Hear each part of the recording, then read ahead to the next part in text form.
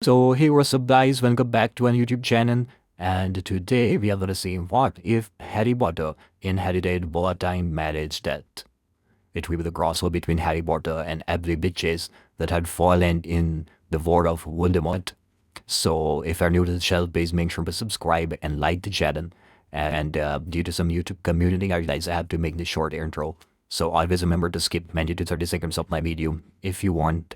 Without any further delay, let's get straight to the video. What if Harry discovered every witch who died fighting Voldemort left a marriage debt to the Potter heir? Mr. Potter, you need to sit down. Harry didn't sit. He'd learned a long time ago that when goblins told you to do something, the smart play was figuring out why they wanted it first. Griffook's replacement, a particularly ancient goblin named Ragnarok, who'd been pulled out of retirement, specifically to handle Potter accounts, was watching him with an expression Harry had never seen on a goblin face before. It looked almost like pity. "I've been standing for 17 years, Harry said. "Whatever's in that folder isn't going to change that." Ragnarok's long fingers tapped against the leather portfolio on his desk. The Gringotts' inheritance office was smaller than Harry expected, cramped and windowless, buried somewhere in the depths of the bank, where the air tasted like old metal and older secrets. He'd been summoned here 3 days after his birthday, a full month after the Battle of Hogwarts, with a letter that used words like urgent and unprecedented, and potential catastrophic implications. Harry had almost thrown it away. He was tired of urgent, tired of unprecedented, tired of being the center of anything. But Hermione had found the letter in his trash and given him that look. The one that said he was being an idiot, and she loved him anyway, but he really needed to stop being an idiot. So here he was, not sitting. "Mr. Potter." Ragnarok opened the folder. "What do you know about marriage debts?" Harry blinked. "That's not. I thought this was about my inheritance." "It is." The goblin pulled out a sheet of parchment covered in names. 17 witches died in direct combat against the Dark Lord while fighting alongside or in service to the House of Potter. Under magical law, law that predates the Ministry, predates Hogwarts, predates nearly everything humans have built in this country. Their sacrifice created bonds, obligations, debts. These debts transfer." Ragnarok's voice was flat. "Two surviving female relatives of appropriate age, daughters, sisters, nieces. In some cases, more distant relations when closer ones don't exist." He slid the parchment across the desk. "You have 17 claims against your house, Mr. Potter. 17 witches who are now magically bound to you, whether any of you want it or not." Harry's hand stopped halfway to the parchment. 17. He thought about the dead, thought about the list he'd memorized, the names he whispered to himself in the dark when sleep wouldn't come. He'd known those women. Some of them, anyway, fought beside them, watched them fall, and now their families were paying for it. "No," Harry said. Ragnarok's eyebrow rose. "I don't accept it. Whatever this is, I don't want it. Release them. Cancel the bonds. Do whatever you have to do. Or Monsieur Potter." The pity was back in the goblin's eyes. "I am perhaps the foremost expert on family magics in Britain. I have studied these bonds for longer than your ministry has existed. And I am telling you, there is no cancellation. There is no release. The magic doesn't care what you want. It only knows what is." Harry grabbed the parchment. Names, dates, relationships. His eyes caught fragments: Greengrass, Astoria, sistered living. Bones, Susan Anist, living. Hannah's cousin living. The list went on. Faces he knew, names he recognized. People he'd sat beside in classes and fought beside in battles. And then his eyes hit a name that made his stomach drop. Fleur Delacour. Ragnarok's expression shifted. "That one is complicated." Her grandmother fought in the First War. A French aurer who crossed the channel to assist your grandparents. The bond was dormant until the recent conflict reactivated it. She's married to Bill Weasley. Marriage to another does not cancel the debt. It merely complicates the magic's resolution. The goblin paused. I understand the Delacour. Weasley Union has experienced difficulties recently. Harry's hands were shaking. He didn't know if it was rage or fear or something else entirely. You're telling me that because women died, because they were brave enough to fight, because they sacrificed everything, their families are now what? Obligated to marry me. The bonds seek completion. Marriage is the traditional resolution. But completion can take other forms. Ragnarok leaned forward. Mr. Potter, I must be clear about something. These bonds were dormant, inactive. They should have remained so indefinitely, perhaps forever. Someone woke them deliberately. Someone performed magic specifically designed to activate every Potter marriage debt simultaneously. The room felt colder. Ooh, that I cannot tell you.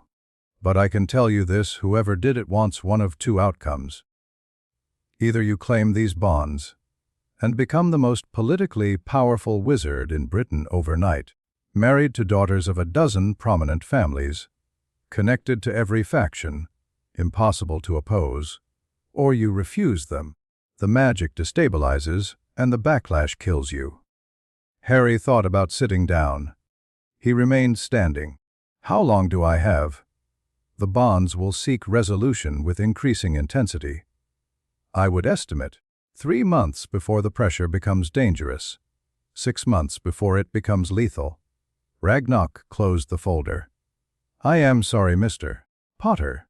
Truly. You did not ask for this war, and you do not deserve its aftermath. But you are the last Potter. The magic will not release you. Harry turned toward the door. Mr. Potter. Ragnarok's voice stopped him. There is a witch waiting outside. She demanded to see you. Claimed it was a matter of life and death. Given the circumstances, I allowed her to wait. Who? Daphne Greengrass.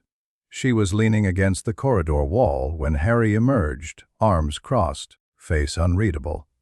Harry had seen her around Hogwarts for 7 years and never spoken to her directly. Slytherin. Ice Queen. They'd called her. The kind of pureblood princess who looked through people like they weren't there. She was looking at him now. Really looking. You didn't know, she said. Not a question, did you? I found out 3 days ago. Daphne pushed off the wall. When my mother's ghost appeared in my bedroom and apologized for ruining my life. Harry didn't know what to say to that. She died at Hogsmeade. Daphne continued. During the final battle. Most people don't know, she was there in disguise, fighting under a false name. She'd been secretly passing information to the Order for 2 years. My father still thinks she died in a flu accident. Her voice was steady, controlled, but Harry could hear something underneath, something sharp. She didn't tell anyone what she was doing, not even me. And now I find out that her choice to fight, her choice to be brave for once in her miserable, trapped, pure-blood life, means I'm magically bound to Harry Bloody Potter. I didn't ask for this. I know you didn't. Daphne's eyes were pale blue, almost gray. That's why I'm here. Because whoever did this wasn't trying to help you. They were trying to destroy you. Harry's wand was in his hand before he consciously reached for it. How do you know that? Because I've spent 3 days doing nothing but research. She pulled a folded parchment from her robes. These bonds haven't been activated in over 400 years. The last time it happened, the head of House Peveril ended up dead within a month, killed by families who refused to let their daughters be claimed by an upstart wizard. The time before that, the bonds drove the wizard insane because he refused to complete any of them and the magical pressure liquefied his brain. "You're really selling this whole situation. I'm trying to keep you alive." "Potter," Daphne stepped closer, "because if you die, the bonds don't just disappear. They snap, and everyone connected to them, every woman on that list, including me, experiences the backlash. Best case scenario, we lose our magic. Worst case, we lose our minds." Harry processed that. "So whoever activated these bonds," he said slowly, "they're not just targeting me. They're targeting everyone connected to me. Every family that lost someone fighting Voldemort. Now you're getting it. Why come to me? Why not just what? Go to the Ministry." Daphne's laugh was sharp and cold. "Half the families on that list have enemies in the Ministry. The other half have enemies among the Sacred 28. If this becomes public before we understand it, there will be blood. People will try to kill you to protect their daughters. People will try to kill the daughters to free them from the shame of being bound to a half-blood. This isn't just your problem, Potter. It's everyone's. I don't even know you." "No, you don't." Daphne met his eyes. "But I know you. I've watched you for 7 years. Watched you throw yourself into danger for people who would have let you burn. Watched you save a school that treated you like a criminal half the time. Watched you die for people you'd never met." She shook her head. "You're annoyingly noble. And right now, that's the only thing keeping me from running." Harry wasn't sure what to say to that.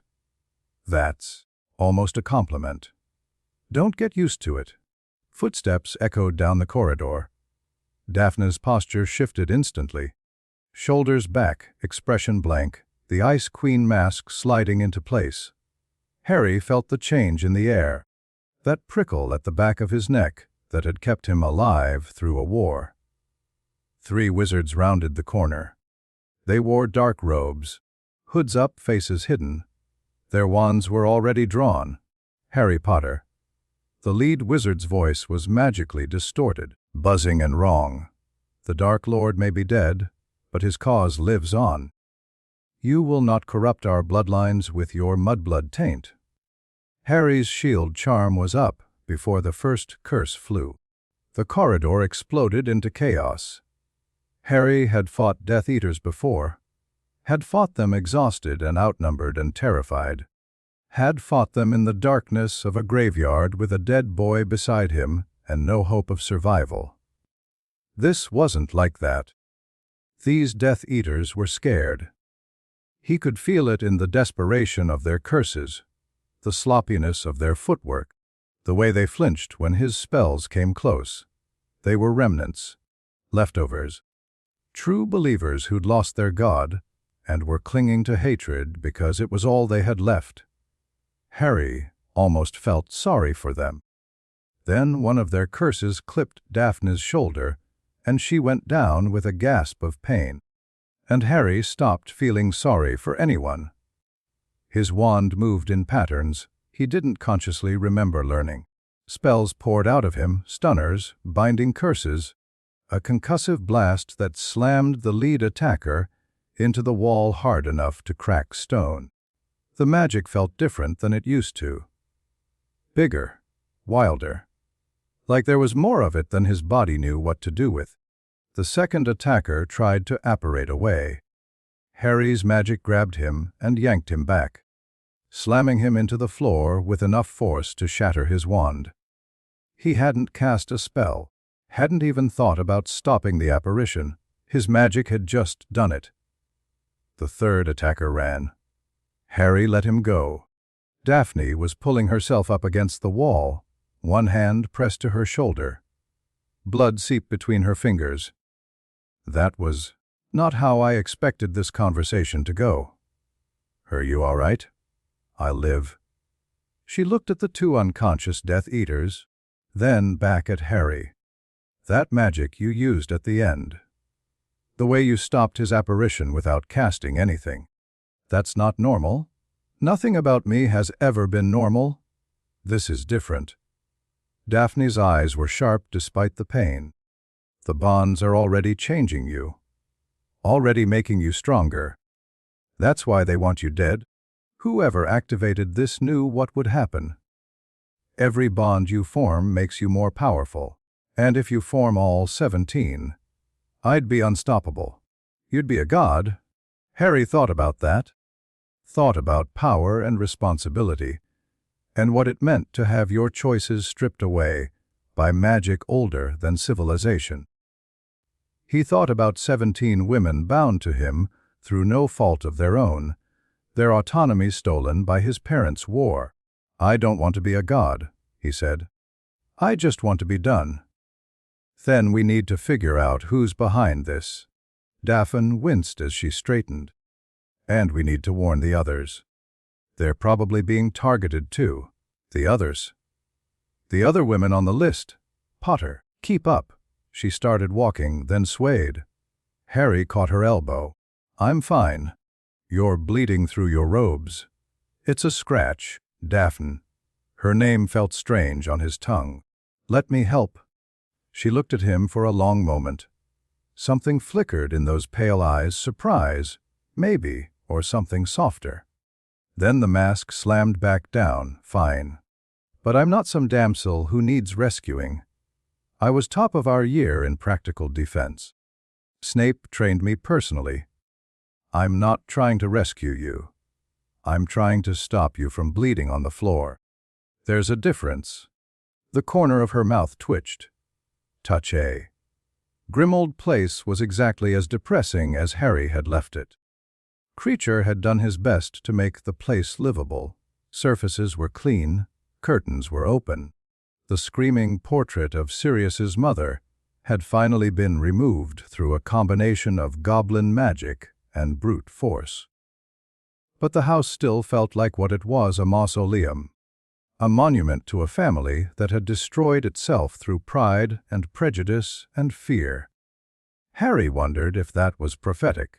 Charming, Daphne said, looking around the entrance hall. Her shoulder was healed.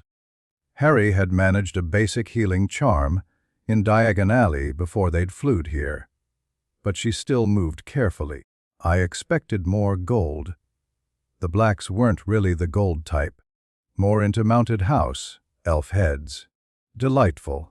Harry led her to the kitchen. It was the only room in the house that felt alive, mostly because Creature had taken to cooking elaborate meals, whether Harry wanted them or not. The elf was nowhere to be seen now. But the kettle was hot, and there was fresh bread on the counter. Tea. Are we really doing this? Daph sat down at the scarred wooden table, making tea like we're old friends catching up. Would you prefer fire whiskey? Desperately. But I need to think clearly. Harry poured 2 cups of tea and sat across from her. The afternoon light filtered through the kitchen window, catching dust motes in the air. For a moment, everything felt almost normal. Just 2 people sharing a drink, talking about their day. Then Daphne pulled out a stack of parchments, and normal died. I've been researching the bond magic since I found out. She spread the parchments across the table. It's old. Older than the Ministry, older than Hogwarts. Maybe older than the Statute of Secrecy. The theory is that it started as a way to ensure magical families survived wars.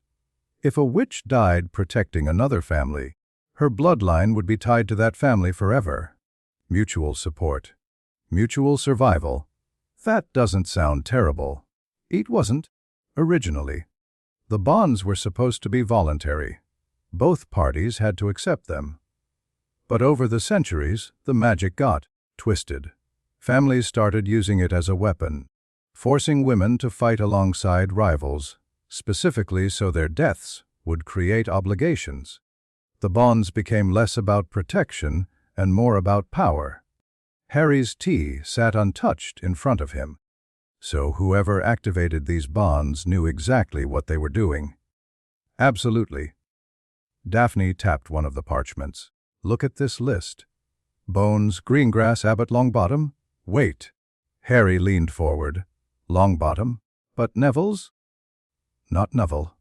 Augusta Longbottom had a sister who died in the First War. Her granddaughter is the one bound to you. Daphne's expression flickered. Did you really not read the full list? Harry hadn't. He'd gotten through about 5 names before the reality of it had started to choke him. I was a bit busy being attacked by Death Eaters. Fair. Daphne shuffled through the parchments. The point is, this isn't random. Every family on this list has political power. Old money, Wessingamot seats, international connections. If you married into all of them, I'd control basically everything. You'd be the most powerful wizard in British history. Politically, socially, magically. Daphne met his eyes. Someone wants that.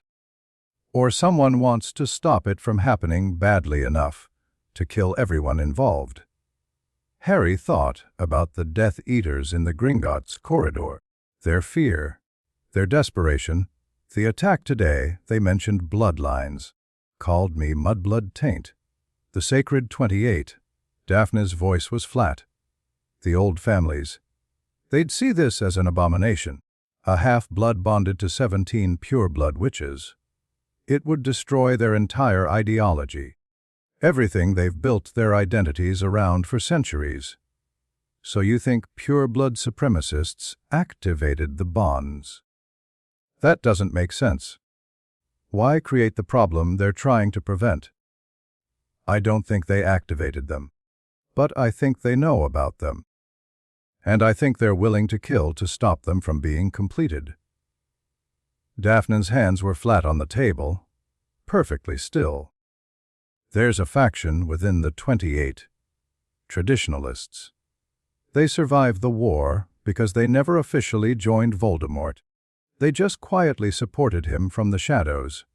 They're led by a man named Cassius Selwyn. Harry knew the name. Death Eater family. His brother was. Cassius kept his hands clean. Officially. But everyone knows he was funding the cause. Providing safe houses, making problematic people disappear. Daphne's jaw tightened. He's been consolidating power since the war ended. Buying debts, calling in favors, building alliances. If these bonds become public, he'll use them as proof that Muggleborns and half-bloods are corrupting pure-blood families. It could start another war. Great.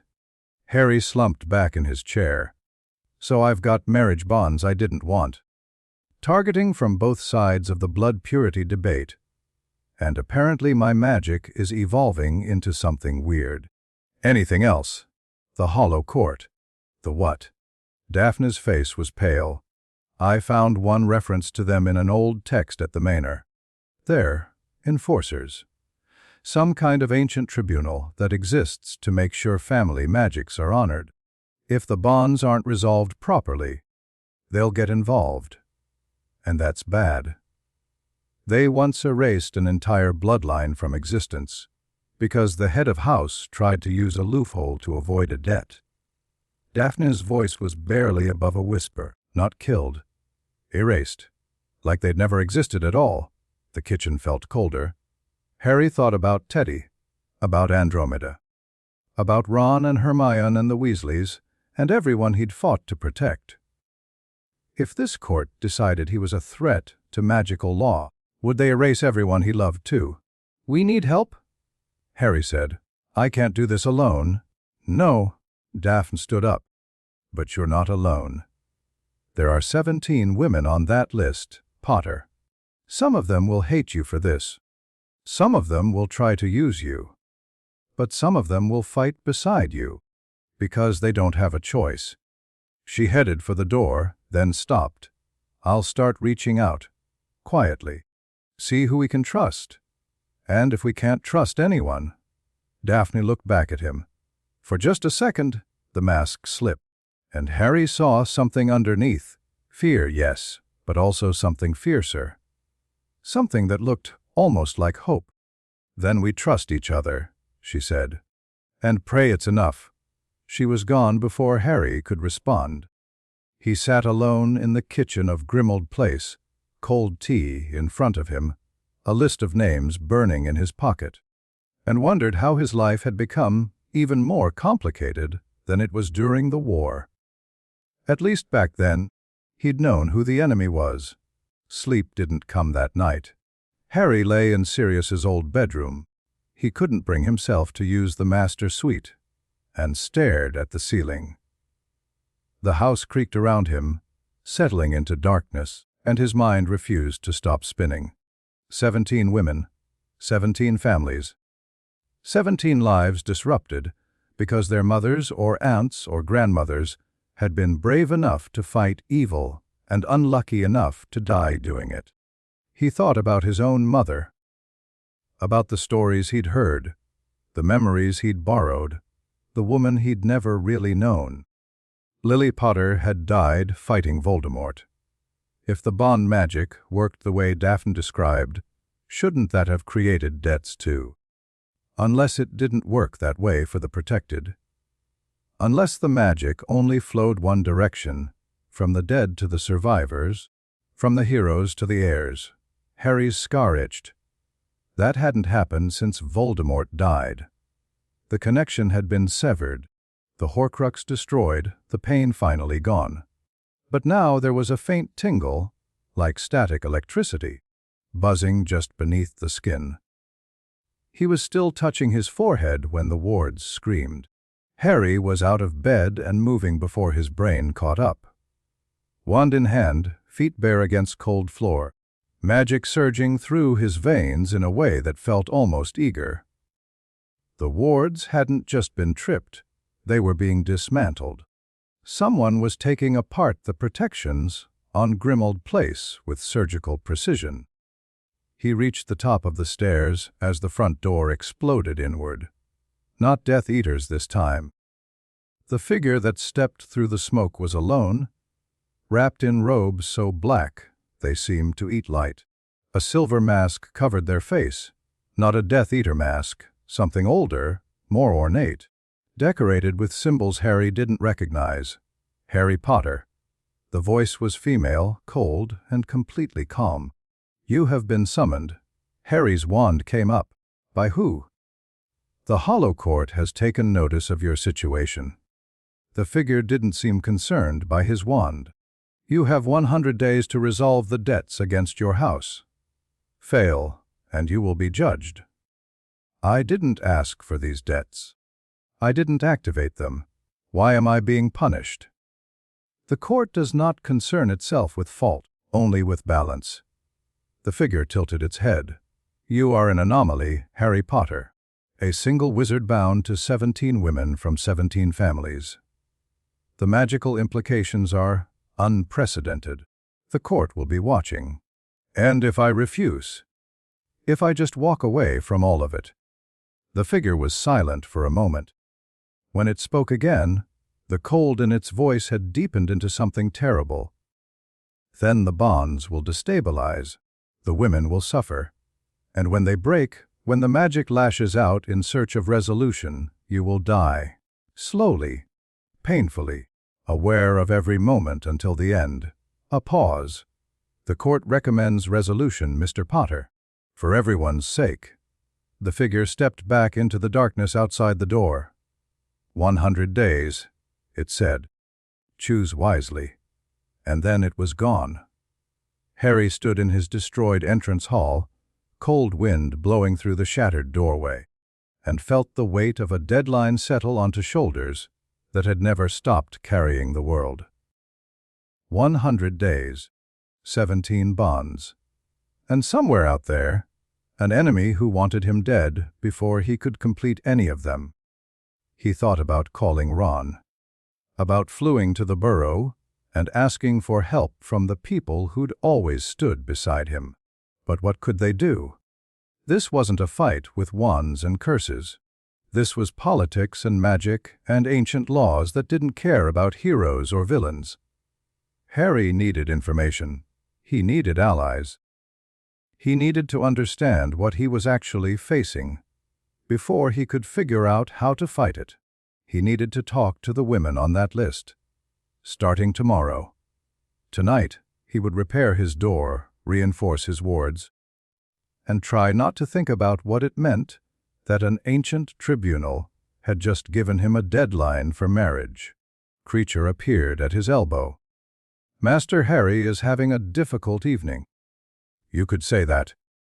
Creature is making hot chocolate, and Creature is reinforcing the wards. The old magic of House Black still has power. No more visitors will be entering uninvited. Harry looked down at the elf. Creature had changed since the Horcrux locket, since learning about Regulus, since Harry had started treating him with something approaching respect. He was still unpleasant, still muttered about Muggleborns when he thought Harry couldn't hear, but he was loyal, maybe even caring in his twisted way. Thank you, Creature. Creature is protecting the house, the elf sniffed. It is what Creature does. The front door repaired itself with a wave of Creature's hand. Ancient wood knitted back together. Runes flared to life along the frame, and the cold wind died as suddenly as it had begun. Harry went back upstairs, hot chocolate warming his hands, and wondered if the house felt less like a mausoleum now, or if he was just too tired to notice. Susan Bones arrived at noon the next day. She didn't knock, didn't flew ahead, just appeared on his doorstep, fist raised to pound on the door, face twisted with an anger Harry had never seen from the usually calm Hufflepuff. "You absolute bastard," she said when he opened the door. "Good morning to you too." "Don't." She pushed past him into the entrance hall. "Don't joke. Don't deflect. Don't give me the humble hero routine." "I spent 3 years thinking." She cut herself off, jaw tight. "It doesn't matter what I thought. The point is I was wrong. It was all wrong. Everything I felt was just this stupid Bond manipulating me." Harry closed the door. "Suzanne, I had dreams about you." Her voice cracked.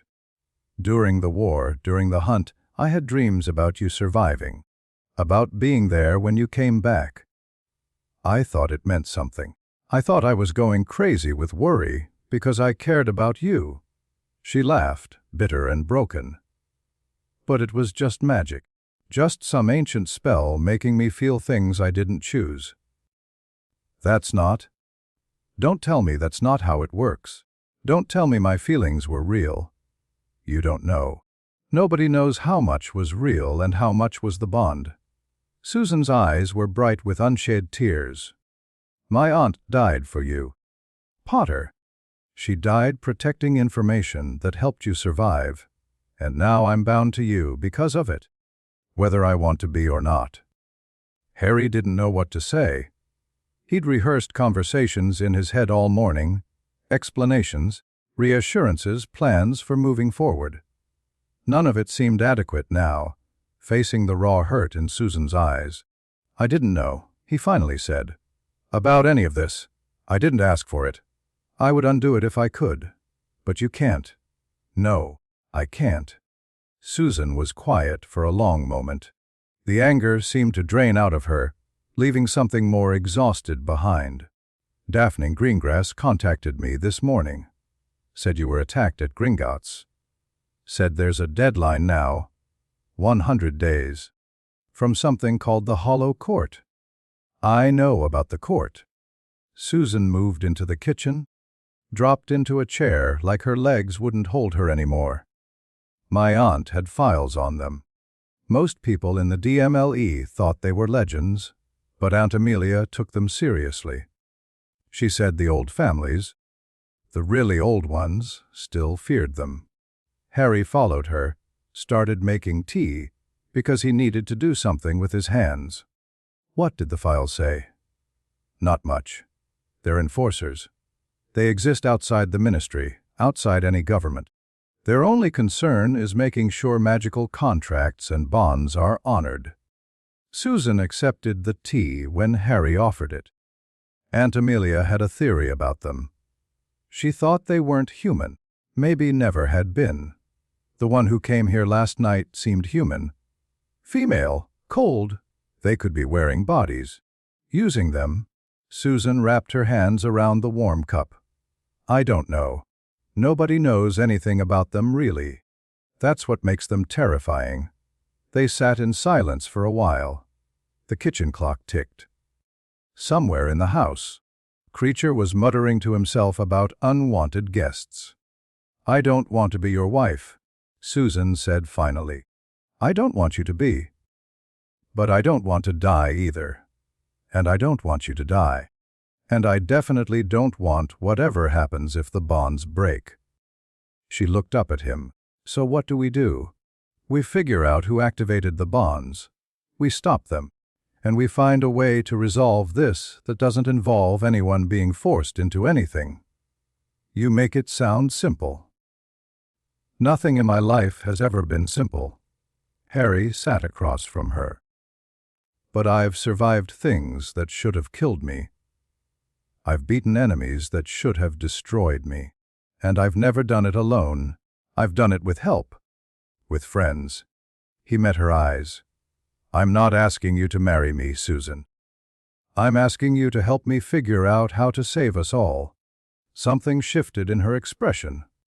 The hurt was still there, but underneath it, Harry could see the girl who'd joined the DA, who'd fought at the ministry, who'd stood with him when it mattered. Aunt Amelia's files, she said slowly. She had a private archive, hidden. I'm the only one who knows where it is now. What's in it? Everything she was investigating when she died, including. Susan hesitated. She was looking into the old families, the ones who supported Voldemort without officially joining him. She thought they were planning something. Cassius Selwyn. Susan's eyes widened. How did you? Daphne mentioned him. Said he's been consolidating power. He has. And Aunt Amelia was close to proving it when she died. Her death was ruled a Death Eater attack. But she was investigating Selwyn specifically the week before. I always thought, Susan trailed off. You think Selwyn had her killed? I don't know. But if anyone has the knowledge and resources to activate bonds like this, it would be someone like him. Someone who spent decades studying old family magics. Someone who wants to reshape the wizarding world in his image. Susan's grip on her teacup tightened. Has hosting a gathering next week. A charitable event for families affected by the war. Very exclusive. Very pure blood. And you think he'll be there gloating about his plan? I think he'll be surrounded by potential allies. And I think watching who he talks to, who he favors, could tell us a lot about what's really happening. Susan took a breath. I have an invitation. My family is old enough to qualify, even if our blood isn't pure enough for some. I wasn't going to go, but if you wanted to. Crash a party full of people who probably want me dead. Partner with me for an evening of intelligence gathering among the elite. Susan's mouth quirked. I'm a trained investigator, Potter. Aunt Amelia made sure of that. And I'm very good at watching people without being noticed. Harry thought about it.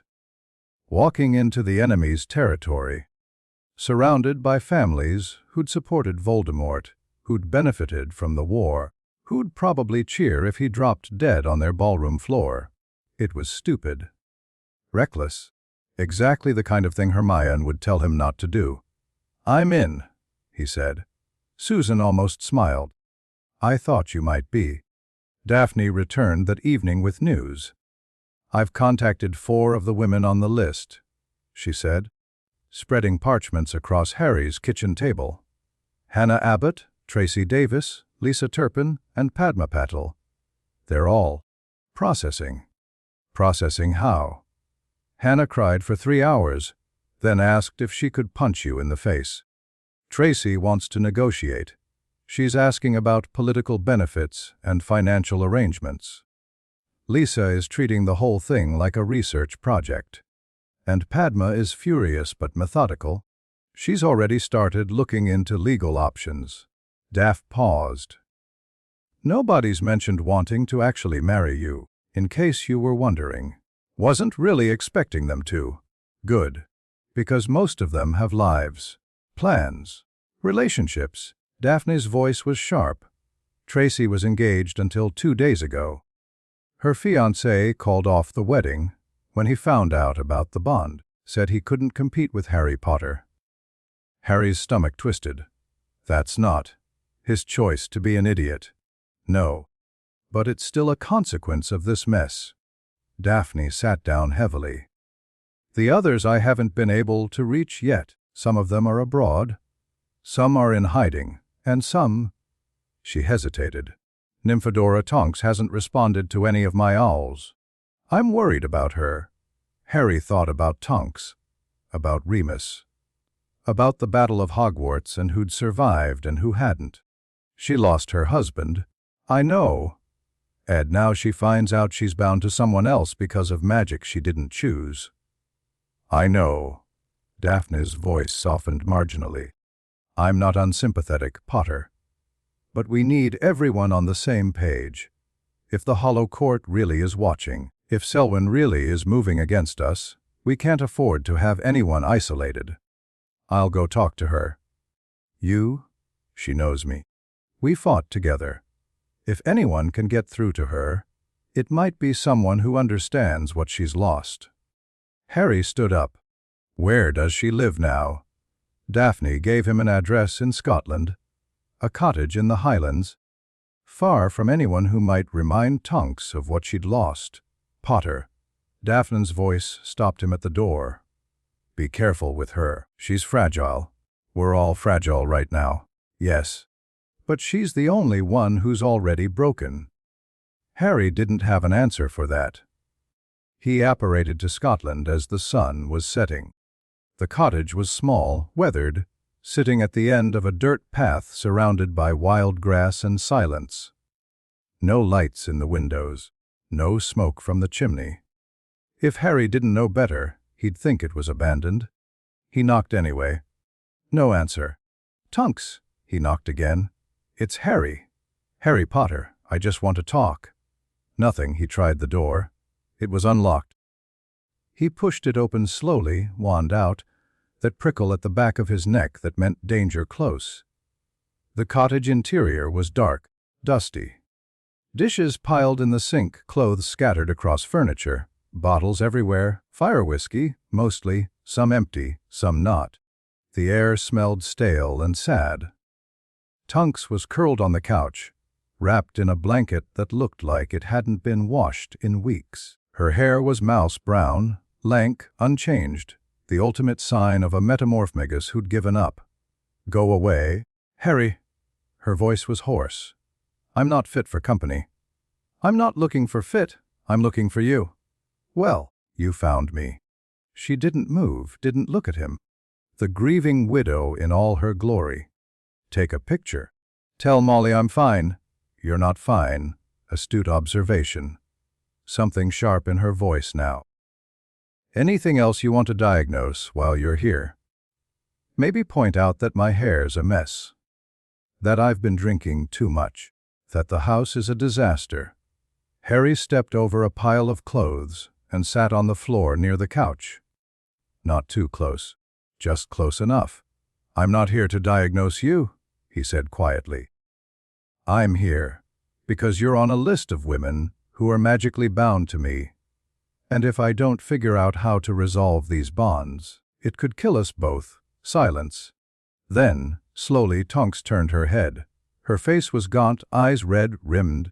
But there was something there, some spark of the woman Harry remembered. The marriage debts, she said flatly. I got Daphne's owl. So you know. I know my mother's cousin, a black who defected, died protecting the Potters in the First War. I know her sacrifice created a debt that apparently passed to me because my mother refused to acknowledge it. Tonks laughed, hollow and harsh. The universe has a sick sense of humor, Harry. I finally stop wishing I was dead, and then I find out I'm magically bound to my best friend's godson. I didn't ask for this. I know you didn't. Tonks sat up slowly, the blanket falling away. She was thin, too thin. I'm not blaming you. I'm just tired. Tired of fighting. Tired of losing. Tired of finding out that nothing I do matters because fate or magic or whatever keeps deciding my life for me. Harry understood that, more than he could say. Remus was the best man I ever knew. Tonks continued, voice breaking. He was kind and brave and so scared of hurting anyone that he almost let himself die alone. I had to fight to be with him. Fight his fears, fight the war, fight everyone who said a werewolf had no business being happy.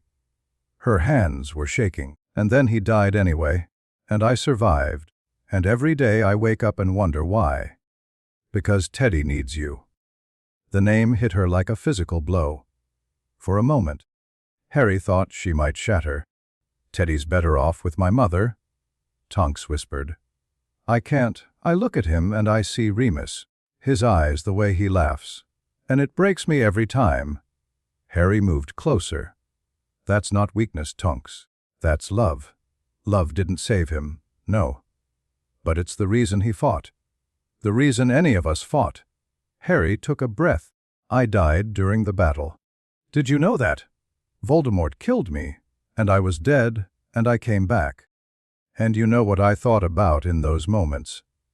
Not revenge. Not winning. I thought about the people I loved, the people worth dying for. Tonks was crying now, silent tears tracking down hollow cheeks. Remus loved you, Harry said. He loved Teddy. And he would hate seeing you like this. Not because you're grieving, grief is real, grief is necessary, but because you're disappearing. You're letting the pain eat you alive instead of letting it transform you. Into what? Into someone who survives, someone who lives, someone who raises her son and tells him stories about his father and makes sure Remus's legacy means something. Tonks was quiet for a long moment. Then, slowly, she reached out and took Harry's hand. Her grip was weak, trembling, but it was there. I don't know if I can do this, she said. Neither do I. Harry squeezed her hand gently. But I know I can't do it alone, and neither can you. The silence stretched between them. Outside, the Highland wind howled against the cottage walls. Inside, two people who'd lost too much held onto each other and tried to remember how to hope. There's a gathering next week, Harry said finally. Pureblood elite.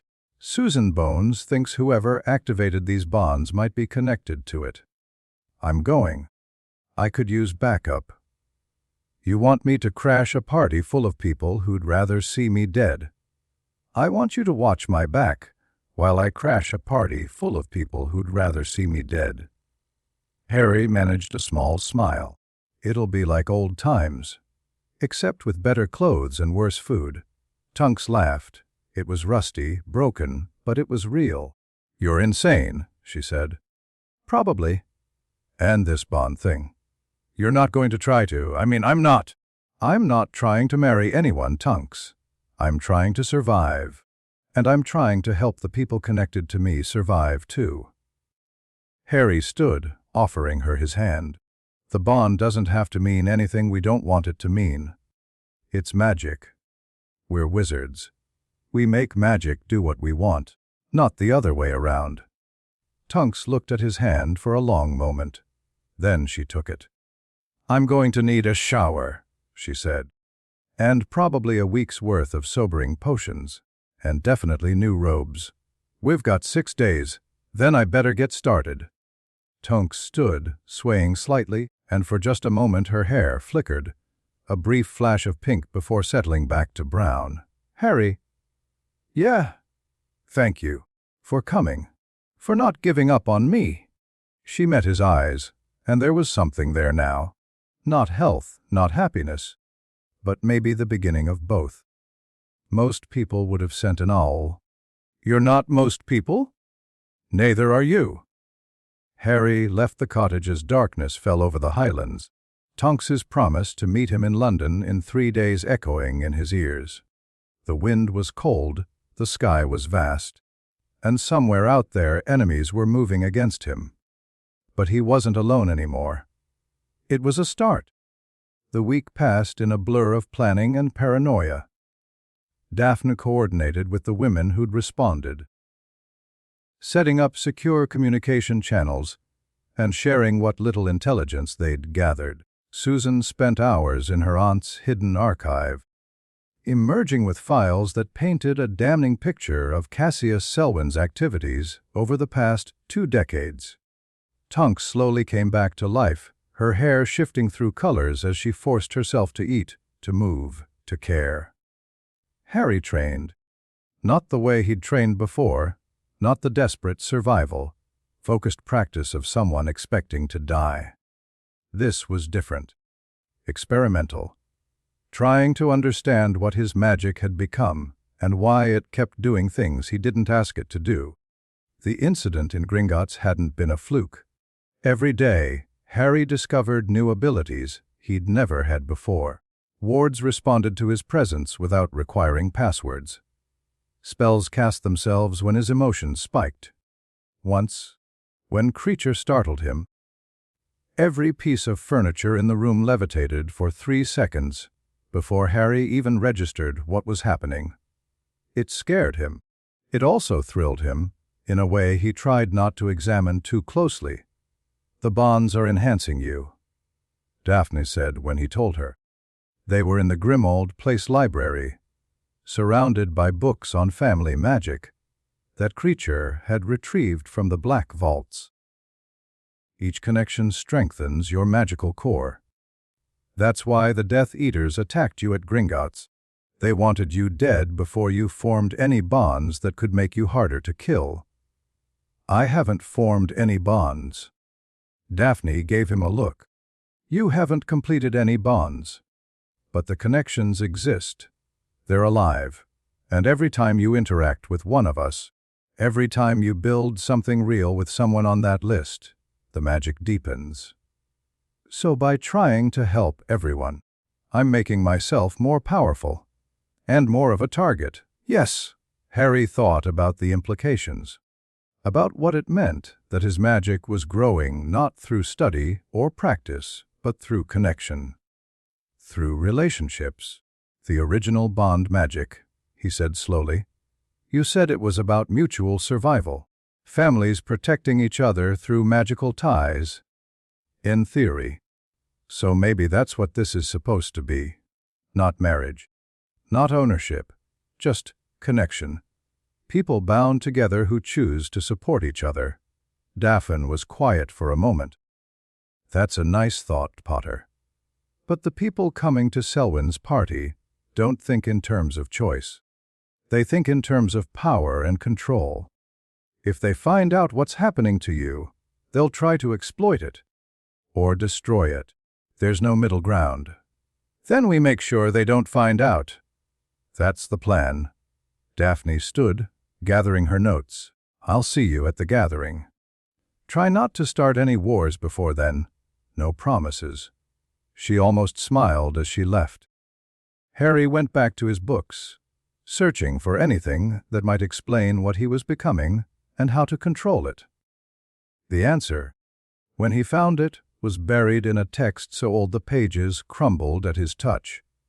The Potters, it seemed, had always been special. Not just pureblood, not just wealthy. They'd been something older. Guardians, protectors, chosen by magic itself to stand against darkness when it rose. And now, with 17 bonds connecting him to 17 families, Harry was becoming something the wizarding world hadn't seen in centuries.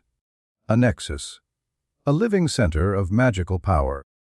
Drawing strength from every connection, growing stronger with every bond he formed. The question was whether he could control it before it consumed him. Or before someone decided he was too dangerous to live. The night of the gathering arrived too fast. Harry stood in front of the mirror in his bedroom at Grimmauld Place, adjusting robes that cost more than the Dursleys' car. Daphne had insisted on proper attire. You're going to be surrounded by people who judge worth by thread count, Potter. Don't give them ammunition. And had sent a tailor to the house 3 days ago. The result was elegant but subdued. Dark green robes that brought out his eyes, subtle silver embroidery that suggested wealth without screaming it, and a cut that made him look older, more serious, more dangerous. He looked like a pure-blood lord. He felt like a fraud. "You clean up nice." Susan appeared in the doorway, dressed in robes of deep burgundy that made her red hair glow like fire, ready to pretend we belong. Ready to find out who's trying to kill me. Always so dramatic. But she was smiling, that sharp investigator's smile that said she was already categorizing threats and opportunities. Tonks flew ahead to secure our exit route. Daphne is arriving separately so we don't look like a coordinated group. Remember, we're just two former classmates reconnecting at a social event. Nothing suspicious about that. And if someone tries to curse me in the punchline, then I suppose we'll find out if the rumors about your new powers are true. Susan took his arm. "Come on, Potter. Let's go cause some chaos." They flew to a manor house in Wiltshire, one of those sprawling estates that had been in the same family for so many generations that the magic had seeped into the stones. The ballroom was already crowded when they arrived, witches and wizards in expensive robes, house, elves circulating with drinks, the buzz of polite conversation overlaying currents of politics and old grudges. Harry felt eyes on him the moment he stepped through the door. "Smile?" Susan murmured. "You look like you're expecting an attack." "I'm always expecting an attack." "Yes, but they don't need to know that."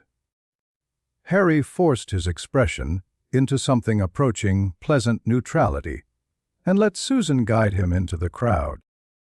She navigated the room like she'd been born to it, exchanging greetings with people Harry vaguely recognized from newspaper photographs and ministry functions. He caught glimpses of familiar faces. Daphne in silver and black, engaged in conversation with an older woman who was probably her grandmother. Tonks, hair currently a subtle auburn that blended with the crowd, stationed near a side exit with a drink she wasn't actually drinking. And across the room, holding court in a circle of admirers, Cassius Selwyn. He was older than Harry expected. Silver-haired, aristocratic, with the kind of face that suggested generations of careful breeding. His robes were impeccable. His smile was warm. His eyes were ice. "That's him," Susan said quietly. "Don't stare." "I'm not staring." "You're glaring." "There's a difference." Harry tore his gaze away. "He doesn't look like a monster." "The worst ones never do." Susan steered him toward a refreshment table. "He'll make his move eventually. Men like Selwyn can't resist showing off. We just need to be patient." Patience had never been Harry's strong suit. They circulated for an hour, making small talk, gathering intelligence, pretending they belonged. Harry learned more about pureblood society in 60 minutes than he had in 7 years at Hogwarts. The alliances, the feuds, the careful dance of favor and obligation that kept the old families in power. It was exhausting. It was also useful, because when Cassius Selwyn finally approached him, Harry was ready. "Mr. Potter." Selwyn's voice was smooth as silk. "What an unexpected pleasure. I don't believe we've had the opportunity to meet formally." "Oh, Mr. Selwyn." Harry didn't extend his hand. "I've heard a great deal about you. All good, I hope." The smile didn't waver, though in these troubled times, one can never be certain what rumors circulate. "I prefer facts to rumors. A admirable quality." Selwyn gestured to the room around them. "What brings you to our little gathering?" "I was under the impression you preferred to avoid society." "I was under the impression you preferred society to avoid me." Something flickered in Selwyn's eyes. Not fear, not anger, something more calculating. "You wound me, Mr. Potter. I've always believed in building bridges, not burning them." He sipped his wine. The war is over. Old grievances should be buried with the dead, don't you think? Some grievances don't stay buried. How philosophical. Selwyn's smile sharpened. I've been hearing the most fascinating rumors lately. Something about old family magics being activated. Marriage debts from the war. You wouldn't happen to know anything about that, would you? Harry's magic surged. He felt it rise inside him, eager and angry, wanting to strike. He forced it down. I know that 17 witches died fighting Voldemort, Harry said, his voice deadly quiet. I know their sacrifices created bonds to my family. And I know that someone activated those bonds deliberately, putting everyone involved in danger. How terrible. Selwyn didn't sound particularly concerned. I do hope you find whoever's responsible. I intend to. They stared at each other across a gulf of politeness and mutual hatred. Well, Selwyn said finally, I should return to my guests. Do enjoy the party, Mr. Potter. And please, he leaned closer, dropping his voice. Be careful. There are dangers in this world that even the boy who lived cannot survive. He walked away. Harry watched him go, mind racing. Selwyn knew about the bonds. Knew Harry suspected him, and he didn't care. Either he was innocent, unlikely, or he was so confident in his position that he didn't consider Harry a threat. Neither option was good. Harry!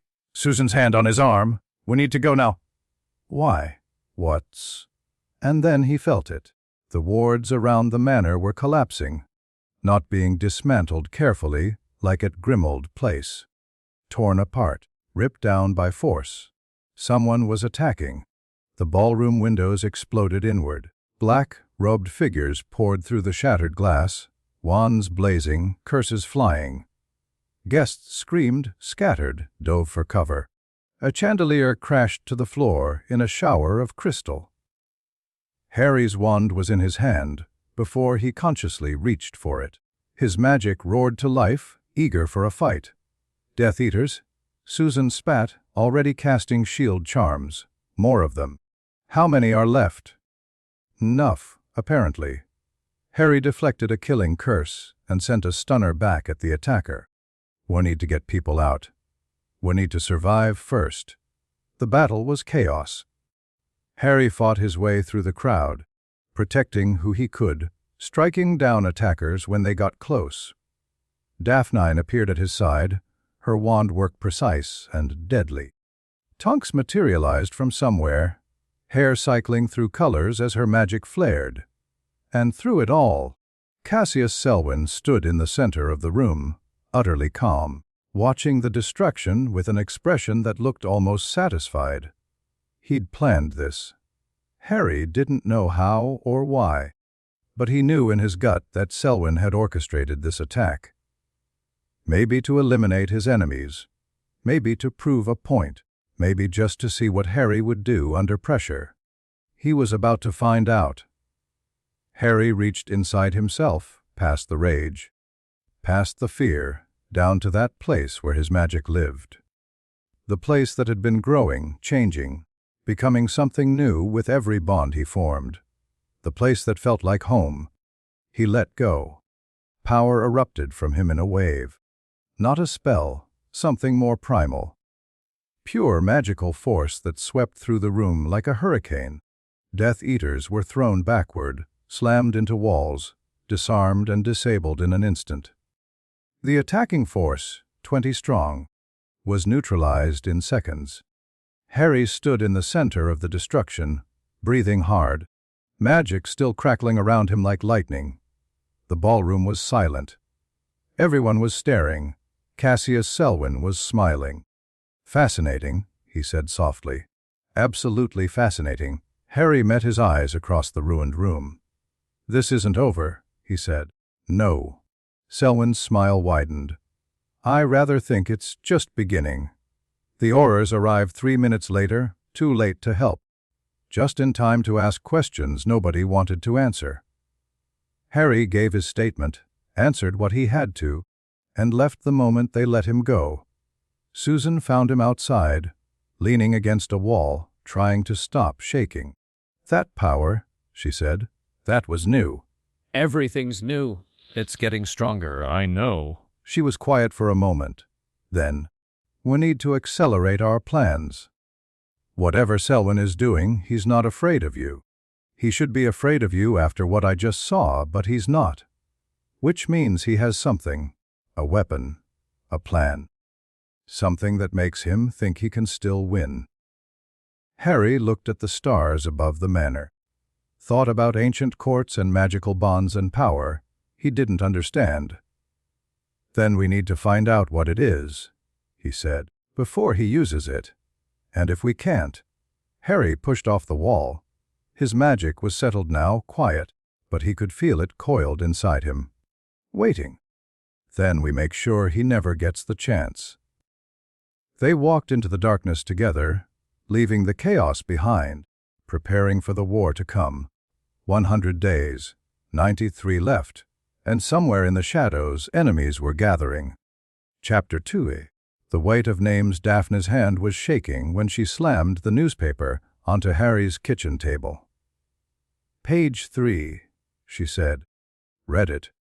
Harry picked up the Daily Prophet, still damp from the morning owl, and flipped past the front page coverage of the Manor attack. Page 3 featured a smaller headline, tucked beneath an advertisement for Madame Malkin's summer sale Patar Hayar Sile Ams Siventian Brides. Inside Mariah DBS Suarfe. Someone talked, Harry said flatly. Someone did more than talk. Daphne dropped into a chair, her composure cracked in ways Harry had never seen.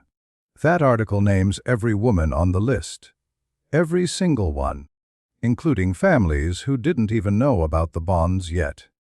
Harry scanned the article. It was worse than he'd expected. Not just names, but implications. Phrases like magical harem and blood debt slavery jumped out at him. The writer had clearly decided what angle to take before doing any actual research. Lisa Turpin's fiancé broke off their engagement this morning. Daphne continued. Padma's family is demanding she return to India immediately. And Hannah, she stopped, jaw tight. Hannah's father showed up at her flat at dawn, told her she'd shamed the family by being claimed. By a half-blood. She wasn't claimed. None of you were claimed. Tell that to the howlers I've already received.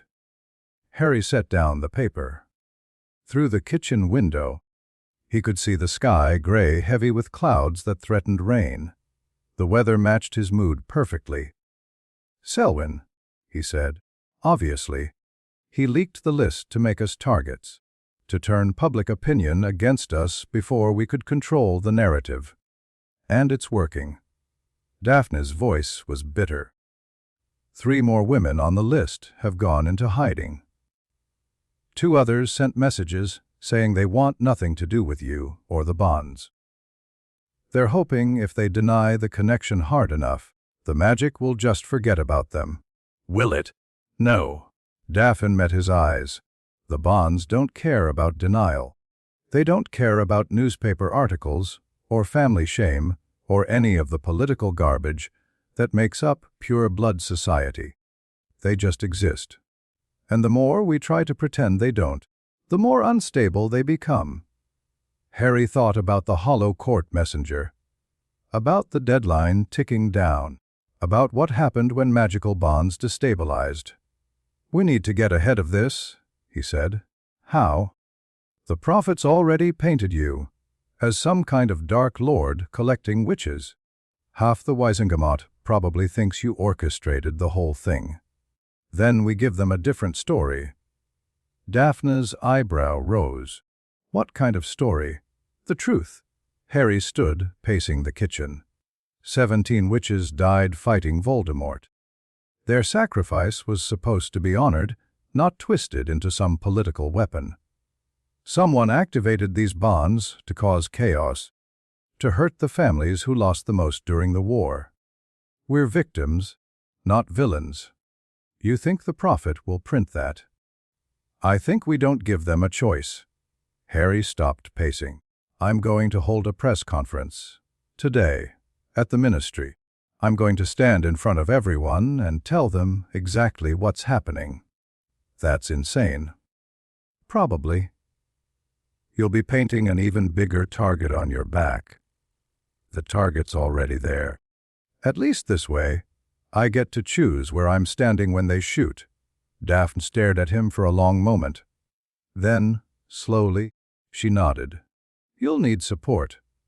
People standing with you who aren't on the list. People the public trusts. I know some people. You'll need legal counsel. Someone who understands magical contract law and can explain the bonds without making them sound sinister. Do you know anyone? Daphne's smile was thin and sharp. I know everyone, Potter. That's the advantage of being raised in a snake pit. She stood. Give me 2 hours. I'll have everything arranged. She was gone before Harry could thank her. He stood alone in the kitchen.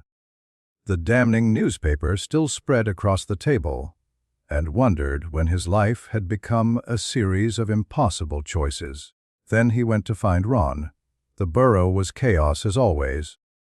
Harry apparated into the garden and immediately dodged a rogue gnome that went sailing past his head, propelled by George's enthusiastic gnoming technique. Chickens scattered. The family gull howled somewhere in the attic. Through the kitchen window, Harry could see Molly Weasley gesticulating wildly at what appeared to be a self-stirring pot that had developed ambitions beyond its station. Normal. Wonderfully, beautifully normal. He almost turned around and left. Harry! Ginny spotted him first, emerging from the broom shed with a clean sweep over her shoulder. We weren't expecting you. I need to talk to Ron. And maybe your mum. Something in his voice must have communicated the seriousness, because Ginny's casual smile faded. Kitchen. He's helping with breakfast. Helping was a generous term for what Ron was doing when Harry walked in. Mostly he was sitting at the table, eating toast, while his mother performed culinary miracles around him and complained about his lack of assistance. Harry, dear. Molly abandoned her battle with the pot and swept him into a hug that smelled like fresh bread and home. Have you eaten? You look thin. Sit down, I'll make you a plate. Her Mrs. Weasley, I actually? Nonsense. You'll eat first. Whatever it is can wait 5 minutes. She was already piling eggs and bacon onto a plate. Ron, move over. Give Harry some room. Ron shuffled sideways, eyeing Harry with the particular expression of someone who knew bad news was coming. They'd been friends too long for Harry to hide much. Saw the prophet, Ron said quietly. Yeah. 17 witches, mate. 17. I know. Molly set the plate in front of Harry with more force than necessary. I read that rubbish too. Absolute nonsense, every word of it. As if you would ever. She cut herself off, taking a visible breath to calm herself. What really happened, Harry? So Harry told them. Everything. The goblins, the bonds, the hollow court, the attacks, Selwyn. The power growing inside him that he didn't understand.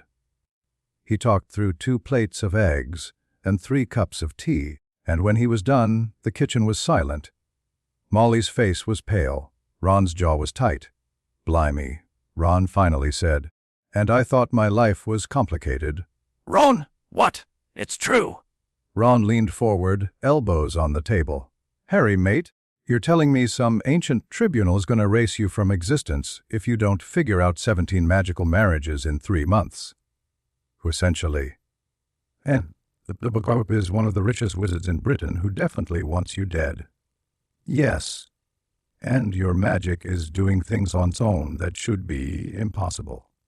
Also, yes. Ron 7 underline. Ron sat back. Right then? What do you need? Harry blinked. What? You didn't come here just to vent, Harry. You never do. You came because you need something. Ron's expression was utterly serious now, more focused than Harry had seen him since the war. So what is it? Harry thought about friendship, about loyalty, about the people who'd stood beside him when everyone else ran. I'm holding a press conference, he said, today, at the ministry. I'm going to tell everyone the truth about the bonds and try to get ahead of Selwyn's narrative. Okay. I need people standing with me, people the public trusts, people who can vouch for me not being some dark lord collecting witches.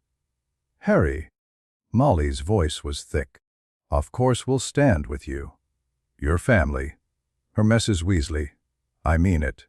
She reached across the table and took his hand. You saved my daughter. You saved my son. You saved all of us more times than I can count.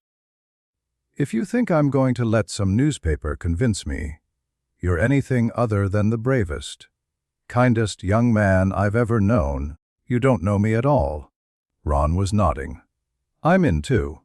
Hermione will be livid she missed this. She's in Australia, visiting her parents, but she'd say the same thing. The whole family will be there, Molly added. Arthur, George. Percy, if he can get away from the office. We'll show the world exactly what we think of those ridiculous accusations. Harry's throat felt tight. Thank you. Don't thank me yet. Ron's grin was back. That familiar flash of humor that had gotten Harry through 7 years of impossible situations. You haven't seen what I look like in dress robes. It's not pretty. The ministry atrium was packed. Harry had seen crowds before. Quidditch matches, the Triwizard Tournament, the chaos of post-war celebrations. But this was different. This was reporters and photographers and ministry officials and random citizens who'd somehow heard about the press conference and decided to show up for the spectacle.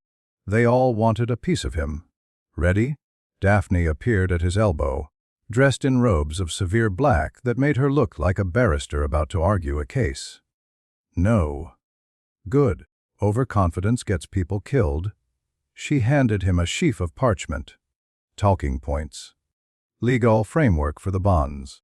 List of families affected and their war contributions. Everything you need to sound like you know what you're talking about. Do I know what I'm talking about?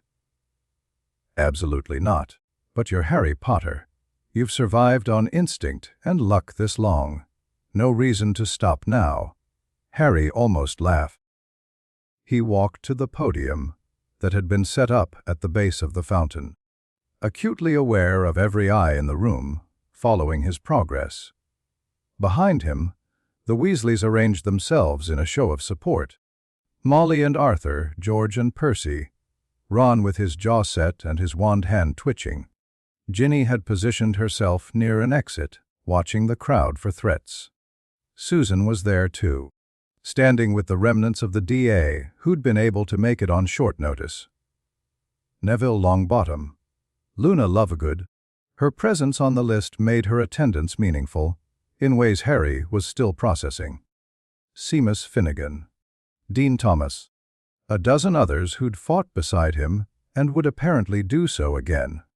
Even Tonks had come, her hair a vibrant purple that practically screamed defiance.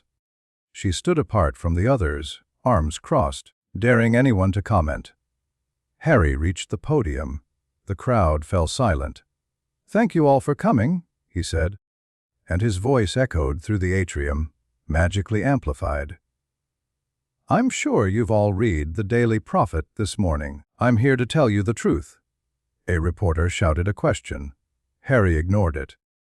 2 weeks ago, I was summoned to Gringotts for what I thought was a routine inheritance matter.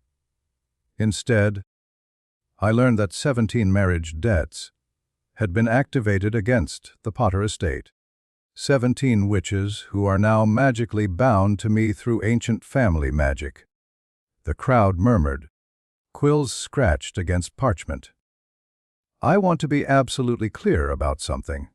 Harry's grip on the podium tightened. I did not ask for these bonds. I did not activate them. I did not know they existed.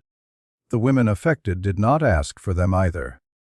We are all victims of magic that predates the ministry, predates Hogwarts, predates almost everything we know about wizarding society. "But you're benefiting from it!" someone shouted from the crowd. You're gaining power from the bonds. Harry found the speaker, a thin wizard with a press badge from Witch Weekly. "You're right," he said. "The bonds do strengthen me magically. Every connection I form makes me more powerful. But I didn't choose that. I don't want it. And I'm going to spend every day, until this is resolved, trying to find a way to free everyone involved without anyone getting hurt." "How noble," another voice called. This one Harry recognized, a woman from the Prophet, the same one who'd written the morning's hit piece. "Ed, what about the families whose daughters are now bound? To the boy who lived. Don't they deserve a say?" "Absolutely." Harry stepped back from the podium and gestured to his left. "Which is why I've asked some of them to speak for themselves." The crowd shifted as Susan Bones walked forward. "My name is Susan Bones," she said, her voice steady and strong. "My Aunt Amelia Bones died fighting Death Eaters. She was one of the bravest women I've ever known, and her sacrifice is the reason I'm bound to Harry Potter today." She paused, letting that sink in. "I was angry when I found out, furious. I thought my feelings, my choices, had been stolen from me by magic I never agreed to. But then I started thinking about what my aunt would say." Susan's voice cracked slightly, then steadied. "She would say that we don't get to choose our battles. We only get to choose how we fight them. And she would say that blaming Harry Potter for something he didn't cause is exactly what his enemies want us to do." The crowd was silent now. Someone activated these bonds deliberately. Susan continued.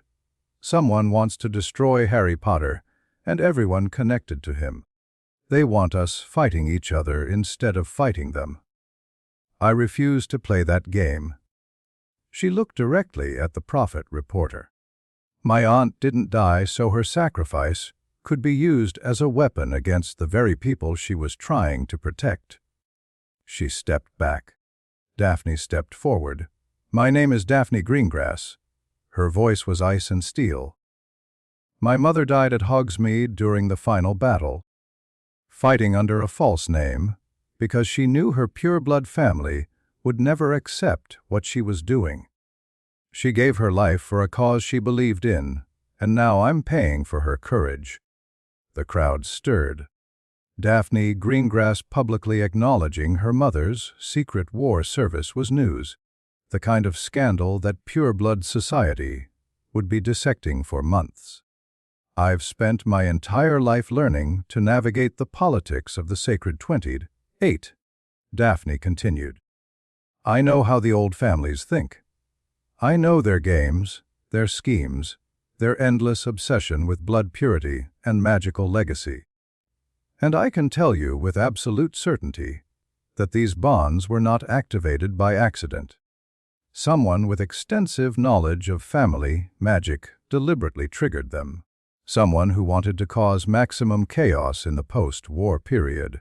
Who? A reporter demanded. Daphne's smile was sharp enough to cut glass.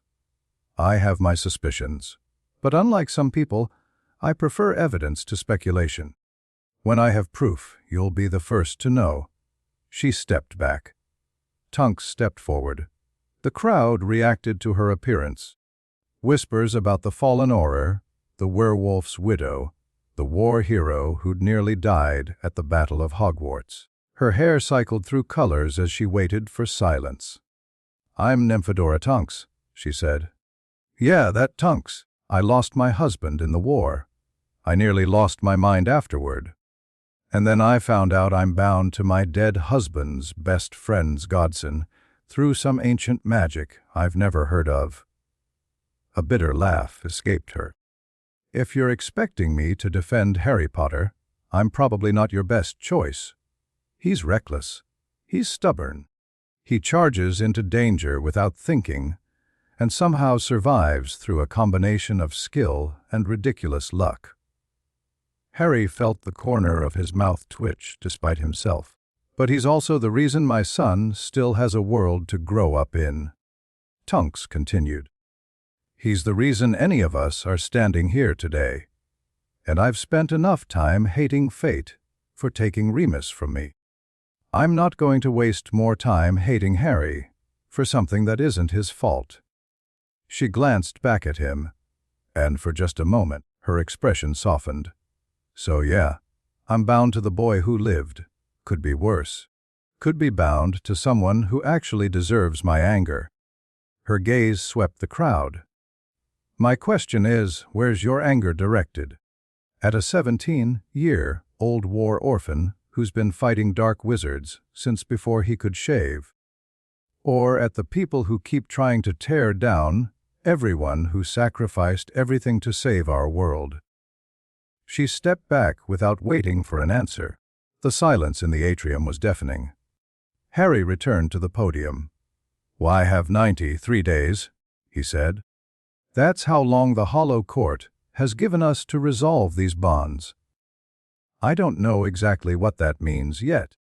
I don't know if there's a solution that lets everyone walk away free and whole. But I'm going to find out." He looked directly into the cameras, knowing his image would be broadcast across the wizarding world. "To whoever activated these bonds, I know you're watching. I know you think you've won. But you've made a mistake. You've taken 17 women who were already connected to me through grief and war and sacrifice, and you've given us a reason to fight together." His magic stirred beneath his skin, responding to his emotion. "I've faced dark lords and death eaters and monsters that would make your nightmares look like children's stories. I've died and come back. I've lost everyone I've ever loved and kept fighting anyway. And now you've given me 17 new people to protect." Harry's voice dropped, cold and certain. "I will find you. And when I do, you'll learn exactly why Voldemort wanted me dead so badly." He walked away from the podium without taking questions. The immediate aftermath was chaos. Reporters shouting questions. Ministry officials demanding explanations. Random citizens reaching out to touch him as he passed, as if he were some kind of religious relic. Harry pushed through them all, Daphne on one side, Ron on the other, heading for the secure flu room that Kingsley Shacklebolt had arranged. They made it through the door and sealed it behind them. "Well," Ron said, leaning against the wall.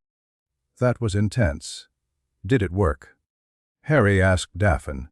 She was scrolling through something on a charmed parchment. "Real-time reactions from wireless broadcasts. Public opinion is shifting, not completely, but significantly. Your approval rating just jumped 12 points. I have an approval rating. Everyone has an approval rating. Yours is just more publicized." She looked up. "The sympathy angle is working. People respond to victims standing up for themselves.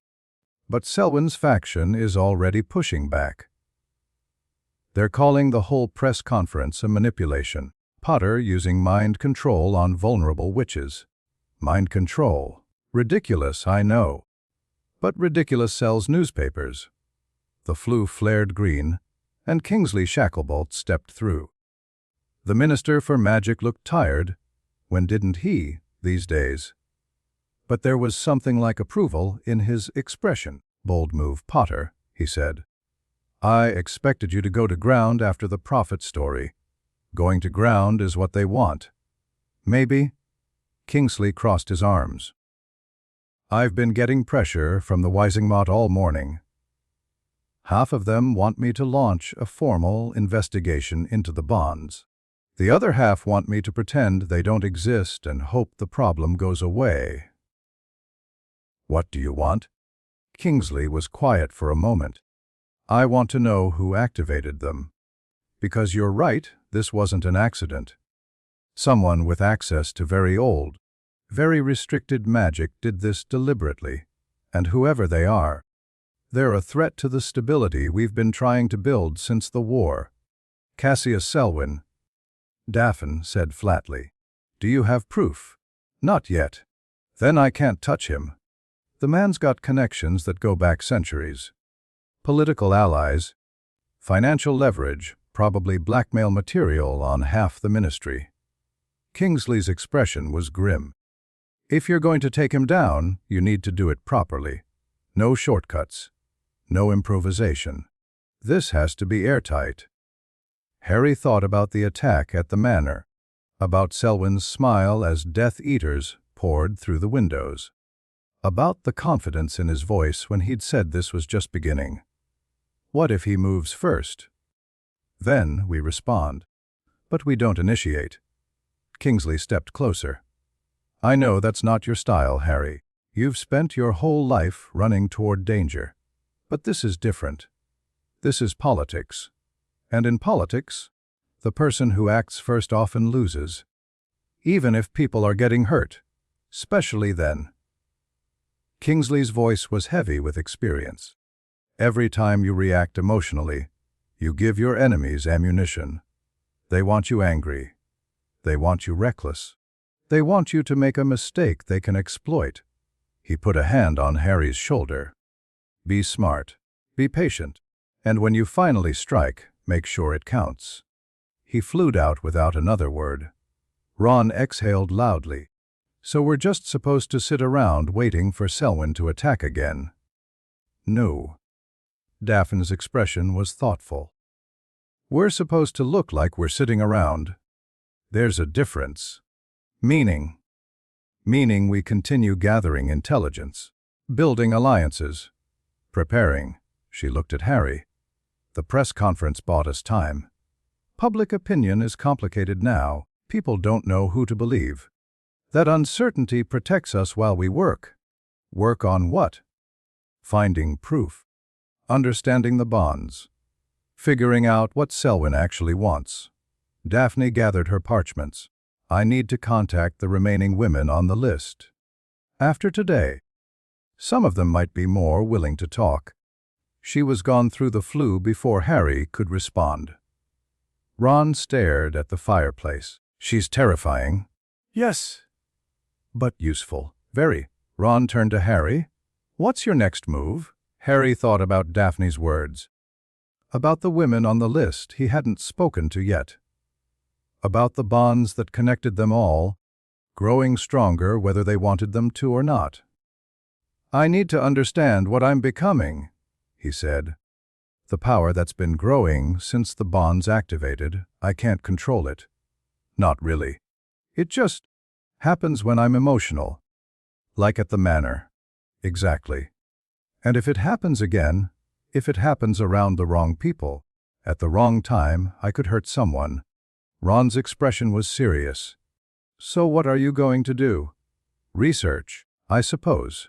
Harry almost laughed at himself. Hermione would be so proud. She'd also murder you for getting into this situation without her. Probably. They flew back to Grimmauld Place together. Ron stayed for lunch. Creature's cooking had improved dramatically. Or maybe he just hated Harry less now, and then headed home with promises to check in tomorrow. Harry sat alone in the library, surrounded by books on family magic, and tried to understand what he was becoming. The books were frustratingly vague. Family magic, it seemed, was one of those areas that pure-blood families kept deliberately obscure. General principles were documented, but the specifics were closely guarded secrets passed down through generations. What Harry did learn was disturbing. The bond magic was old, really old, pre-Roman old, possibly even prehistoric. It had evolved alongside wizarding culture, adapting to different social structures and magical developments. At its core, it was about connection, magical ties that linked families together, pooling resources and power for mutual survival. But over the centuries, it had been corrupted. Families had learned to weaponize the bonds, to create them deliberately through strategic sacrifices, to use them as chains instead of bridges. And the Potters, it seemed, had been at the center of it all. Harry found a reference in a text so old the pages crumbled at his touch. The Potter family, originally Peveril, had been designated as wardens by some ancient magical authority. Their purpose was to serve as a nexus point, a place where family bonds could connect, where magical power could pool, where the wizarding world could unite in times of crisis. The bonds Harry was experiencing weren't accidents. They were features. Someone, thousands of years ago, had designed the Potter family to be exactly what Harry was becoming, a living center of magical connection, drawing strength from every family tied to them, growing more powerful with every bond. And someone, very recently, had decided to activate that ancient design. Harry sat back, mind reeling. Selwyn wanted him dead. That much was clear. But did Selwyn understand what he'd awakened? Did he know that killing Harry wouldn't stop the process? It would just release all that gathered power in an uncontrolled burst that could devastate everyone connected to the bonds. Or was that the point? Harry's scar itched again, faintly, persistently. The Horcrux was gone. He knew it was gone. Voldemort was dead, destroyed completely. Nothing left but ash and memory. So why did his scar keep reacting? He was still pondering that question when the wards chimed. Not an attack. The wards would have screamed for that. This was a visitor. Someone who'd been added to the approved list. Harry walked to the entrance hall, just as the front door opened. Luna Lovegood stepped inside. She looked exactly as Harry remembered, pale hair, dreamy expression, radishes hanging from her ears. She was wearing robes that appeared to have been dyed by an optimistic toddler, and she was carrying a basket that contained something that was definitely alive. "Hello, Harry," she said. "I've brought you a crumple, horned snorkack. Well, a juvenile one. Daddy says they're good for detecting hostile magic." Harry stared at the basket. The creature inside, small, furry, with a horn that curled in an improbable spiral, stared back. "Luna," he said carefully, "why are you here?" "Because I'm on your list, of course." She set the basket down and wandered past him into the house. "My mother's death wasn't an accident. The Death Eaters sabotaged her experiment. They were targeting unspeakables who were researching ways to counter dark magic." Harry followed her. "You knew." "I've always known." Luna stopped in the entrance to the library, taking in the piles of books with apparent approval. "Mother told me before she died. She knew they were coming. She sent me out of the room before it happened. Why didn't you ever say anything?" Luna turned to look at him. For just a moment, the dreamy vagueness in her expression cleared, replaced by something sharp and sad. "Because no one would have believed me," she said simply. "I was 9 years old. My mother had just died in what everyone called a tragic accident.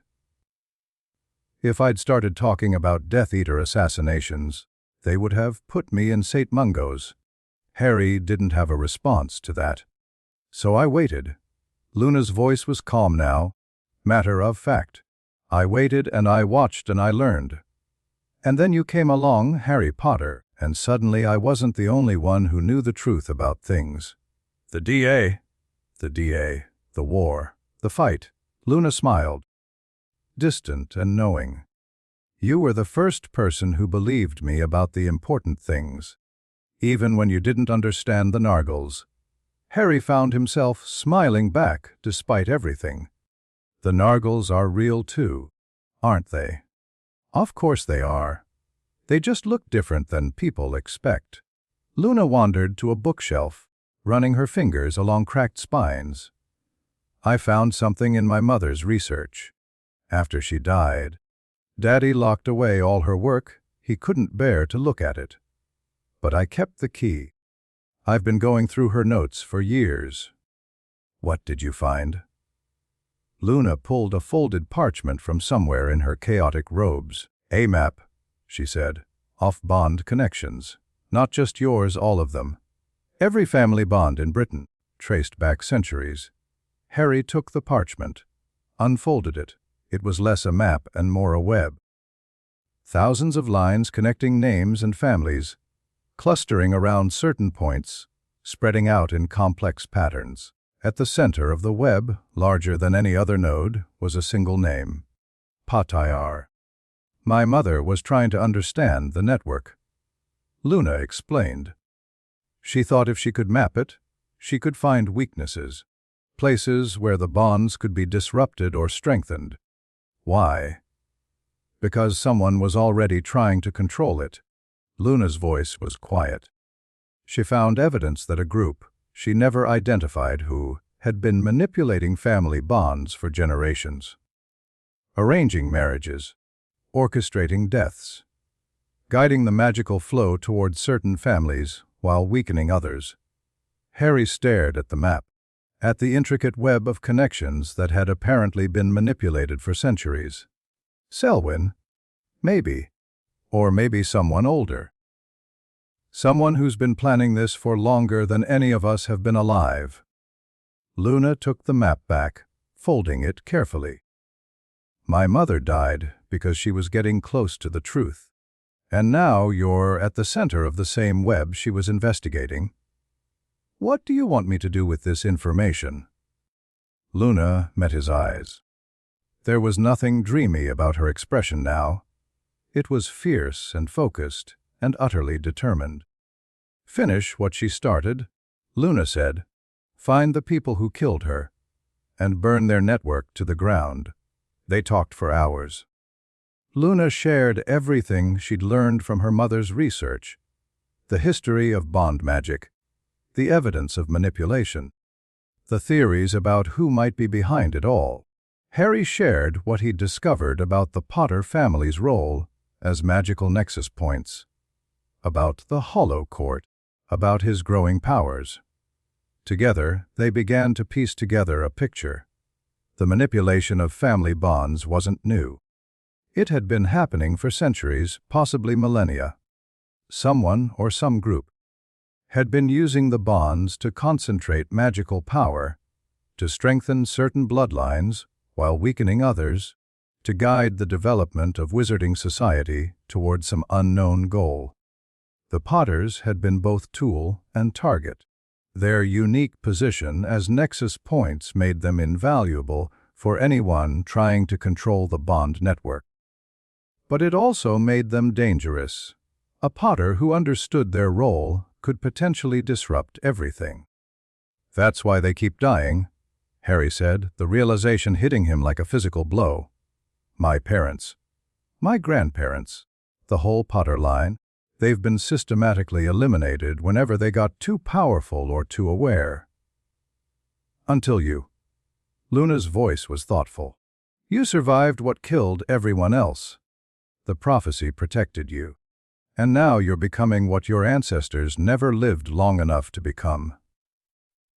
Harry thought about Voldemort, about the connection they'd shared, the piece of soul that had lived inside him for 16 years. Had even that been part of the manipulation? Had the Dark Lord been guided toward the Potters by forces he didn't understand? "The bonds that activated," he said slowly. "The 17 women. What if they weren't just triggered randomly? What if someone specifically chose those families, those connections, to shape what you become?" Luna nodded. "Each bond you form changes the network, adds new connections, new pathways for magical flow. Whoever activated them might have been trying to guide your evolution in a specific direction. Toward what? I don't know yet." Luna stood, gathering her things. "But I know someone who might be able to help us find out." "Who?" "My father." For the first time, Luna looked uncertain. "He's been researching the Deathly Hallows for years. Everyone thinks he's obsessed with fairy tales, but the truth is..." She hesitated. "The Hollows are connected to the Peverils. To the original Potter line. There are things in our research that nobody else knows. Harry thought about the Elder Wand, buried with Dumbledore, about the Resurrection Stone, lost in the Forbidden Forest, about the invisibility cloak, currently folded in his trunk upstairs. "I have one of them," he said. Luna's eyes widened. "The cloak? It was my father's. Passed down through the family." "Then you're already connected to the original magic. The foundation that everything else was built on." Luna's expression was intense now, more focused than Harry had ever seen her. "Harry, if we can understand the Hollows, really understand them, not the fairy tale version, we might be able to understand the bonds. And if we understand the bonds, what can control them or destroy them?" Luna headed for the door. "I'll talk to Daddy. He'll want to meet you properly, not just as the boy who lived, but as the Peveril Hare."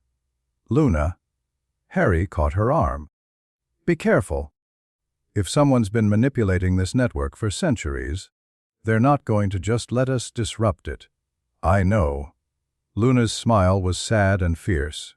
"That's what I'm counting on. The more they try to stop us, the more they reveal about themselves." She pressed something into his hand, a small charm on a leather cord. "Keep this with you. It's one of my mother's inventions. It disrupts magical tracking."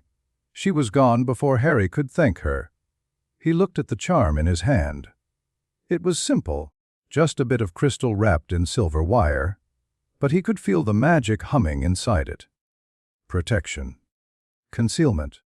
The last gift of a dead woman, passed down through her daughter. Another bond. Another connection. Harry put the charm around his neck and felt the magic settle against his skin. The rest of the week passed in a blur of research and planning. Daphne contacted the remaining women on the list, arranging secure meetings for those willing to talk. Susan dove deeper into her aunt's files, finding threads of investigation that pointed toward Selwyn and beyond. Tunks reactivated old contacts from her Auror days, gathering intelligence on the sacred 28's movements. Harry trained, not just combat. Though he spent hours in the basement practice room that Sirius had built, pushing his magic harder than he'd ever pushed it before. He trained his control, his awareness, his understanding of the power that was growing inside him. It was like learning to walk again, except instead of legs he was trying to coordinate a hurricane. Some days were better than others. He could feel the connections now, not just intellectual knowledge, but actual sensation, like threads extending from his core to distant points. Each bond was different. Susan felt warm, protective, like a fire on a cold night. Daphne was sharp, crystalline, precise. Tunks was chaos-contained, wild energy barely held in check. Luna was something else entirely, vast and strange and full of possibilities he couldn't quite grasp. The other bonds were quieter. The women he hadn't met yet, or hadn't formed real connections with. Their threads were thin, fragile, barely perceptible. But they were there. All of them. A growing network centered on his heart. And every day it got stronger. On the fourth day after the press conference, something changed. Harry was in the library, reading a treatise on magical inheritance, when the thread connected to Susan suddenly blazed with emotion. Fear, anger, pain. He was on his feet and apparating before his conscious mind caught up. He landed in an alley in Diagon Alley, wand out, magic surging. The scene was chaos, overturned crates, shattered windows, people screaming and running. Susan was backed against a wall, 3 masked figures closing in on her. Harry didn't think, he acted. His magic erupted outward in a wave of force that threw the attackers backward like rag dolls. He was moving before they hit the ground, placing himself between Susan and the threat, power crackling around him in visible arcs. "Potter," one of the attackers spat. showing up just like they said you would. Who's they? But the attackers were already disappearing. Porkies, by the look of it. Preset to activate when triggered. Within seconds, Harry and Susan were alone in the ruined alley. "Are you okay?" Harry turned to her. Susan was pale but steady. "I'm fine. They were trying to grab me, not kill me. Some kind of snatch operation. They were using you as bait." "Obviously." Susan's voice was sharp with anger. "They knew you'd feel it. Knew you'd come running." Harry looked at the spot where the attackers had vanished. They'd known about the bond. Known about his ability to sense it. Known exactly how to manipulate him into appearing. "This was a test," he said slowly. "They wanted to see how I'd respond. Did you give them what they wanted?" Harry thought about the power he'd used. The uncontrolled blast of magic that had thrown grown wizards through the air like toys. Probably. "Then we need to be smarter." Susan stepped closer. "Harry, I don't want to be used against you. I don't want to be a weakness they can exploit." "You're not a weakness." "Yes, I am. Right now, I absolutely am. And so is everyone else on that list." She met his eyes. "We need to train together. Learn to use the bonds deliberately instead of just reacting. If they're going to use our connection as a weapon, then we need to make it a weapon that cuts both ways." Harry thought about the other bonds. About the growing network of connections that centered on him. About the power that came with each new relationship. "You're right," he said. "It's time we stopped being targets and started being a team." Susan's smile was fierce. "Then let's get to work." They apparated back to Grimold Place together, already planning. 89 days left. And somewhere in the shadows the enemy was watching, waiting, learning. Harry could feel it now. That pressure at the edge of perception, the sense of hostile attention focused on him and everyone he cared about. The network was being watched, evaluated, prepared for something. He didn't know what. But when it came, he would be ready. The team assembled at Grimold Place on the 7th day, after the press conference. Not everyone. Some of the women on the list were still in hiding, still afraid, still unwilling to trust. But enough. Susan and Daphne. Tonks with her wild hair and wounded eyes. Luna with her mysteries and her mother's research. And 3 new faces, Hannah Abbott. Her expression determined despite her father's rejection. Padma Patil, brilliant and fierce, who'd told her family she wasn't going anywhere. And Tracy Davis, Slytherin to her core, who'd apparently decided that if she was going to be bound to Harry Potter, she was going to get something out of it. 7 of 17. A beginning. "Right," Harry said, looking around the library at the assembled witches. "We have 89 days to figure out how to resolve these bonds without anyone dying or being forced into anything. We have enemies who want to either control us or destroy us. And we have powers that none of us fully understand yet. You certainly know how to inspire confidence." Tracy drawled. "I'm not trying to inspire confidence. I'm trying to be honest." Harry met each of their eyes in turn. "This is going to be hard, dangerous, maybe impossible. But if we work together, if we learn to use these bonds instead of being used by them, we might have a chance." "What do you need us to do?" Hannah asked. "Train, research, prepare." Harry pulled out the map Luna had given him, now expanded and annotated with everything they'd learned. Someone's been manipulating the bond network for centuries.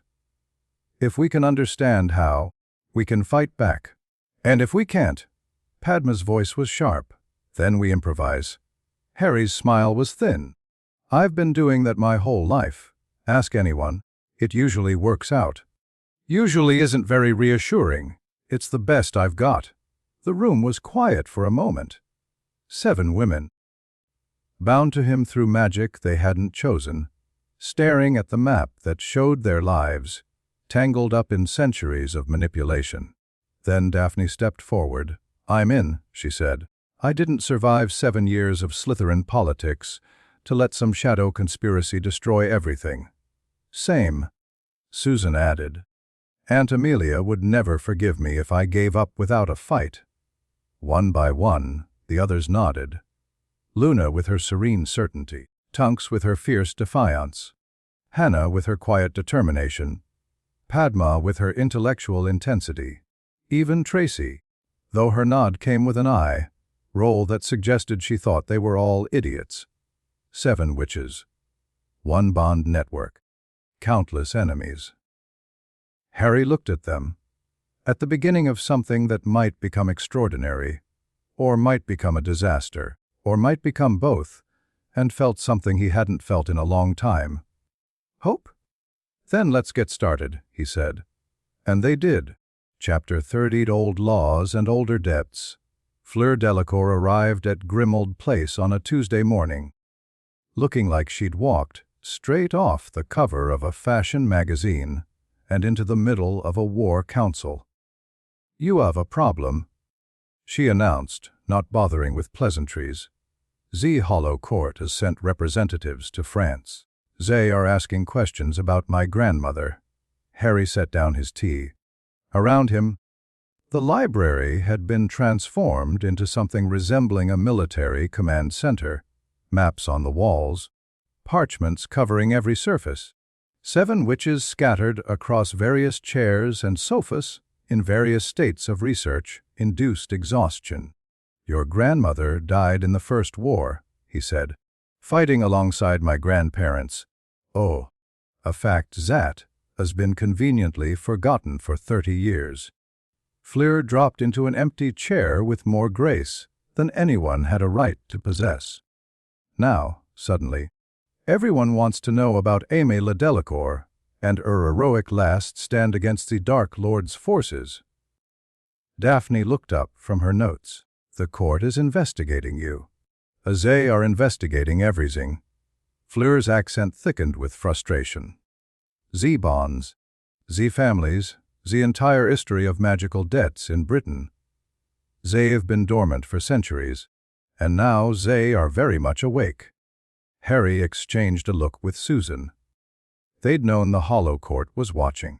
The messenger's visit had made that clear, but active investigation was something else entirely. "What do they want?" Harry asked, to understand. Fleur leaned forward, her impossibly blue eyes sharp with intelligence that her beauty often caused people to underestimate. "Z Court exists to enforce magical law. But they cannot enforce what they do not understand, and Z's situation. 17 bonds activated simultaneously, all connected to one wizard. This has never happened before. Lucky me. Luck has nosing to do with it." Fleur reached into her bag and pulled out a thick folder. "I've brought everything I could find about my grandmother's involvement with your family. There are irregularities." "What kind of irregularities?" "The kind that suggest someone has been in history." Fleur spread documents across the table. "Look, this is the official record of my grandmother's death, a training accident in 1971. But this," she pulled out a yellowed letter. "This is a letter she wrote to my mother 2 days before she died. She mentions traveling to Britain, mentions meeting Wiz Fleamont and Euphemia Potter, mentions a battle that has no official record anywhere." Harry picked up the letter. The handwriting was elegant, precise, etchingly personal. Aimée le Delacour had written about danger and duty, and the importance of standing against darkness, even when it cost everything. She'd also written about a debt. "The magic we perform tonight will bind our families forever." The letter read, "I do not regret it. If I fall, know that my sacrifice was chosen freely, and that the bond it creates is a gift, not a burden. The Potters are fighting something ancient and terrible. They need allies who will stand with them beyond death itself." "She knew," Harry said quietly. She knew what she was doing when she died. Oh. Fleur's voice was soft. She chose to create Z-Bond. She wanted her family connected to yours. Why? Zat, I do not know. But someone does. Fleur tapped the official death record. Someone went to great trouble to erase her sacrifice from history. The question is why? The room was quiet as everyone processed this. Luna was the first to speak. The same thing happened with my mother, she said. Her death was recorded as an experiment gone wrong, but the truth was deliberately hidden. And my mother's war service was secret. Daphne added. She fought under a false name because revealing her identity would have destroyed her family. It's a pattern. Susan stood, moving to the map that dominated one wall, their ever-expanding chart of bond connections and family histories. Someone's been systematically erasing or obscuring the deaths of witches who created bonds with the Potter family, making sure no one could connect the dots. Until now, Harry's voice was flat, until someone activated all 17 bonds at once and made the pattern impossible to ignore. Maybe that's the point. Tracy spoke up from her corner, where she'd been pretending not to pay attention, while obviously memorizing every word. If you wanted to expose a centuries-old conspiracy, making all the evidence suddenly visible would be one way to do it. You think the person who activated the bonds was trying to help us? I think nothing about this situation is simple. Tracy's smile was thin. And I think whoever's behind it is playing a game with rules we don't understand yet. A knock at the door interrupted further speculation. Creature appeared moments later, looking even more disgruntled than usual. Master Harry has a visitor. Creature is not wanting to let him in, but he is having ministry credentials and is being very insistent. Who is it? He is calling himself the Arbiter's advocate. Creature's face twisted with distaste. He is saying the Hollow Court requires Master Harry's presence for formal testimony. The room went cold. Harry stood slowly. Everyone stay here. I'll handle this. Like hell. Tonks was already on her feet, her hair shifting to aggressive red. You're not facing court representatives alone. If they are here officially, you will need legal representation? Fleur added. I have training in international magical law. I am coming with you. And I know Wisengamot procedure better than anyone in this room, Daphne said. If they're trying to trap you in some kind of legal technicality, I'll see it coming. Harry looked at the three of them, the Auror, the diplomat, the political operative, and realized he'd been outmaneuvered. Fine, he said, but everyone else stays here and keeps researching. We need to understand what we're dealing with. The Arbiter's advocate was waiting in the entrance hall. He was tall, gaunt, dressed in robes so black they seemed to absorb light. His face was pale and angular, neither young nor old, with eyes that reflected nothing at all. Harry James Potter, he said, and his voice was like wind through dead leaves. The Hollow Court requires your presence to address irregularities in the bond claims registered against your house. What kind of irregularities? That will be explained at the formal hearing. The advocate's expression didn't change. You will accompany me now. No. Fleur stepped forward, positioning herself between Harry and the advocate. Under Section 14 of the International Compact on Magical Inheritance, any summons must provide the accused with adequate time to prepare a defense. You cannot compel immediate attendance. The advocate's empty eyes shifted to her. You speak of human laws. The court predates your compacts. But the compact was ratified by the court's own representatives in 1847. Fleur didn't flinch. Unless you are claiming the Hollow Court no longer honors its agreements. Something flickered in those dead eyes. Annoyance, maybe, or respect. The court honors all agreements, the advocate said finally. You have 3 days to prepare. The hearing will take place at the Ministry of Magic, in the chamber reserved for matters of ancient law. Attendance is mandatory for the Potter heir and all claimants to the bonds in question. Al 17. Al who can be located. The advocate smiled, and it was a terrible thing. I would recommend locating them quickly, Mr. Potter. The court does not look kindly on absent parties.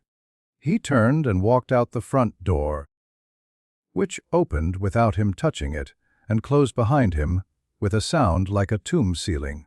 Harry let out a breath he hadn't realized he'd been holding.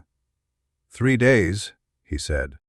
Why have 3 days to prepare for a hearing with a magical tribunal that can erase bloodlines from existence? Then we had better start preparing. Fear was already pulling out parchment and quill. I need to contact my family's legal advisors. They've dealt with the court before. I'll reach out to the women who haven't come in yet, Daphne said. If attendance is mandatory, they need to know what they're facing. And I'll see what the Auror archives have on the Hollow Court. Tonks's expression was grim. If this thing has been around for centuries, someone must have documented how it works. They scattered to their tasks, leaving Harry standing alone in the entrance hall, staring at the door through which the advocate had disappeared. 3 days, 86 left on his original deadline, and now a formal hearing that could decide everything. He headed back to the library to find answers. The next 3 days were a blur of preparation, negotiation, and barely controlled panic. Daphne managed to contact all 17 women on the list. Of those, 12 agreed to attend the hearing. The others were either too afraid, too hostile, or too far away to make it in time. Harry tried not to think about what the court might do to those who didn't appear. Fleur's family advisors arrived from France on the 2nd day. They were ancient witches with sharp eyes and sharper tongues, and they spent hours grilling Harry on every aspect of the bond situation. The court will try to simplify the narrative. The eldest advised, her voice crackling like old parchment. They will frame this as a straightforward case of bond negligence. A wizard who failed to honor debts he inherited. Your job is to complicate that narrative. Show them the manipulation. Show them the conspiracy. Give them something other than you to focus their judgment on. And if they focus on me anyway, then you must demonstrate value. Her eyes glittered. The court does not destroy useful things. Convince them that you are more useful alive and free than dead or bound. It wasn't exactly reassuring advice. On the 3rd day, Harry stood in his bedroom, staring at the formal robes Daphne had insisted he wear. They were Potter family robes, ancient, heavy with enchantments, pulled from a vault at Gringotts that he hadn't known existed. You look like a lord. He turned. Tonks was leaning in the doorway, her hair currently a dark purple that matched the shadows under her eyes. I feel like a fraud. Yeah, well. She stepped into the room, closing the door behind her. Get used to it. That's basically what being an adult is. Pretending you know what you're doing until everyone believes you. Spoken like a true Auror. Former Auror. Her smile was crooked. I resigned after the war. Couldn't handle the bureaucracy. Couldn't handle a lot of things. Honestly. Harry turned back to the mirror, adjusting the collar of his robes. You seem better lately. I am. A little. Tonks moved to stand beside him, her reflection joining his in the glass. Having something to fight for helps. Having people to fight with helps more. Is that what we are? People fighting together. I don't know what we are. Harry, her voice was quiet. This bond between us, I can feel it, you know, like a thread connecting us. It's not romantic. Not really. It's more like recognition. Like something in me knows something in you. Harry felt it too. Had felt it since the day he'd visited her cottage in Scotland.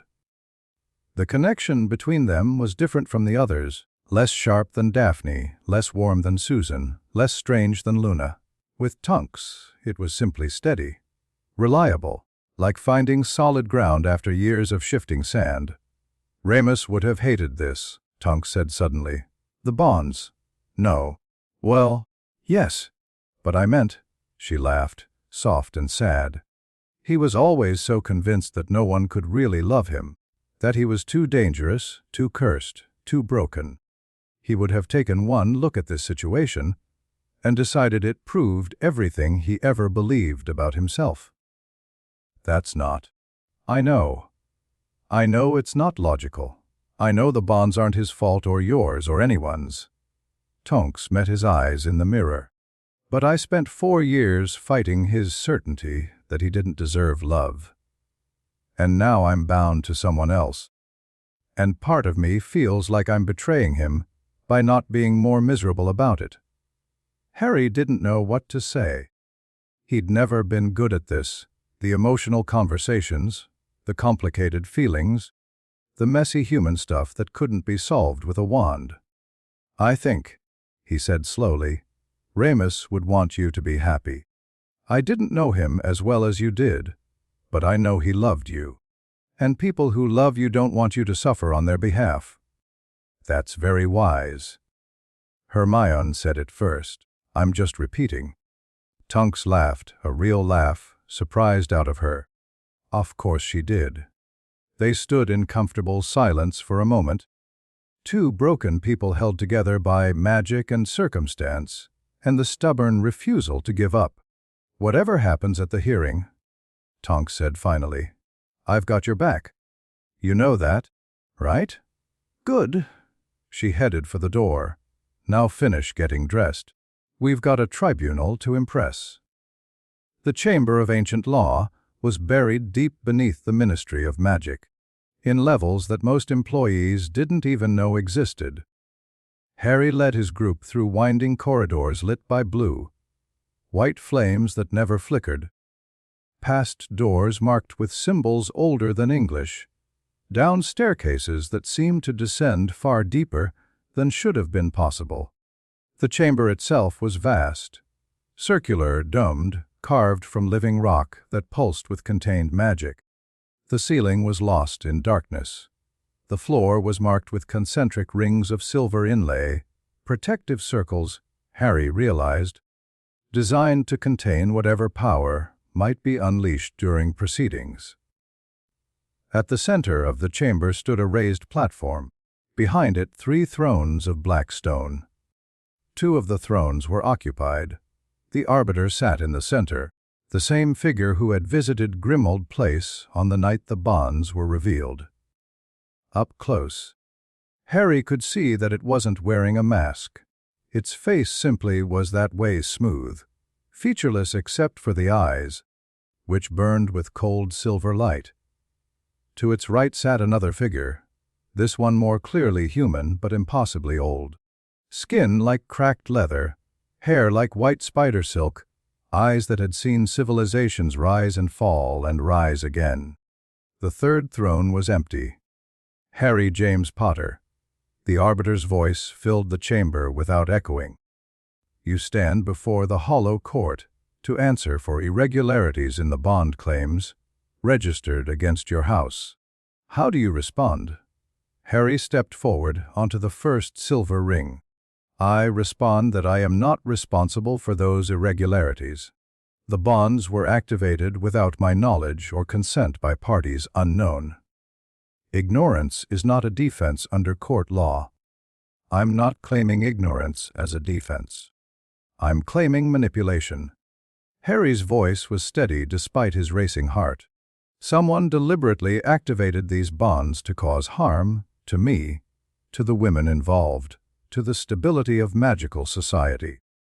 The court's investigation should be focused on finding that person, not punishing their victims. The ancient figure to the arbiter's right leaned forward. You claim victimhood, Potter heir. Yet you have accepted the bonds, drawn power from them, formed connections that strengthen your magic daily. I've formed connections because the alternative was letting the bonds destabilize and kill everyone involved. That's not acceptance, that's survival. There is little difference from the court's perspective. Then perhaps the court's perspective needs adjustment. The chamber went very quiet. Harry felt the weight of ancient attention pressing down on him. The arbiter's silver eyes seemed to bore into his soul, searching for weakness, for deception, for anything that could be used against him. "You are bold," the arbiter said finally. "Your ancestors were bold as well. It did not save them. My ancestors didn't have 17 allies standing beside them." At Harry's signal, the women moved forward. 12 of them, all who had been willing and able to attend. They arranged themselves in a line behind him, facing the court with expressions ranging from defiance to terror. "These are the claimants to the Potter bonds," Harry said. "Every one of them lost someone in the war against Voldemort. Every one of them has been affected by magic they didn't choose. And every one of them has chosen to stand with me today, not because the bonds compel them, but because they believe we're stronger together than apart." The ancient figure's eyes moved across the line of women. Not all claimants are present. No, some were too afraid to come. Some are still in hiding. Some have been threatened by forces that want these bonds destroyed. Harry let that sink in. The court speaks of enforcing magical law, but someone has been breaking that law, manipulating bonds, erasing history, hunting the women connected to my family. Where is your judgment for them? The court judges what is brought before it. Then I'm bringing it before you. Harry pulled the map from his robes. Luna's mother's research, expanded and annotated. This is evidence of systematic manipulation of family bonds in Britain going back centuries. Someone has been in the magical network, arranging connections, eliminating anyone who got too close to the truth. He approached the platform and laid the map at the arbiter's feet. Aimee Delacour's death was officially recorded as a training accident. She actually died in battle against Voldemort's forces, fighting alongside my grandparents. Pandora Lovegood's death was called an experiment gone wrong. She was actually assassinated by Death Eaters targeting researchers who threatened their plans. 17 women died creating bonds with my family, and someone has been working to erase every one of those deaths from history. The arbiter studied the map. Its featureless face revealed nothing. "You claim conspiracy," it said. "You claim manipulation on a scale that would require resources and knowledge beyond any single actor. Yes. And yet you cannot identify the conspirators." "Not yet. But I'm getting closer." Harry met those silver eyes. "And whoever they are, they're scared. Why else would they have activated all 17 bonds at once? Why expose their own manipulation unless they felt threatened? Perhaps they activated the bonds to destroy you. Perhaps. Or perhaps they did it to draw out the hollow court." Harry let that implication hang in the air. The court has been dormant for centuries. Whatever investigation you're conducting now is exactly what the conspirators wanted to avoid. By activating the bonds, they've forced everyone into the open, including you. The ancient figure made a sound that might have been a laugh. "You suggest we have been manipulated?" "I suggest that everyone in this room has been manipulated. The question is what we do about it." Silence stretched through the chamber. Harry could feel the attention of both court members pressing against him, weighing his words, assessing his value. Finally, the arbiter spoke. "The court recognizes the irregularities you have presented. The evidence of manipulation is compelling." It rose from its throne, descending the steps of the platform to stand before Harry. However, the bonds remain. The claims remain. Magical law requires resolution, regardless of how the situation was created. Then give us time to find a resolution that doesn't require anyone to sacrifice their freedom. You have already been given time. 93 days, now reduced to 86. That's not enough. Not to unravel centuries of manipulation. Not to find whoever's behind this. Not to discover an alternative to forced marriage. The arbiter tilted its head, studying Harry with those impossible eyes. What would you have of the court? Potterhair. An alliance. Harry heard gasps from behind him, from his people, from whoever else was watching, but pressed on. You want to enforce magical law. I want to protect the people connected to me. We have the same enemy. Whoever's been corrupting the bond network for generations. Help me find them, and I'll help you bring them to justice. You would bargain with the court. I would work with anyone who wants to stop what's happening, even ancient tribunals that terrify half the wizarding world. Another long silence. Then, impossibly, the arbiter smiled. It was a terrible expression, a crack in the featureless face that revealed something old and hungry underneath. But it was also, somehow, approving. Your ancestors offered similar bargains, the arbiter said. None of them lived long enough to see them through. It returned to its throne. Very well, Potterhair. The court will consider your proposal, but consider this in return: the third throne has been empty for 300 years. The last wizard who sat there thought he could control the powers he was becoming. He was wrong. The arbiter's silver eyes bored into Harry. You are walking the same path. Choose your steps carefully. The hearing ended without formal judgment. Suspended pending investigation, according to the ancient figure, which was apparently the court's version of a provisional victory. Harry walked out of the chamber on shaking legs, surrounded by the women who had stood with him, trying to process what had just happened. That was either brilliant or suicidal, Daphne said as they climbed back toward the normal ministry levels. I genuinely can't tell which. Both, probably. Harry's voice was hoarse. Did you see the third throne? The empty one? Yes! The arbiter said. A wizard used to sit there. Someone who thought he could control what he was becoming. Daphne was quiet for a moment. You think that's what the bonds are doing to you? Making you into something that could sit on that throne. I think that's what someone wants. Whether it's the conspirators or the court or someone else entirely, I don't know. Harry stopped walking, turning to face the group. But I'm not going to become whatever they're trying to make me. I'm going to find out who's behind this, stop them, and find a way to free everyone from these bonds without anyone getting hurt. Noble words, Tracy said dryly. Any idea how to actually accomplish them? Not yet. Harry started walking again. But I know where to start. They returned to Grimmauld Place to find Creature, in a state of agitated excitement. Master Harry is having more visitors, the elf announced. Important visitors. Creature is putting them in the formal parlor because they is being very insistent and also very angry. Angry visitors. Wonderful. Harry handed his formal robes to Creature and headed for the parlor. Who is it? The angry man is calling himself Selwyn. The other one is being from the Wisengaimot. Harry stopped. Cassius Selwyn was waiting in his house.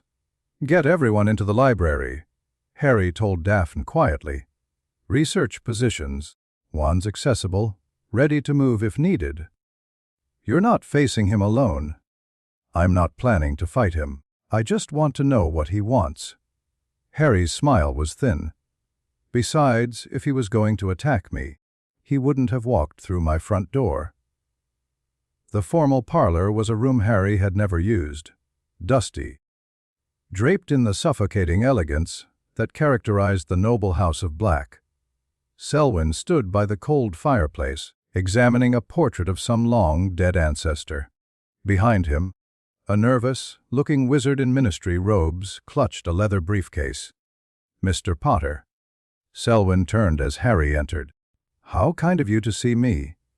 I don't recall inviting you. Consider it a social call." Selwyn's smile didn't reach his eyes. "I heard about your performance at the Hollow Court. Impressive, by all accounts, proposing an alliance with a magical tribunal that most wizards don't believe exists." "They exist." "Oh, I know they do. I've had dealings with them over the years. The court and the old families have a complicated relationship." Selwyn moved to a chair and sat without being invited. "Which brings me to why I'm here. I assume it's not to congratulate me. In a way, it is. You've proven yourself more resourceful than I expected. Most wizards in your position would have crumbled by now. The pressure of the bonds, the public scrutiny, the constant attacks. But you've built something, a coalition of the women bound to you, working together instead of fighting each other. Is that a problem for you?" "It's an inconvenience." Selwyn gestured to the ministry wizard, who hurried forward with his briefcase. "Which is why I've decided to offer you an alternative." The wizard opened the briefcase and pulled out a thick sheaf of parchment.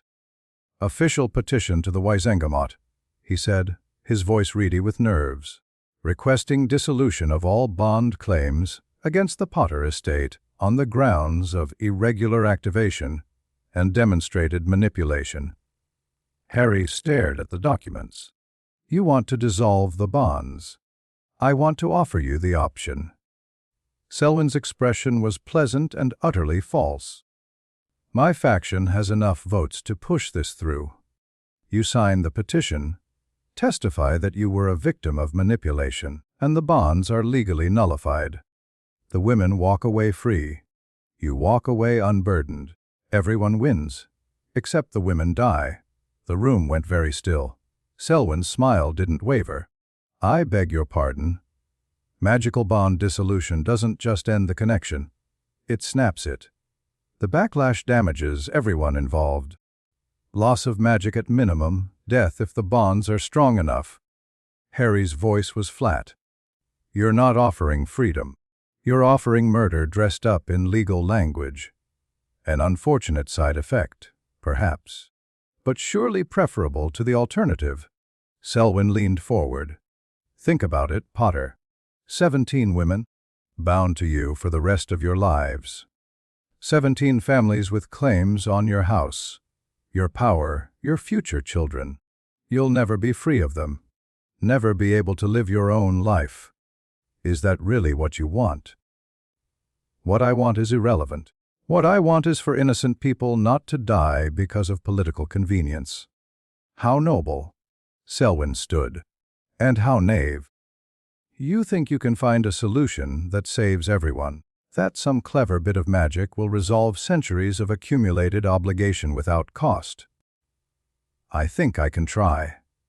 And when you fail, when the deadline expires and the court judges you unable to fulfill your obligations." Selwyn moved closer, close enough that Harry could smell his cologne, expensive, subtle, somehow threatening. "They'll dissolve the bonds anyway.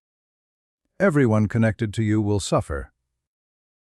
And you'll be left with nothing but the knowledge that you could have ended it cleanly, painlessly on your own terms. The petition isn't painless. It's murder. It's mercy." Selwyn's eyes were cold. "Quick death versus slow suffering. That's what you're choosing between. I'm just giving you the option to choose." Harry met those cold eyes, felt his magic stirring, responding to the threat in front of him, wanting to strike. He held it back.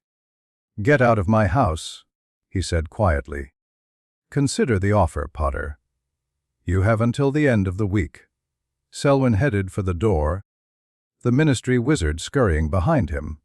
"After that, I'll have to pursue other methods of resolution. He was gone before Harry could respond. Harry stood alone in the formal parlor, staring at the petition still lying on the table, and tried to stop his hands from shaking. He's bluffing. Daphne's voice cut through the murmur of conversation that had erupted when Harry relayed Selwyn's visit. The library was crowded now, all 12 women who'd attended the hearing, plus Luna's father Xenophilius, who'd arrived an hour ago with more research materials and a deeply suspicious attitude toward the entire situation. "He's not bluffing about the petition," Harry said. "I saw the document. It looked real." "Oh, the petition is real." "He probably does have enough votes to push it through the Wisingamot.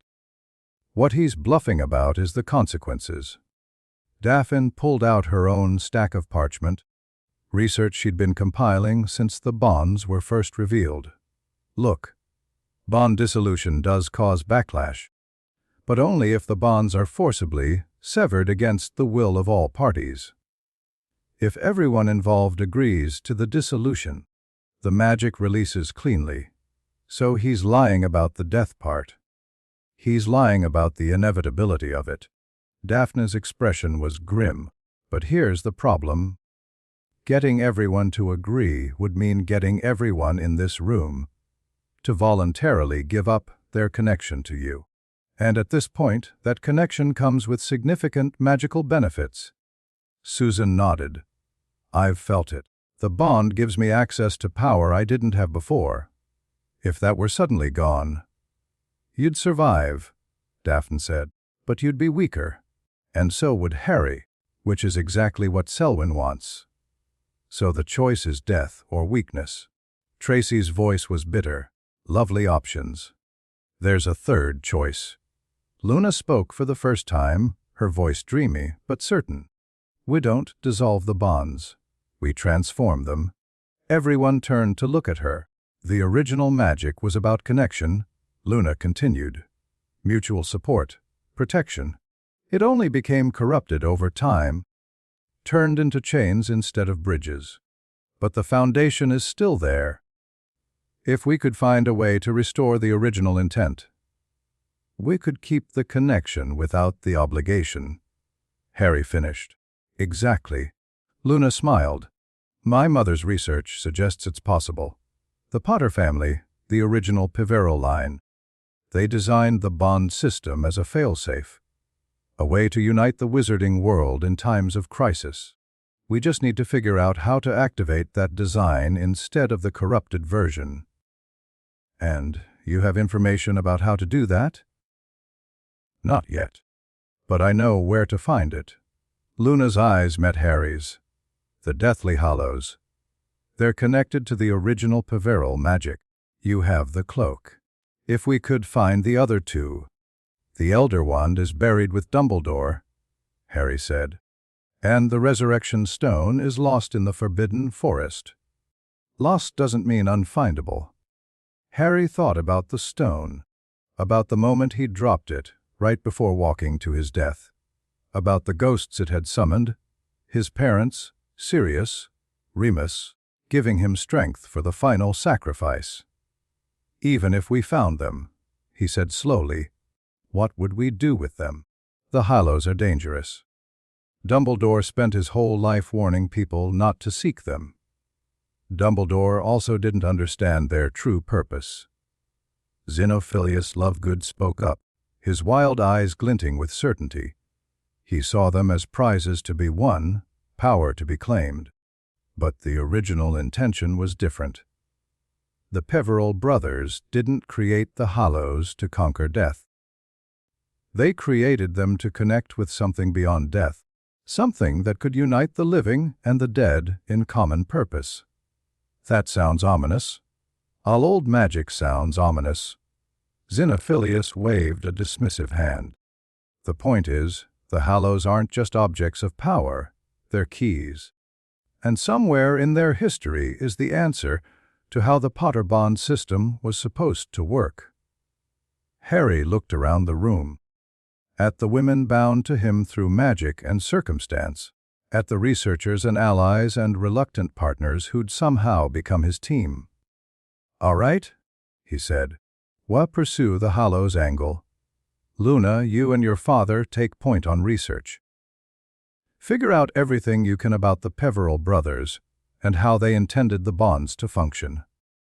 Luna nodded serenely. "Suzanne, I need you to keep digging into Selwyn. His petition might be a distraction, but it's also a threat. We need to know exactly how much support he has in the Wisingamot and who's backing him." "On it." Daphne, coordinate with Fleur's legal advisors. "If Selwyn tries to push through his petition, I want us ready to challenge it on every possible ground." "Understood." "Tonks, keep working your aura contacts. Someone in the ministry has to know something about who activated these bonds. Rumors, whispers, anything that points us toward answers." Tonks nodded grimly. "Everyone else, keep training. Keep strengthening the connections between us. The court gave us time, but that time isn't unlimited. Whatever happens, we need to be ready." The group dispersed, breaking into smaller clusters to plan and research and prepare. Harry watched them go, feeling the weight of responsibility settle onto his shoulders. 17 women, 17 bonds, and somewhere out there, enemies who wanted to see all of them destroyed. He headed for the basement practice room.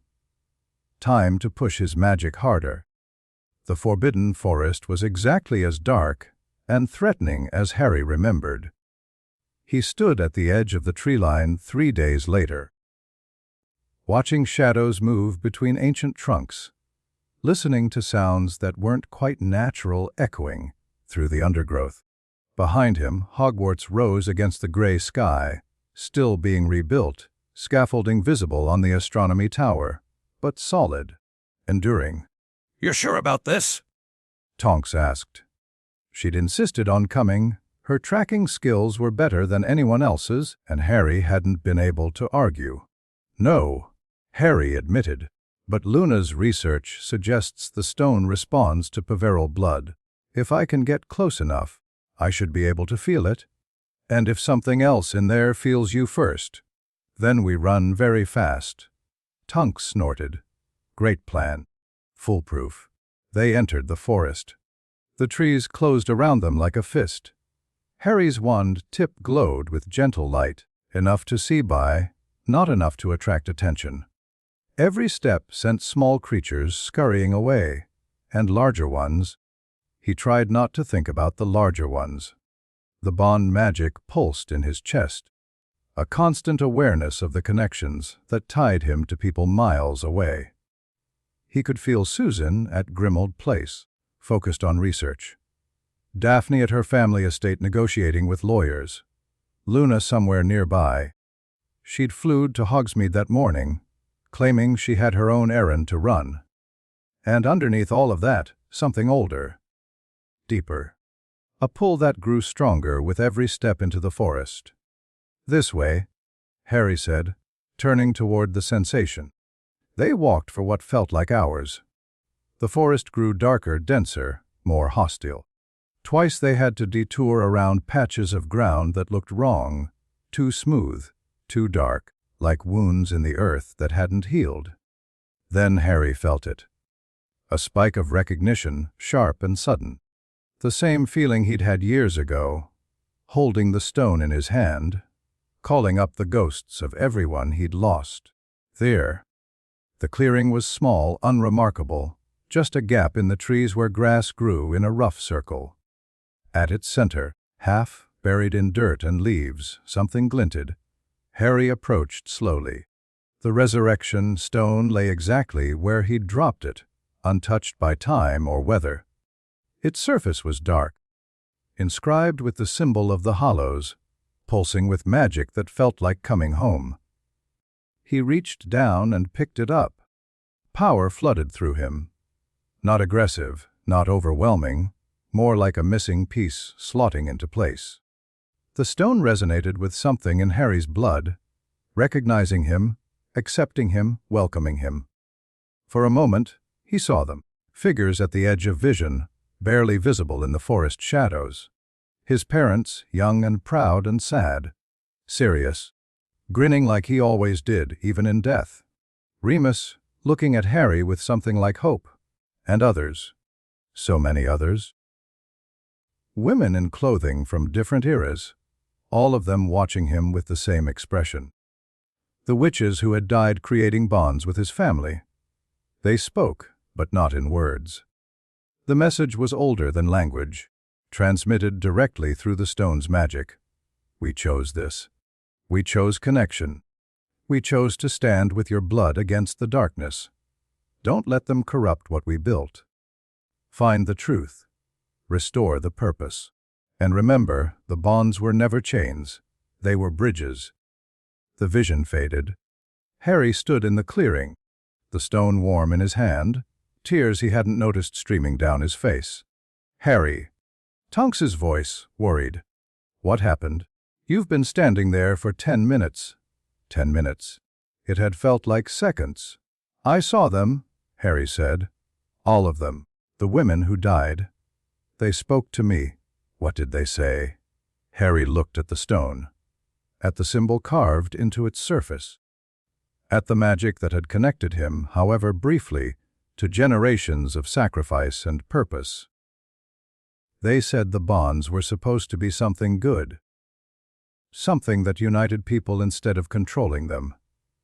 He closed his hand around the stone, and they asked me to restore that purpose. Can you? Harry thought about the path ahead. The Hollow Court. Selwyn's conspiracy. The enemies still hidden in shadow. The 83 days remaining on his deadline.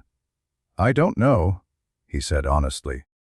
But I know I have to try. They left the forest as the sun began to set, the resurrection stone in Harry's pocket. The voices of the dead still echoing in his mind. Back at Grimold Place, Harry found the team assembled in the library, their expressions a mixture of relief and anticipation. You found it, Luna said. It wasn't a question. Harry pulled the stone from his pocket. It lay in his palm, dark and heavy and impossibly significant. I found it, and I learned something. He looked around the room. The bonds were never meant to be obligations. They were meant to be alliances, connections between families that strengthened everyone involved. We knew that already, Daphne said carefully. We knew the theory. Now I know the truth. Harry met her eyes. I spoke to them, the women who died creating these bonds. They chose their sacrifices. They believed they were building something important, a network of protection that could unite the wizarding world against any threat. And someone corrupted it. Susan finished. Exactly. Turned bridges into chains, connections into controls. Harry set the stone on the table. But the original magic is still there. Underneath all the corruption, the foundation is sound. We just need to figure out how to restore it. The hollows, Luna said. We have two now. The cloak and the stone. The wand is still with Dumbledore. Then we retrieve it. Luna's voice was matter of fact. The three together should give us the key to the original Peveril magic. I buried that wand for a reason, Harry said quietly. I didn't want anyone else to seek its power. We're not seeking power. We're seeking knowledge. Luna stood, moving to examine the stone. My mother's research suggests the hollows aren't just objects, they're pieces of a single system. Together, they grant access to something beyond normal magic, something that could rewrite the foundations of how bonds work. Or destroy them entirely, Xenophilius added. The legends speak of the Master of Death, not as a title of power, but as someone who has transcended the boundaries between living and dead magic. Such a person could reshape magical traditions at will. The room was quiet as everyone processed this. You're suggesting Harry could literally rewrite the bond magic, Daphne said slowly. Change how it functions at a fundamental level. I'm suggesting it's possible. Whether he could, or should, is another question entirely. Harry looked at the stone, at the symbol that marked him as heir to the Peveril legacy, at the weight of expectation settling onto shoulders that had never quite stopped carrying the world. "First things first," he said. "We need to understand what we're dealing with before we try to change anything. Luna, you and your father continue researching. Find out everything you can about what the Hollows actually do when they're brought together. And the wand? I'll deal with the wand." Harry's jaw tightened. "Dumbledore trusted me with it for a reason. Maybe it's time I understood what that reason was." The meeting broke up. People drifted to their tasks, their research, their preparations for the battles still to come. Harry sat alone in the library, the resurrection stone in his hand, and thought about bridges and chains, and the fine line between protection and control. 83 days. 2 hollows down, and somewhere in the darkness enemies were watching. Waiting, getting ready for the final act. Harry closed his hand around the stone and felt the power pulse against his skin. Whatever was coming, he'd face it. He didn't have a choice. Chapter 4a. What We Choose to Carry. Daphne's mother had written one last letter. Harry found out about it on a rainy Thursday, 2 weeks after retrieving the resurrection stone.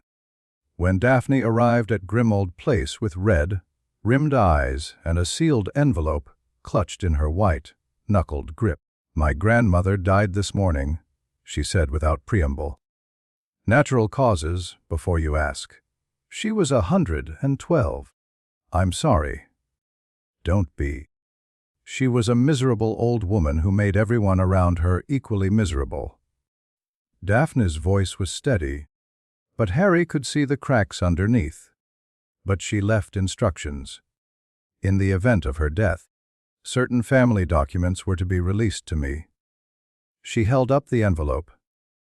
"This is from my mother. Written the night before she died at Hogsmeade.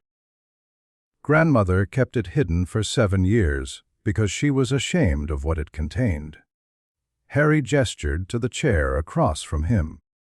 They were in the small sitting room off the main library, more intimate than the grand spaces of Grimmauld Place. Easier to have conversations that mattered. Daphne sat. Her hands were trembling slightly as she broke the seal. "I haven't read it yet," she admitted.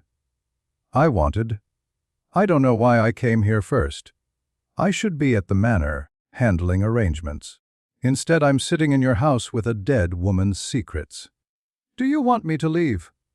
"No." The word came fast, almost desperate. "No, I think I need someone here. Someone who understands what it means to have parents who kept secrets." Harry understood that better than most. Daphne unfolded the letter.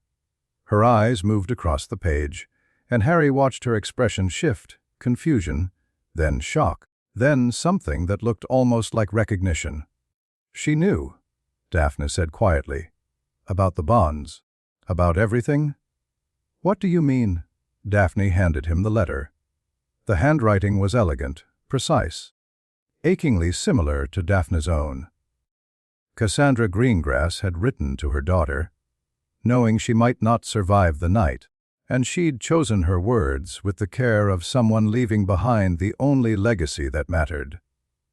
"My darling Daphne, if you're reading this, then I am gone, and the war has ended one way or another. I hope it ended well. I hope you survived. I hope the sacrifices we made were worth something. There are things I should have told you years ago. Things I kept hidden because I was afraid of your grandmother's reaction, of the ministry's attention, of the enemies who would use you to hurt me. But secrets have a way of outliving their keepers, and you deserve the truth. I am not just a spy for the Order of the Phoenix. I am a guardian. Our family, the Greengrass line, has served the Potters for centuries, not as servants or subjects, but as protectors. We are one of 17 families bound to the Potter bloodline through ancient magic, tasked with ensuring that the Nexus survives. You will not understand that term yet, but you will. When the bonds activate, and they will, eventually, you will feel the pull toward the Potter heir. You will think it is attraction, or destiny, or some cosmic joke. It is none of those things. It is purpose. The Potters are not just another pureblood family. They are the center of a magical network that has protected our world for millennia. Every family bound to them adds strength to that network.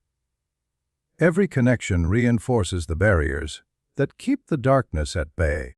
Someone has been corrupting this system. I don't know who. I have spent 20 years trying to find out, and every time I get close, the trail goes cold. But I know they are ancient, patient, powerful beyond anything the ministry understands. If I die tonight, it will be because they have found me. Because my investigation got too close to something they want hidden. Daphne, my love, I need you to do something for me. When the bonds activate, when you feel that connection to the Potter heir, don't fight it. Don't let grandmother's prejudices or society's expectations turn you against what you're meant to be. The Greengrass family has always been guardians. It's time for you to take up that mantle. Find the others. The other families bound to the Potters. Bring them together. Help the heir understand what he is becoming. And when the time comes, when the corruption finally shows itself, stand with him. I wish I could be there to see you grow into the woman I know you'll become.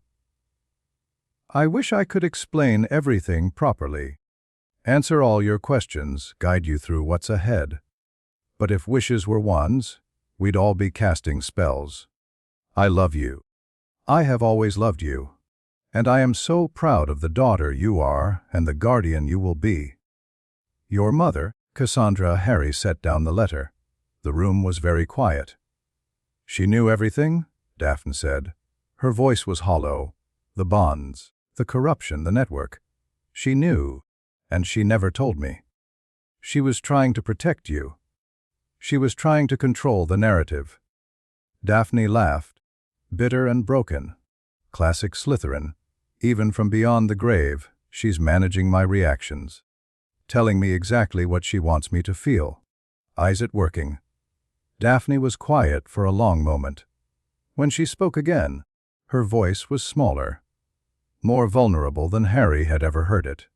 She called me a guardian, said it was my purpose. She looked up, meeting Harry's eyes. I've spent my whole life trying to figure out who I was supposed to be. Whether I was the Ice Queen everyone saw, or something else underneath. And now I find out my mother decided my purpose before I was even born. That's not. Don't. Daphne held up a hand. Don't tell me I still have choices. Don't give me the speech about defining my own destiny. I've given that speech to myself 100 times. It doesn't help. Harry thought about his own life. About prophecies and expectations and the weight of being the boy who lived. About all the times people had told him who he was supposed to be. What he was supposed to do. How his story was supposed to end. You're right, he said quietly. Choices don't erase the pressure. They don't make the expectations go away. They just give you something to hold on to while you figure out what you actually want. Daphne's eyes searched his face. What do you want, Harry? Right now? I want to stop whoever's been manipulating these bonds. I want to keep the people connected to me safe. I want to find a solution that doesn't require anyone to sacrifice their freedom. He paused. Beyond that, I have no idea. I've spent so long fighting to survive that I never really thought about what comes after. And if there is no after. If this fight is just the beginning of something bigger, then I'll deal with that when it comes. Harry managed a small smile, one impossible situation at a time. It's worked so far. Daphne laughed, a real laugh, surprised out of her despite everything. "You're ridiculous." "I've been told."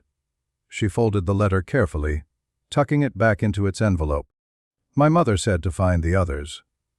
The other guardian families. She said to bring them together. We've already done that. Most of them, anyway. Not like this." Not understanding what we actually are, Daphne stood pacing the small room. If every family on the list has the same history, generations of guardianship, hidden connections to the Potters, then there's knowledge out there that could help us. Family archives, secret records, things that were passed down and forgotten. You want to investigate the other families. I want to understand the full picture. My mother spent 20 years trying to find the people corrupting the Bond network. She failed. But she was working alone, with limited resources, trying to hide from enemies she couldn't identify. Daphne's expression sharpened. We have advantages she didn't. More people, more connections, more reasons to push until we find answers. Harry thought about Susan's aunt and her hidden files, about Luna's mother and her research, about all the women on the list, each with their own family history, their own inherited secrets. "All right," he said. "We expand the investigation, talk to everyone, find out what their families knew and when they knew it. It won't be easy. Some of them barely trust you. Some of them barely trust each other. Then we start with the ones who do trust us and work outward."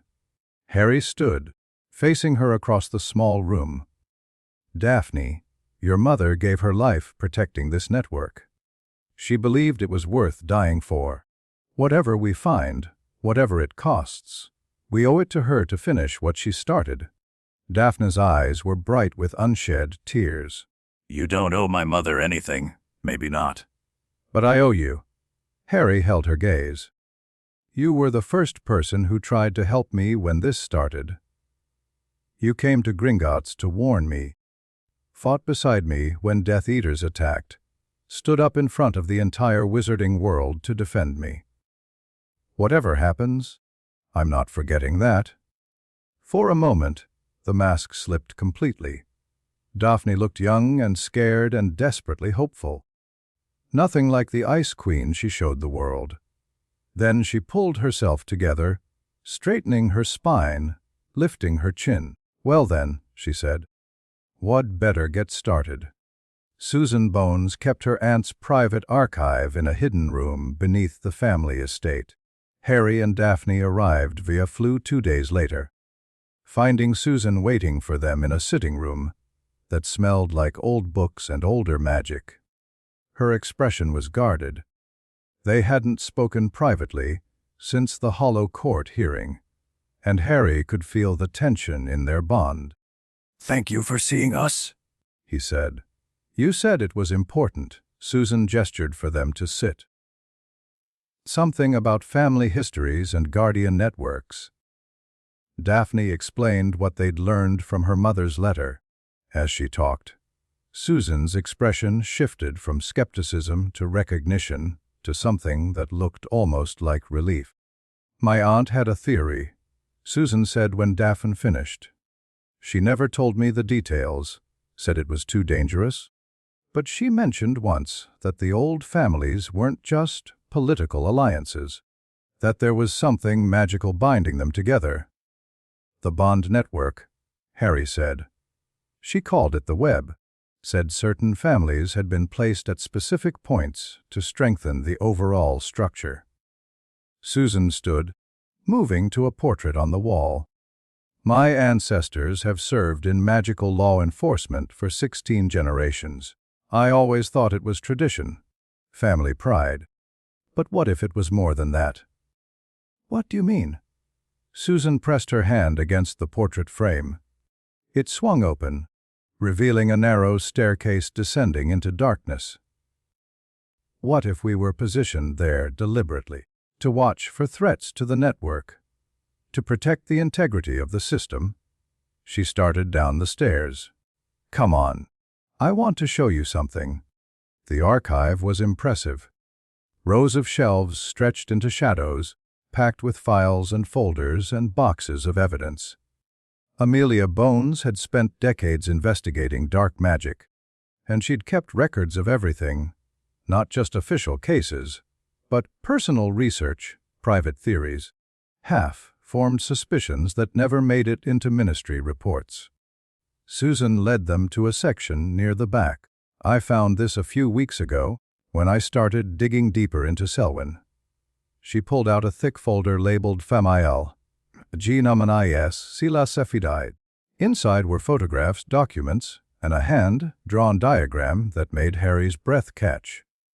It was a web, exactly like Luna's mother's map, but more detailed. Family names connected by lines of varying thickness, clustered around a central point labeled an S. She knew. Harry said quietly, "Your aunt knew about the network.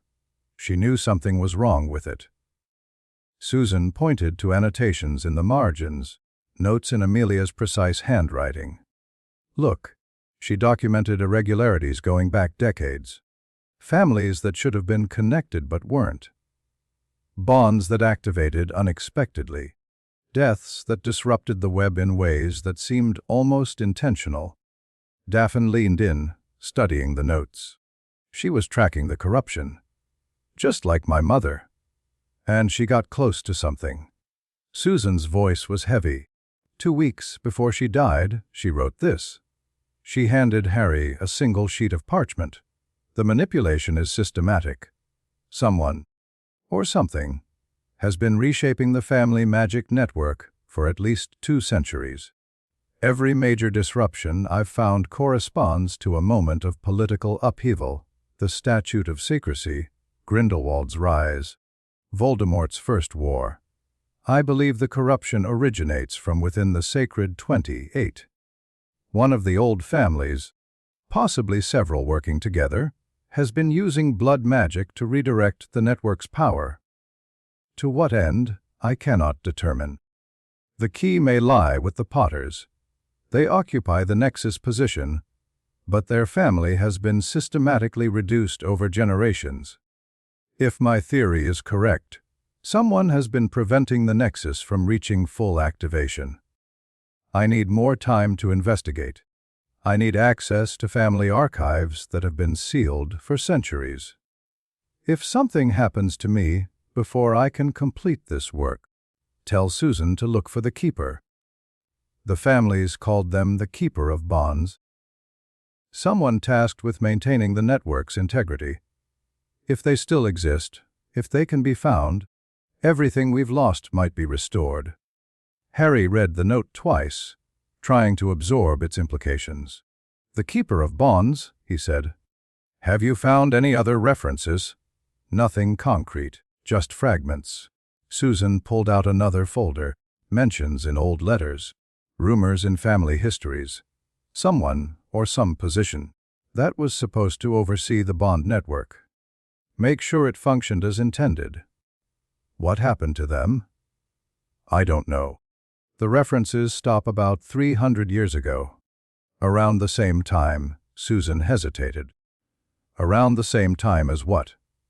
Around the same time the third throne on the hollow court went empty. The room felt colder. Harry thought about the arbiter's words at the hearing. The last wizard who sat there thought he could control the powers he was becoming. He was wrong. The Keeper sat on the court, Daphne said slowly. They were the human representative, the one who connected the ancient tribunal to the living network. And someone removed them. Harry's mind was racing. 300 years ago, someone took out the Keeper, started corrupting the network, began the systematic weakening of the Potter line. But why? Susan asked. What's the point of destabilizing the entire system? Power, Daphne said flatly. It's always power. Control the network. And you control every family connected to it. Their magic, their marriages, their entire bloodlines. That's... Susan shook her head. That's centuries of manipulation. Generations of planning. Who could sustain something like that? Someone with a very long view. Harry thought about Selwyn, about the sacred 28, about ancient families and older grudges. Or something that doesn't experience time the way we do. The implications hung in the air between them. We need to find out what happened to the keeper, Harry said finally. Whether the position still exists, whether it can be restored, and if it can, Susan asked. Then maybe we've found our solution. A way to fix the network without anyone having to sacrifice anything. That's a lot of maybes. It's more than we had yesterday. Harry gathered the documents carefully. Can I take these? I want to cross-reference them with Luna's research. Susan nodded. There's more. Boxes of it. I've barely scratched the surface. Then we keep digging. All of us. Harry met her eyes. Susan, I know things between us have been complicated. The bond, the investigation, everything that's happened. But I want you to know, whatever we find, whatever it means, I'm not going to let anyone use it to hurt you or your family's legacy. Susan was quiet for a moment. Then, slowly, she nodded. My aunt spent her life trying to protect people from dark magic. I used to think that meant fighting dark wizards. Now I'm starting to think it was bigger than that. She managed a small smile. If finishing her work means trusting you, Harry Potter, then I suppose I can manage that. High praise. Don't let it go to your head. Tunks was waiting when they returned to Grimmauld Place. We have a problem, she said before Harry was fully through the flu. Selwyn's made his move. Harry's stomach dropped. The petition. Worse. He's called for an emergency session of the Wisengamot. Tomorrow morning. He's claiming that the bond situation represents a threat to magical stability and demanding immediate intervention. What kind of intervention? Tunks handed him a parchment. See for yourself. The document was dense with legal language, but the core demand was clear. Mandatory registration of all bond claims, ministry oversight of bond completion, and, buried in the fine print, the authority to dissolve bonds deemed harmful to magical society, without the consent of involved parties. He's trying to take control of the entire network, Daphne said, reading over Harry's shoulder. If this passes, the ministry would have the power to decide who gets bonded to whom. Who gets their bonds dissolved? Everything. Can he actually get this through the Wisengamot? Possibly. Daphne's expression was grim. Post-war, there's a lot of anxiety about magical stability. If Selwyn frames this as protection against another Dark Lord rising, he might get enough scared votes to pass it. Then we stop him. How? We don't have the votes. We don't have the political connections. We don't even have time to build a proper opposition. Harry thought about the evidence they'd gathered, about the corruption Susan's aunt had documented, about the systematic manipulation that had been reshaping the wizarding world for centuries. We tell the truth, he said. The truth about what? Everything. The network, the keeper, the 300 years of manipulation. Harry's voice was hard. Selwyn wants to frame me as a threat to magical stability. Fine. Let's show them what a real threat looks like. The Wisengamot chamber was packed. Harry stood in the visitors' gallery, surrounded by his allies, watching as witches and wizards in plum-colored robes filed into their seats. The atmosphere was tense. Rumors had been spreading all night about what Harry Potter planned to do, and everyone wanted a front-row seat. Cassius Selwyn sat in the front row of the benches, looking perfectly at ease. His supporters clustered around him. A wall of old money and older grudges. Kingsley Shacklebolt presided over the proceedings from the Chief Warlock's seat. His expression was neutral, but Harry caught his eye briefly and saw something like hope there. This emergency session has been called to address concerns about the bond claims currently registered against the House of Potter. Kingsley announced. "Mr. Selwyn, you have the floor." Selwyn rose, smooth and confident. "Thank you, Minister. As we all know, recent events have revealed the existence of 17 marriage debt claims against Harry Potter, bonds created through ancient magic that many of us assumed no longer functioned." He paused, letting the murmur of reaction wash through the chamber. "I am not here to condemn Mr. Potter. Whatever else he may be, he is a war hero who has sacrificed much for our world. But heroism does not exempt anyone from the laws that govern magical society." Selwyn gestured to his allies, who began distributing parchments to the assembled members. "What I have here is documentation of the bond's effects. Every one of these claims grants Mr. Potter access to the family magic of the women involved. Every connection strengthens his personal power. If allowed to continue unchecked, a single wizard will accumulate magical authority unprecedented in modern history." "That's not—" someone started, but Selwyn continued smoothly.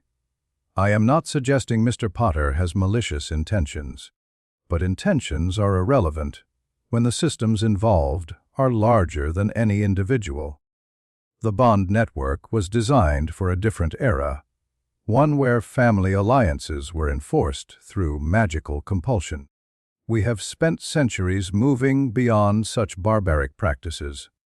He turned, addressing the full chamber with practiced rhetoric. "My proposal is simple. Mandatory registration of all bond claims to ensure transparency. Ministry oversight of bond completion to protect the women involved. And yes, the authority to dissolve bonds that pose a threat to magical stability." "And who decides what constitutes a threat?" The voice came from the gallery. Hermione Granger arrived from Australia just that morning, standing with her arms crossed and her expression fierce. Selwyn smiled. "The Wisengamot, of course. Our elected representatives, accountable to the people.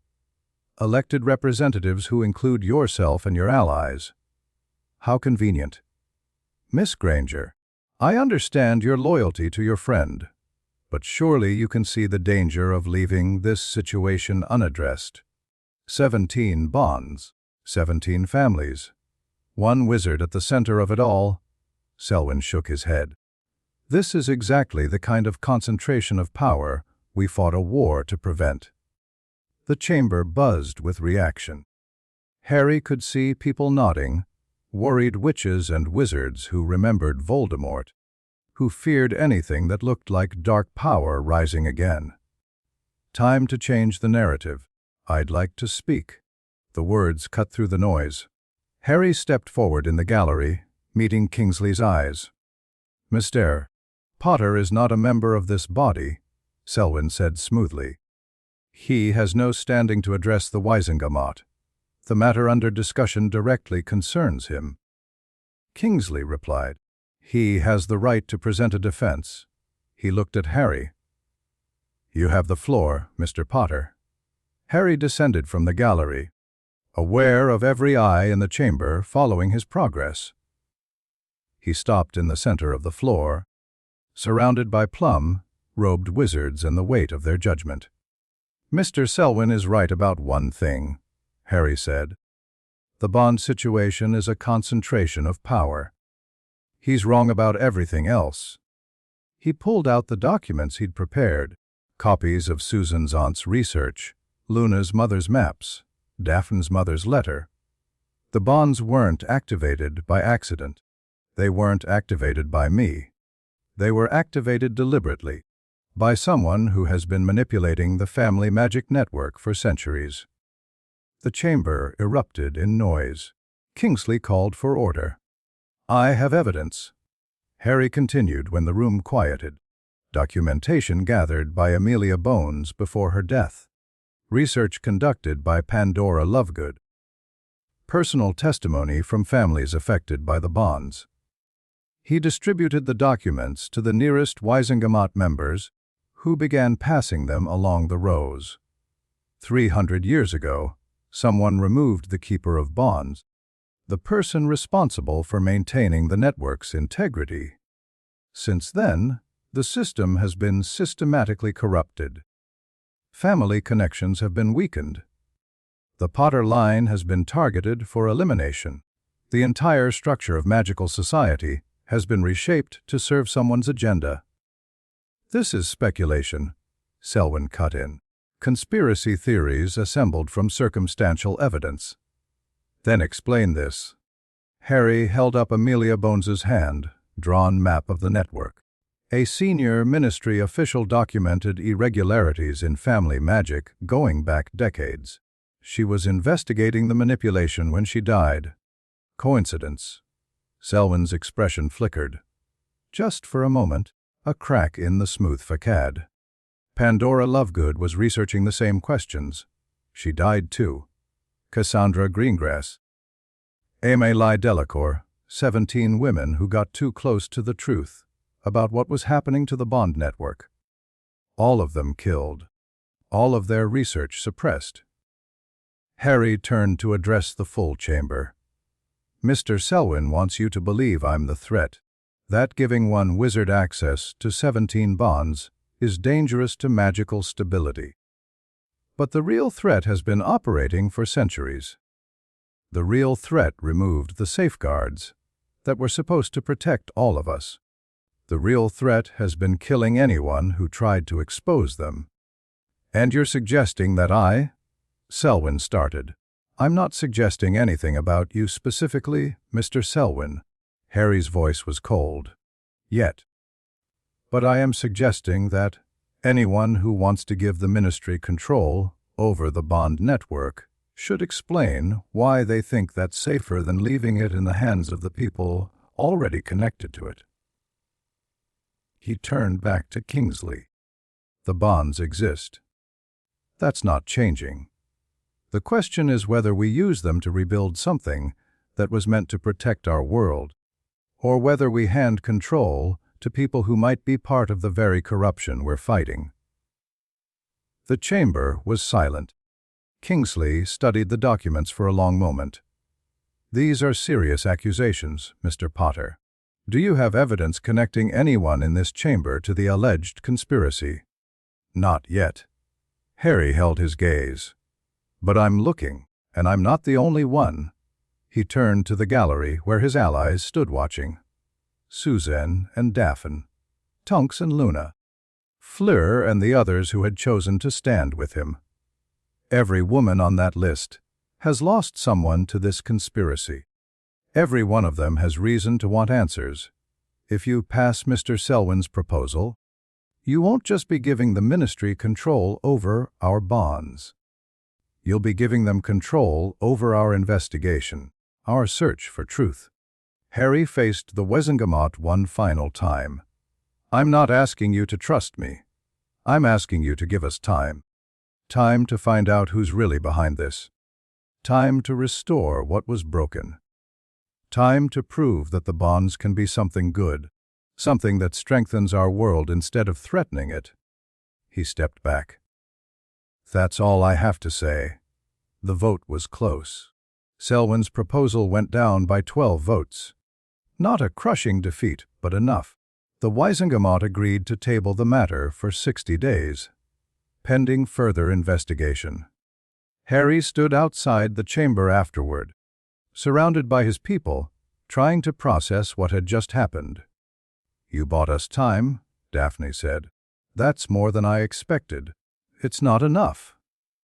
Harry watched Selwyn exit the chamber, surrounded by his allies, his expression smooth despite the loss. He'll try again. He'll find another angle. Then we use the time we have. Susan's voice was determined. We find the evidence. We identify whoever's behind the corruption. We prove it beyond any doubt. And we find the keeper. Luna spoke up, her voice dreamy but certain.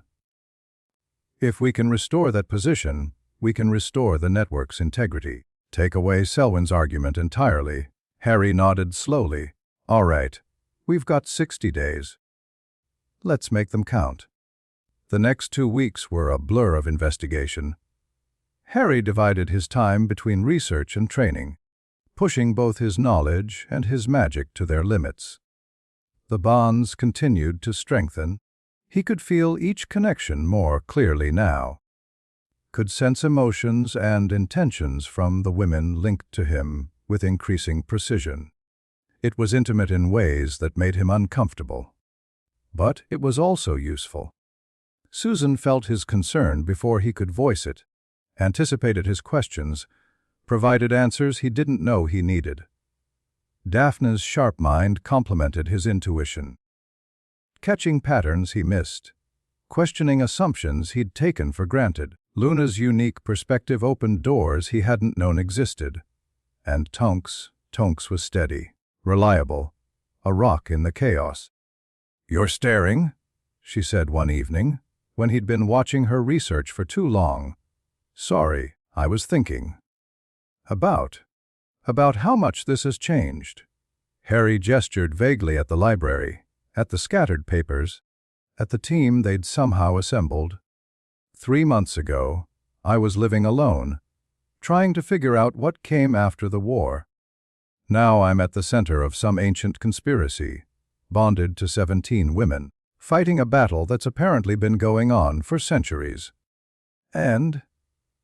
And I'm not as miserable as I should be. Tonks laughed. That's your baseline. Not as miserable as expected. For me? Yeah, kind of.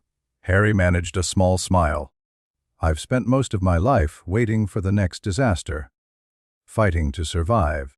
It's strange to have people around who are fighting alongside me instead of just depending on me.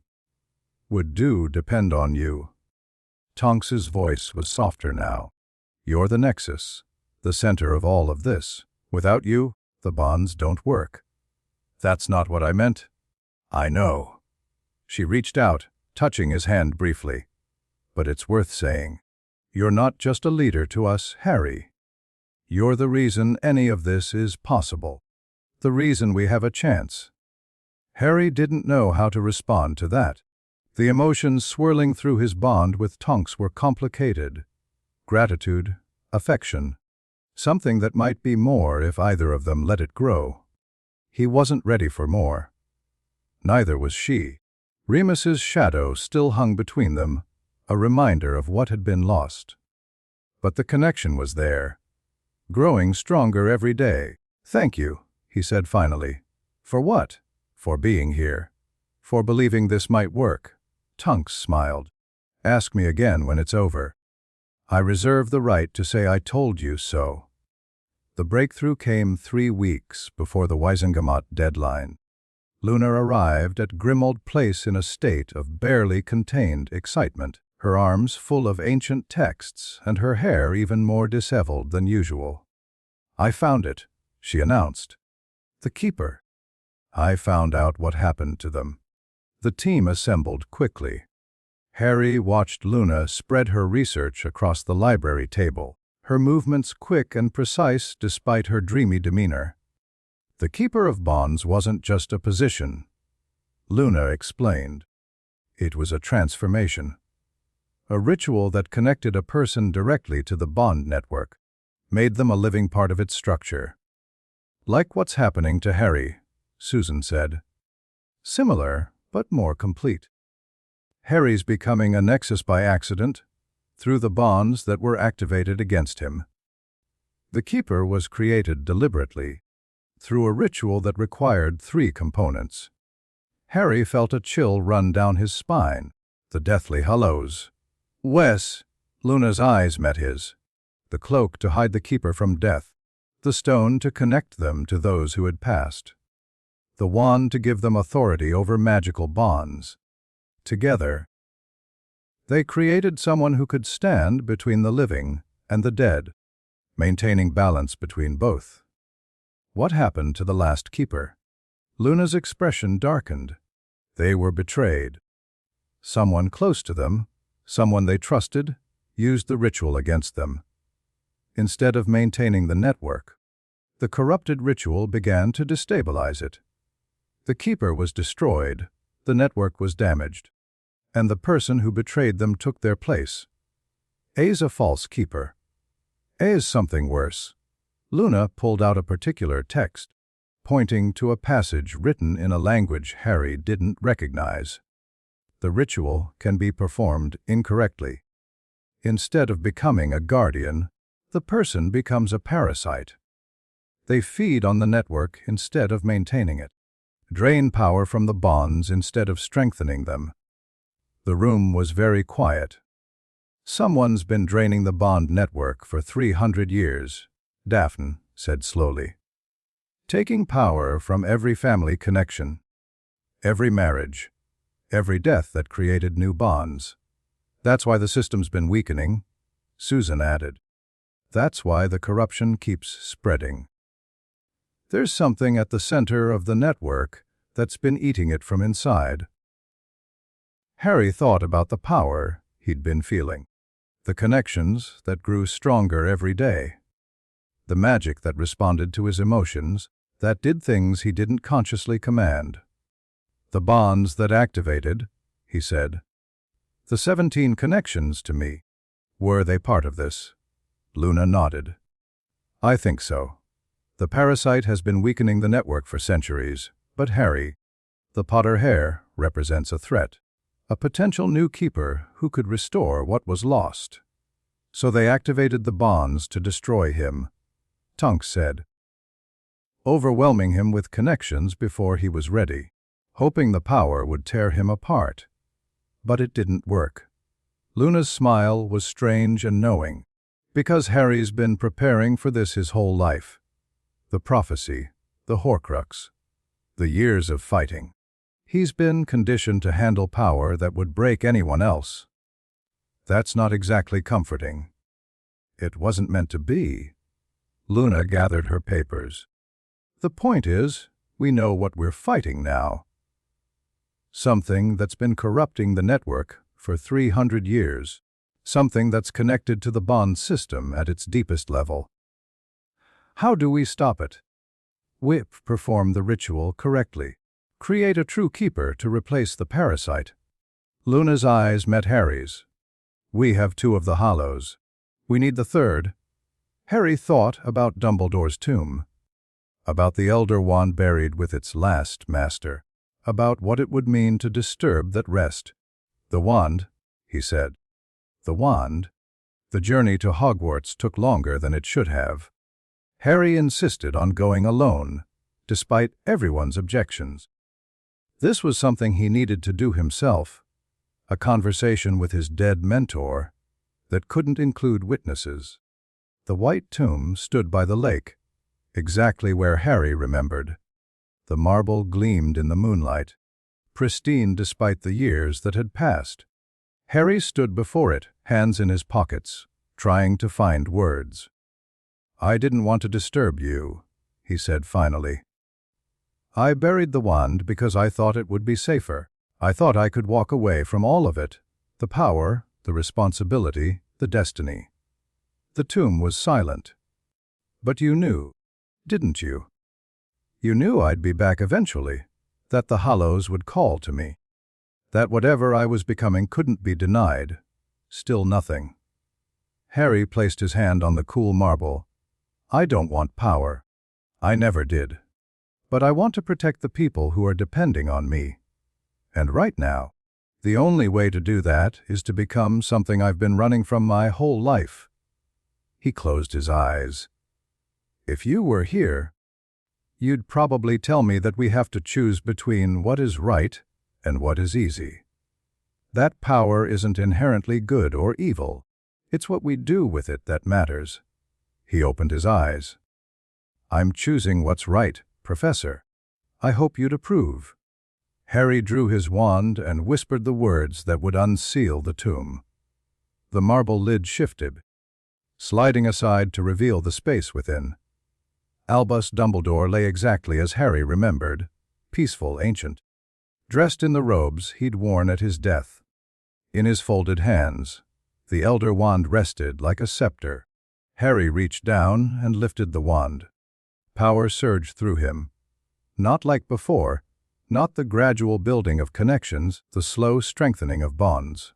This was immediate, complete. The wand recognized him, accepted him, poured its ancient authority into his magical core. Harry gasped, staggering back from the tomb. The world looked different, brighter, more detailed. He could see the magic in everything, the wards around Hogwarts, the bonds connecting him to people miles away, the vast network of family connections that spread across all of Britain like a web of light. And at the center of that web, something dark, something hungry, something that was looking back at him. Harry sealed the tomb with a word, the magic responding to his will, as if it had always been his to command. He turned away from the lake, the elder wand warm in his grip, the resurrection stone heavy in his pocket, the invisibility cloak folded in his bag. 3 Hallows, 1 choice. It was time to become what he was meant to be. Chapter 5. The breaking point. Harry apparated into Grimmauld Place and immediately knew something was wrong. The wards were screaming. Not the polite chime of an expected visitor, or the alert of someone trying to enter, a full-scale assault alarm that vibrated through his bones and set his newly enhanced senses on fire. He hit the ground running. The entrance hall was chaos. Creature lay crumpled against the wall, unconscious but breathing. Scorch marks blackened the wallpaper. The air smelled like burnt ozone and dark magic. Daphne, Harry shouted, already moving toward the library. Susan, anyone? A curse flew past his ear. Harry ducked, spun, and saw 3 masked figures at the top of the stairs. Not Death Eater masks, something older, more ornate. The same design he'd seen on the Hollow Court's messenger. But these weren't messengers. Harry's magic surged before he consciously called it. The Elder Wand blazed in his hand, and power erupted outward in a wave that threw all 3 attackers off their feet. They crashed through the banister, tumbling down the stairs in a tangle of limbs and broken wood. More sounds from deeper in the house. Fighting. Screaming. Harry ran. The library was a battlefield. Tonks was dueling 2 attackers at once, her hair cycling through colors as she fought with desperate intensity. Susan had her back against a bookshelf, bleeding from a cut on her forehead, holding 3 more at bay with precise defensive magic. Luna stood in the center of the room, completely calm, somehow deflecting curses with what appeared to be a butter knife. And Daphne was gone. Where is she? Harry demanded, sending a stunner at the nearest attacker. They took her. Tonks shouted back.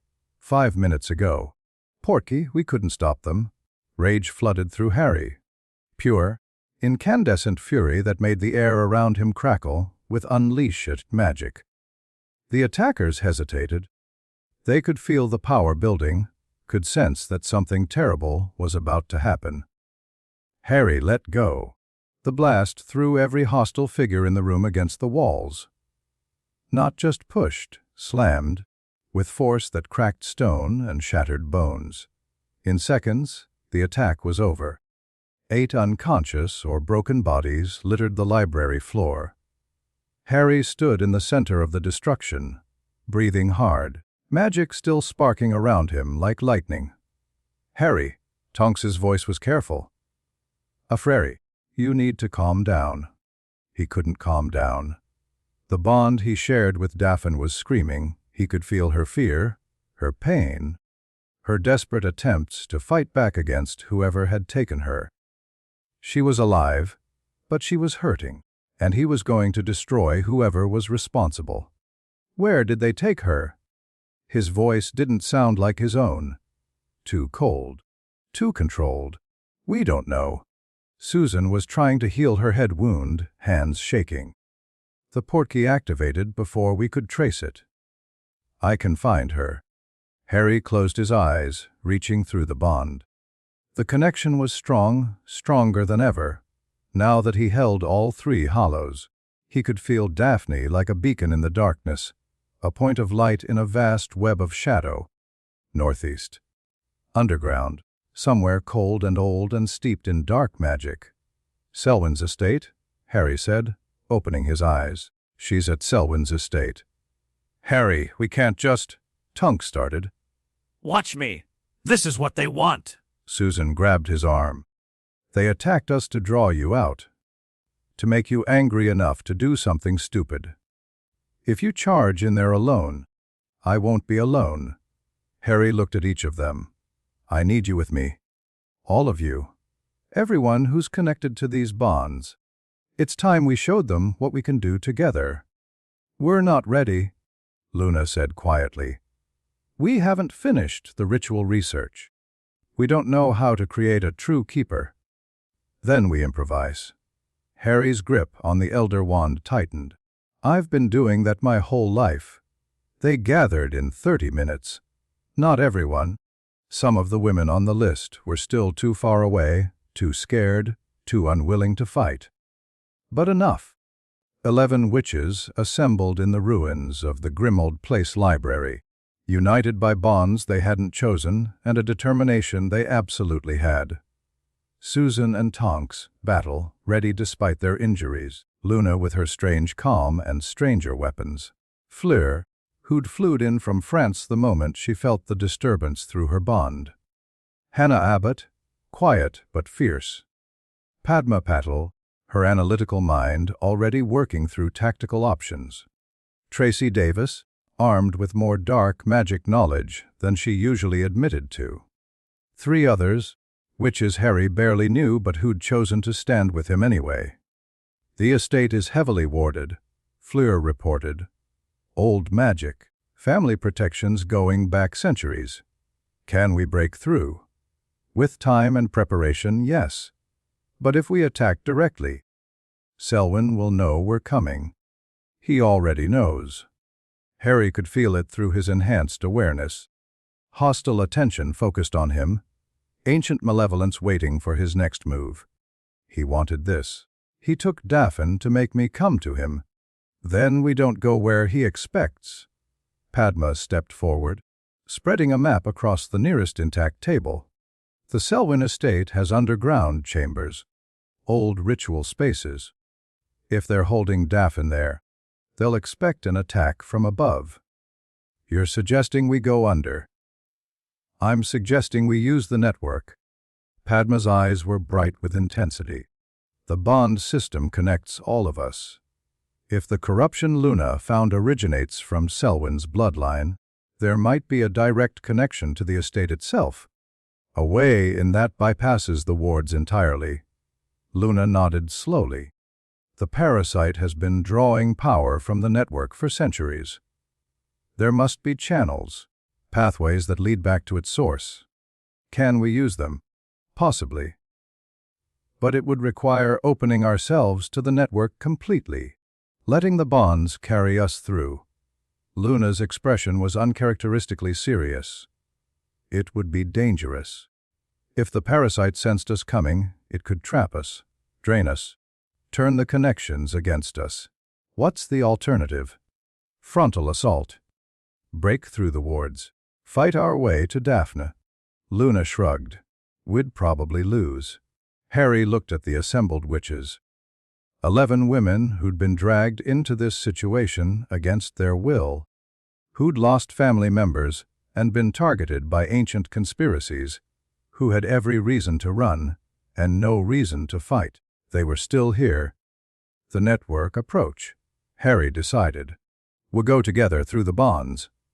If the parasite tries to stop us, we face it as a united front. You're asking us to trust the magic that's been used against us, Susan said quietly. I'm asking you to trust each other. Harry met her eyes. The bonds were meant to be bridges. Connections that strengthen everyone involved. If we can use them the way they were intended, if we can work together instead of being controlled, we might be able to do more than just rescue Daphne. We might be able to end this. Silence stretched through the ruined library. Then Tonks stepped forward. I'm in. Whatever happens, I'm not letting some ancient parasite decide my fate. Same. Susan moved to stand beside her. My aunt died investigating this. I'm finishing what she started. One by one the others joined. Luna with her serene smile, Fleur with her proud defiance, Hannah and Padma and Tracy and the rest, forming a circle around Harry. 11 witches, 1 wizard, and the accumulated power of centuries of sacrifice. Hold hands, Luna instructed. Open your connections. Let the bonds flow freely. Harry reached out, taking Susan's hand on one side and Tonks's on the other. He felt the circle complete, felt each woman's presence like a note in a chord, distinct but harmonious. Then he opened himself to the network. Power flooded through him. Not just his power, everyone's. The accumulated magic of 11 bonds, flowing through Harry like water through a channel. He could feel each woman's strength, their fears, their determination. He could sense the connections spreading outward, linking to other bonds, other families, other points in the vast web that covered magical Britain, and he could see the darkness at the center. The parasite was ancient, vast, a presence that had been feeding on the network for 300 years, growing fat on stolen power, while the families it was supposed to protect withered and weakened. It noticed them. Ah! The voice was everywhere and nowhere, resonating through the bonds themselves. The Potter hair. I wondered when you would finally understand. Harry felt the others flinch, felt their fear spike through the connections. He pushed back with calm certainty, refusing to let the presence shake him. You took something that belongs to me. The Greengrass girl, she's merely bait. Surely you realize that by now. The parasite's amusement was palpable. I've been waiting for a Potter to reach this point for generations. Your family has such potential, such delicious power to consume. I'm not here to be consumed. No. Then why have you come? The darkness shifted, and Harry felt Daphne's bond flare with renewed pain. She's dying, you know? Slowly, painfully. The ritual I'm performing will drain her life force and use it to strengthen my hold on the network. Unless you stop me, of course. But to do that, you'd have to come to me directly. And we both know what happens when a Potter faces me in my own territory. Harry felt the others' fear again, felt their desire to pull back, to protect themselves, to run from the ancient horror they'd awakened. He also felt their determination, their refusal to abandon Daphne, their trust in him. Show me the way, Harry said. The parasite laughed, with pleasure. The bonds twisted, reality shifted. And suddenly they were falling through darkness, carried by currents of stolen power toward the heart of the corruption. They emerged in a cavern. Vast, ancient, carved from living rock, and lined with symbols that glowed with sickly green light. The air was thick with dark magic, so dense Harry could feel it pressing against his skin, trying to find weaknesses, searching for ways to invade. At the center of the cavern stood an altar. Daphne lay on it, bound by chains of light that pulsed with the same green glow as the symbols. Her eyes were closed, her skin pale, her breathing shallow. The ritual was already draining her. Harry could see the life force flowing out of her, channeled into the darkness that surrounded them. And behind the altar, something waited. It might have been human once. The shape was roughly humanoid, 2 arms, 2 legs, a head of sorts. But the proportions were wrong, stretched, distorted by centuries of feeding on stolen power. Its face was a void. Literally, where features should have been, there was only emptiness, a hole in reality that seemed to drink in light and hope and everything good. Welcome, Potter hair. The voice came from everywhere. Welcome to the heart of what you seek to destroy. Harry stepped forward, the elder wand blazing in his grip. Behind him, the 11 witches spread out, forming a defensive arc. Release her, or what? You'll attack me. The thing that had been the keeper laughed.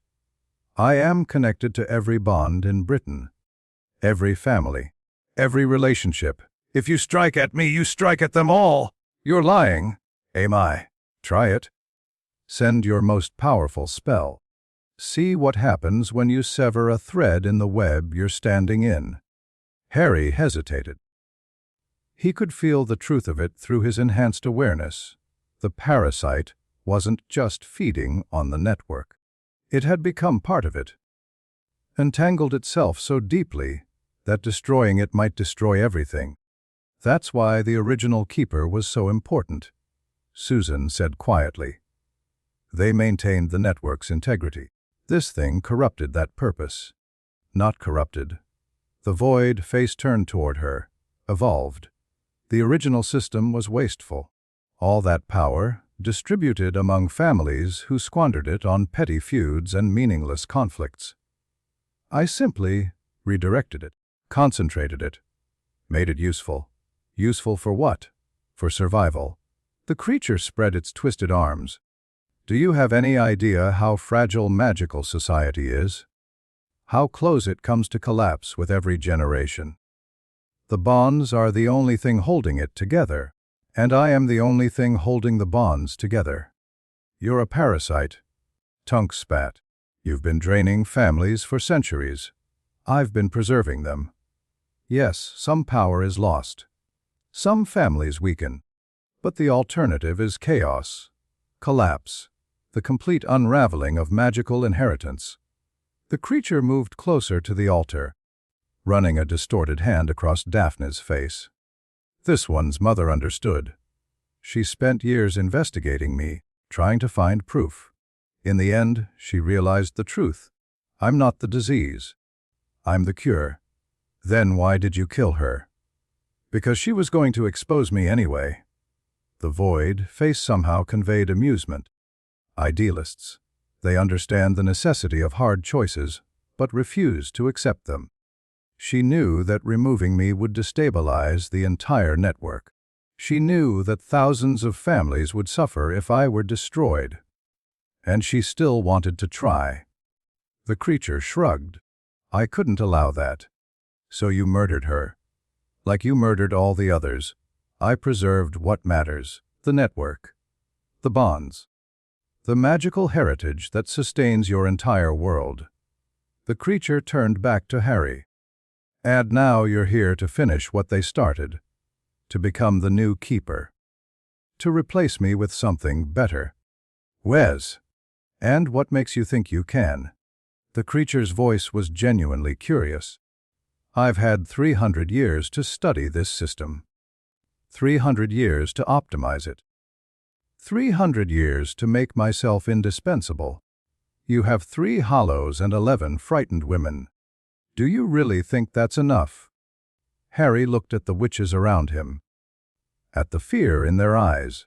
At the determination underneath it. No, he said. I don't think it's enough. He turned back to the creature. I think it's everything.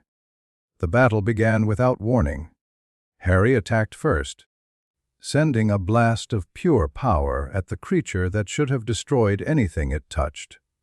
The magic struck and dispersed, absorbed by the darkness that surrounded their enemy. Foolish. The creature gestured, and the green symbols on the walls blazed brighter. Every attack strengthens me. Every spell you cast feeds the network I control. You cannot defeat me with force. Then we won't use force. Luna stepped forward, her expression calm despite the chaos. Harry, the ritual, it's time? We're not ready? We'll never be ready. But we don't need to be. Luna reached into her robes and pulled out a sheaf of parchment, the notes from her mother's research. The original keeper ritual requires 3 things: the hollows, the bonds, and a sacrifice. What kind of sacrifice? Something given freely. Something that represents what the keeper is supposed to protect. Luna's eyes met his. Love, Harry. The sacrifice has to be love. The creature laughed. Ah, the love-good girl. Your mother believed the same thing. She was wrong. She wasn't wrong. Luna's voice was steel. She was incomplete. The ritual requires love, but not just any love. It requires the love of people who have chosen each other, who have built something real despite everything working against them. She looked at the witches surrounding Harry. That's what we have. That's what they've been trying to destroy for centuries. Real connections. Genuine bonds. Not the forced obligations of ancient magic, but the choice to stand together. Harry felt it then, the truth of what Luna was saying. The bonds he shared with these women weren't just magical constructs. They were real relationships, built through shared struggle and growing trust. Susan's steady support. Tonks's gruff loyalty. Luna's strange wisdom. Even Tracy's reluctant respect. And Daphne. Daphne, who had come to warn him when she could have run. Who had stood beside him when it would have been safer to hide. Who had become something more than an ally, more than a partner, more than whatever the bonds had originally intended. The sacrifice, Harry said slowly. It's not about giving something up. It's about choosing what matters. Yes. Luna smiled. Now you understand. Harry moved to the altar. The creature tried to stop him, sent tendrils of darkness reaching for his throat, but the 11 witches intercepted it. Their combined magic held the corruption at bay, giving Harry the time he needed. He looked down at Daphne. Her eyes were open now, dim with pain but still aware. Harry, her voice was barely a whisper. I'm here. He took her hand. I'm going to fix this. The bonds, they're killing me? No. The corruption is killing you. The bonds are trying to save you. Harry pulled out the resurrection stone with his free hand, pressed it against the elder wand. I need you to trust me. Can you do that? Daphne's lips curved in the ghost of a smile. Stupid question. Harry closed his eyes. He reached for the bonds. Not just his connections to the women in the room, but all of them. The vast network that spread across Britain, centuries of accumulated relationships and obligations and love. He felt the corruption too. The parasite's tendrils wound through everything, drawing power, spreading weakness. It was so entangled that removing it seemed impossible. But Harry wasn't trying to remove it. He was trying to replace it. The hollows blazed with power. The cloak still folded in his bag, wrapped around his awareness, hiding him from death, from the void, from the emptiness that tried to consume everything it touched. The stone connected him to those who had passed. All the women who had died creating bonds, their voices whispering encouragement, their love flowing through him. The wand channeled it all, gave it focus and direction and purpose. I am the heir of Peveril, Harry thought, and the network heard him. I am the nexus of 17 bonds. I am the one who died and returned, and I choose to protect what matters. The ritual activated. Power poured through Harry, not his own, but everyone's. The love of the women beside him. The sacrifice of those who had died. The hope of families across Britain who had no idea what was happening, but felt something shift in the magic that bound them. The parasite screamed, "No! You can't. The network will collapse. Everything will. The network will be fine." Harry's voice resonated with borrowed power. It was designed to survive this. Designed to transfer from one keeper to another. You just corrupted that process. He opened his eyes. The creature was shrinking. Dissolving. 300 years of stolen power flowing out of it and into the new structure Harry was creating. You don't understand what you're doing, it wailed. The responsibilities, the burden, you'll be bound to this system forever. I've been bound to things my whole life. Harry stood taller, felt the weight of the network settling onto his shoulders. At least this time, I chose it. The creature dissolved completely. The darkness faded. The green symbols flickered and died. And in their place, new symbols appeared, gold and silver and pure white light, spreading across the cavern walls. racing along the bond connections, reaching out across all of Britain. The network was healing. Harry felt it happening. Felt the corruption draining away. Felt healthy connections strengthening. Felt families who had been weakened for generations suddenly growing stronger. He felt something else too. Daphne's eyes snapped open, bright and clear. The chains binding her dissolved into light. She sat up, gasping, staring at Harry with an expression he'd never seen before. "You did it," she breathed. "We did it." Harry reached for her, helped her off the altar. All of us. Around them, the 11 witches were staring at the transformed cavern, at the new symbols that pulsed with warm light, at Harry, who was glowing faintly with power that no longer felt foreign. "The network," Susan said softly. "I can feel it. It's different. Cleaner," Tonks agreed. "Like something that was pressing on my chest finally let go." "The corruption is gone." Luna's voice was satisfied. "The bonds are working properly for the first time in 300 years. Harry looked at the women who had fought beside him, at the relationships they'd built against impossible odds, at the future they'd earned together. "It's not over," he said. "Selwyn is still out there. The conspiracy goes deeper than one parasite. We still have enemies who want to see us destroyed. Then we face them together." Daphne's hand found his, squeezed tight. "That's what the bonds were always supposed to be, right? People choosing to stand with each other." "Yeah." Harry squeezed back. "That's exactly what they were supposed to be." They returned to Grimmauld Place as dawn broke over London. The house was still damaged from the attack, but Creature had been busy, debris cleared away, wards reinforced. Tea waiting on the kitchen table.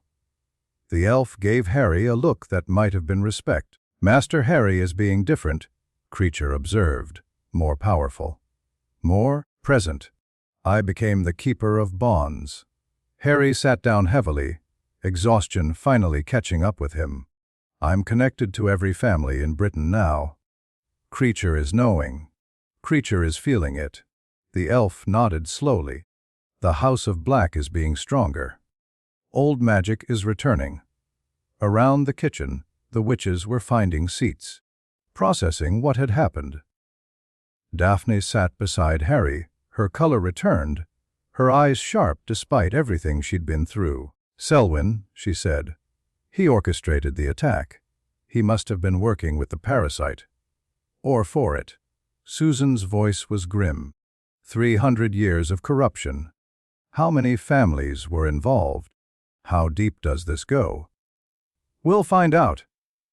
Harry's new awareness was already sorting through the network, identifying weak points and suspicious connections. "Being keeper gives me access to information no one's had in centuries. If Selwyn's part of this, I'll find the proof. And then we finish this." Harry looked around the table at the women who had become his allies, his partners, his family. "The bonds brought us together. The fight kept us together. But when this is over, when Selwyn is dealt with and the network is stable, what we do next is up to each of us. Meaning the bonds don't control us anymore. They connect us, strengthen us, but they don't obligate anyone to anything." Harry met each woman's eyes in turn. "If anyone wants to walk away after this, I'll help dissolve their bond cleanly. No harm, no pressure, no expectations." The room was quiet. Then Tonks laughed, a real laugh, surprised out of her. "You're offering us a way out, after we just risked our lives to save the network. I'm offering you a choice. That's what all of this was supposed to be about." "Harry." Daphne's voice was soft. "I've spent 3 weeks investigating ancient conspiracies with you. I've been kidnapped, nearly killed, and used as bait in a ritual designed to destroy magical society. And through all of it, you've never once tried to use the bonds to control me." "Of course not." "That's not of course for most people. Her hand found his again under the table. That's extraordinary. That's why I'm not going anywhere. Same, Susan said. You could have used us as weapons. Instead, you made us partners. I would return to France months ago if I wanted to escape. Fleur's accent was thicker than usual, emotion breaking through her composure. I stayed because Ziz is worth staying for. One by one, the others added their voices. Luna with her serene certainty, Tonks with her gruff affection, Hannah and Padma and Tracy and the rest. Each in their own way saying the same thing. They weren't staying because they had to. They were staying because they chose to. Harry felt something warm bloom in his chest. Not the power of the network, not the connection of the bonds, something simpler, something human, hope. Then we do this together, he said. We take down Selwyn. We expose the conspiracy. We rebuild what was broken. He stood, looking out the kitchen window at the rising sun. And then we figure out what comes next. The Wisengamot deadline was still 3 weeks away, but events had accelerated beyond anyone's expectations. News of the attack on Grimmauld Place spread through magical Britain like wildfire. The prophet ran contradictory stories, some painting Harry as a victim, others suggesting he'd orchestrated the attack himself for sympathy. Selwyn's faction pushed back hard, demanding answers about the disturbance in the family magic that everyone with any sensitivity had felt. Harry used the chaos strategically. As keeper, he had access to information that had been hidden for centuries. Bond records, family histories, the accumulated secrets of every magical lineage in Britain. It took him 3 days to find what he needed. Documentation proving Selwyn's connection to the parasite, evidence of payments and communications going back decades. More importantly, he found the other conspirators. 7 families spread across the sacred 28. Each had made deals with the parasite, access to extra power in exchange for helping maintain the corruption. Each had benefited while others suffered. Harry brought everything to Kingsley Shacklebolt personally. This is enough to arrest half the Wisengamot, Kingsley said, staring at the files spread across his desk. I know. The political fallout alone could destabilize the ministry for years. I know that too. Harry met the minister's eyes. But the alternative is letting them continue. Letting them corrupt another generation. Letting them keep feeding off families who have no idea what's being done to them. Kingsley was quiet for a long moment. You've changed, he said finally. When you walked in here, I felt it. Something different about your magic, about your presence. I became the keeper of bonds, the position that was corrupted 300 years ago. And what does that mean? Practically. It means I can see the network, strengthen it, guide it. Harry paused. It doesn't mean I control it. The bonds still belong to the families they connect. I'm just maintenance, I suppose. Making sure everything works the way it's supposed to. That's a lot of power to give one person. Yes. That's why I'm here, submitting this evidence to the proper authorities instead of handling it myself. Harry gestured at the files. I could destroy Selwyn. I could unravel his entire faction with a thought. But that's not what the Keeper is supposed to do. The Keeper maintains balance, protects the system. They don't use it as a weapon. Kingsley studied him for a long moment. Then, slowly, he nodded. I'll convene an emergency session tomorrow. Full Wisengamot, closed to the public. We'll present the evidence and let them decide how to proceed. That's all I'm asking. Harry. Kingsley's voice stopped him at the door. What happens after? Assuming we arrest Selwyn and his allies. Assuming we root out the corruption. What do you do then? Harry thought about the question. About the network humming at the edge of his awareness. about the bonds connecting him to women who had become his family, about the future stretching out before him, full of possibilities he'd never imagined. "I live," he said simply. "For the first time in my life, I actually live." The emergency session was brutal. Harry presented the evidence methodically, letting the documentation speak for itself.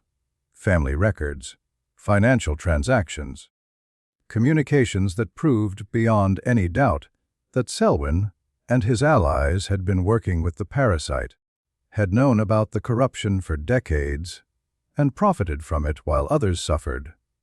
Selwyn tried to deny it. Fabrications, he insisted, his smooth composure cracking for the first time. Potter is trying to consolidate power. He's become this keeper he speaks of, and now he's using it to eliminate anyone who opposes him. The records come from your own family archives. Harry's voice was steady. Sealed by blood magic, untouchable by anyone outside your bloodline. I accessed them through the network, through connections your own ancestors created. If they're fabrications, you fabricated them yourself. This is unprecedented, illegal. You had no right, I had every right. Harry stood, facing the full Wisengamot. 300 years ago, someone murdered the last keeper and corrupted the system that protects all of your families. For 300 years, that corruption has been draining power from your bloodlines, weakening your magic, killing your children before they could reach their potential. He pointed at Selwyn.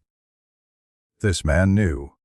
His family has known for generations, and instead of stopping it, they profited from it. They made deals with the parasite. They helped it spread.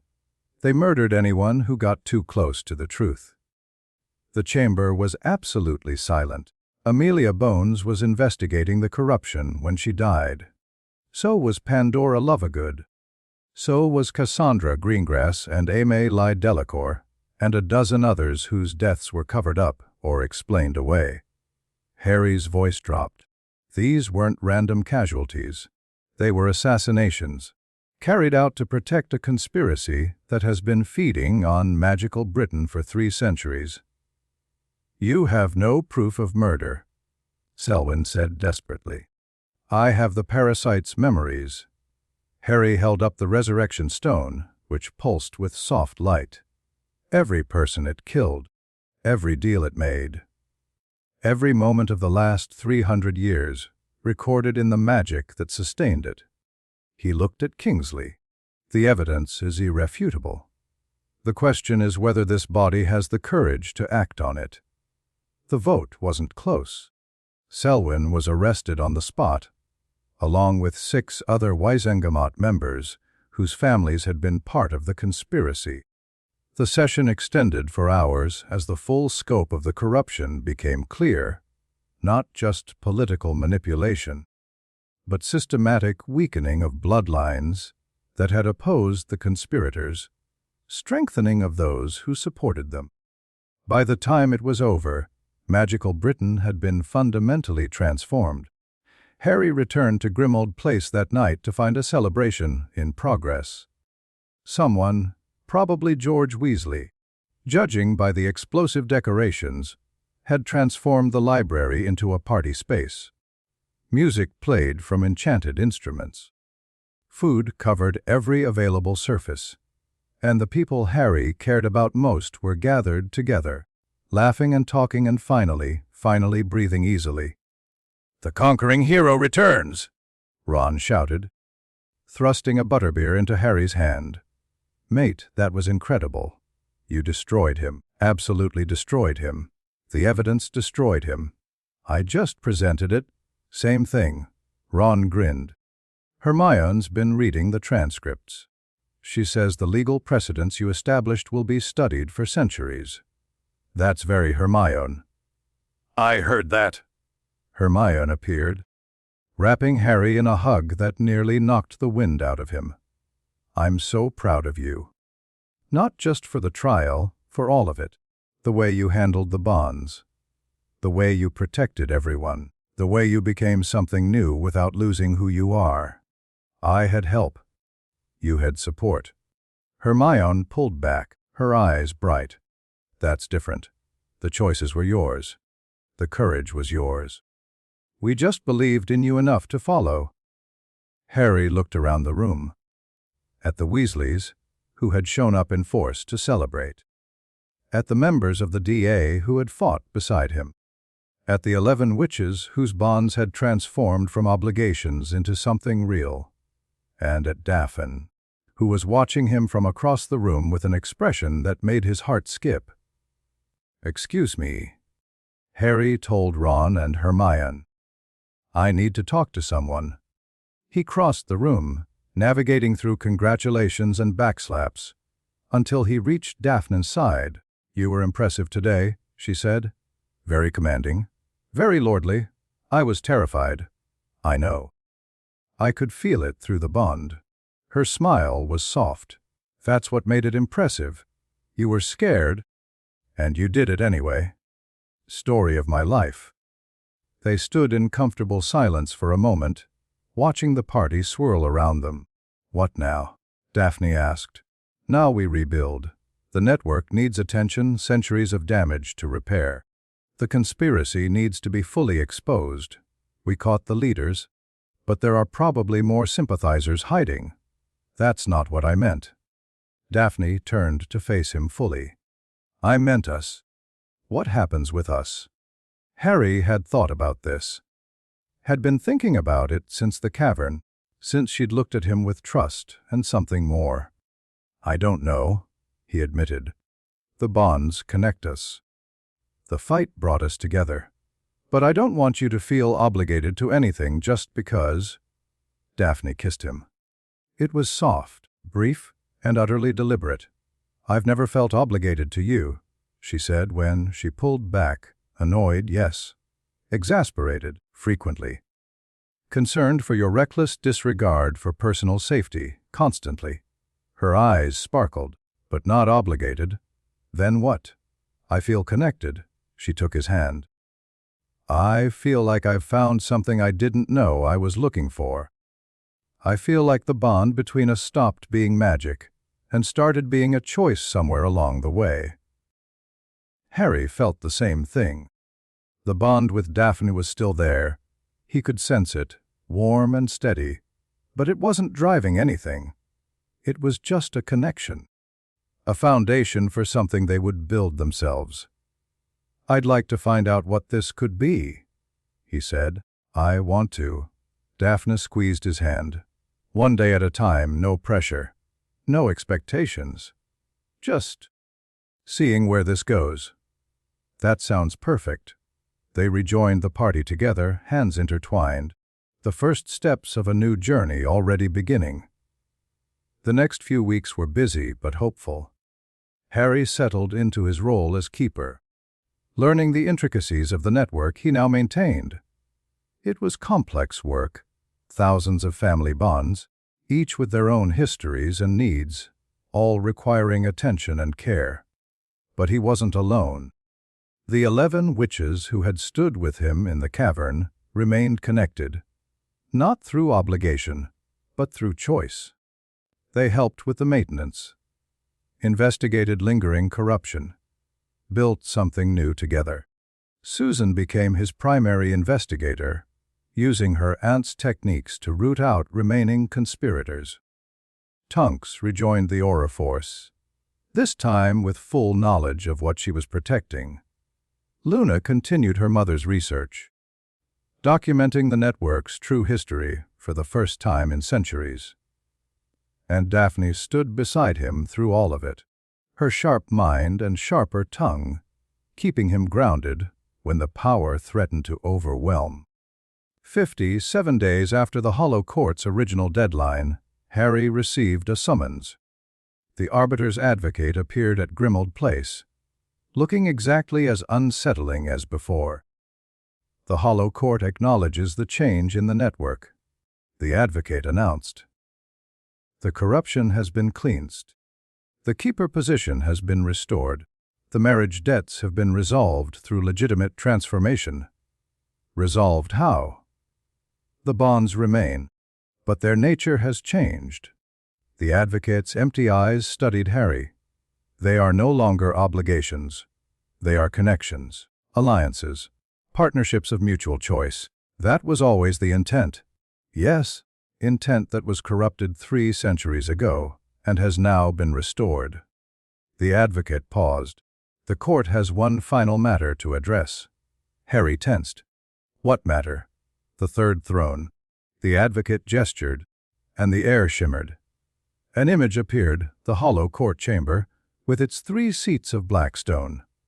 2 occupied, 1 empty. The keeper position includes a seat on the court, a voice in matters of ancient law. I don't want to be a judge.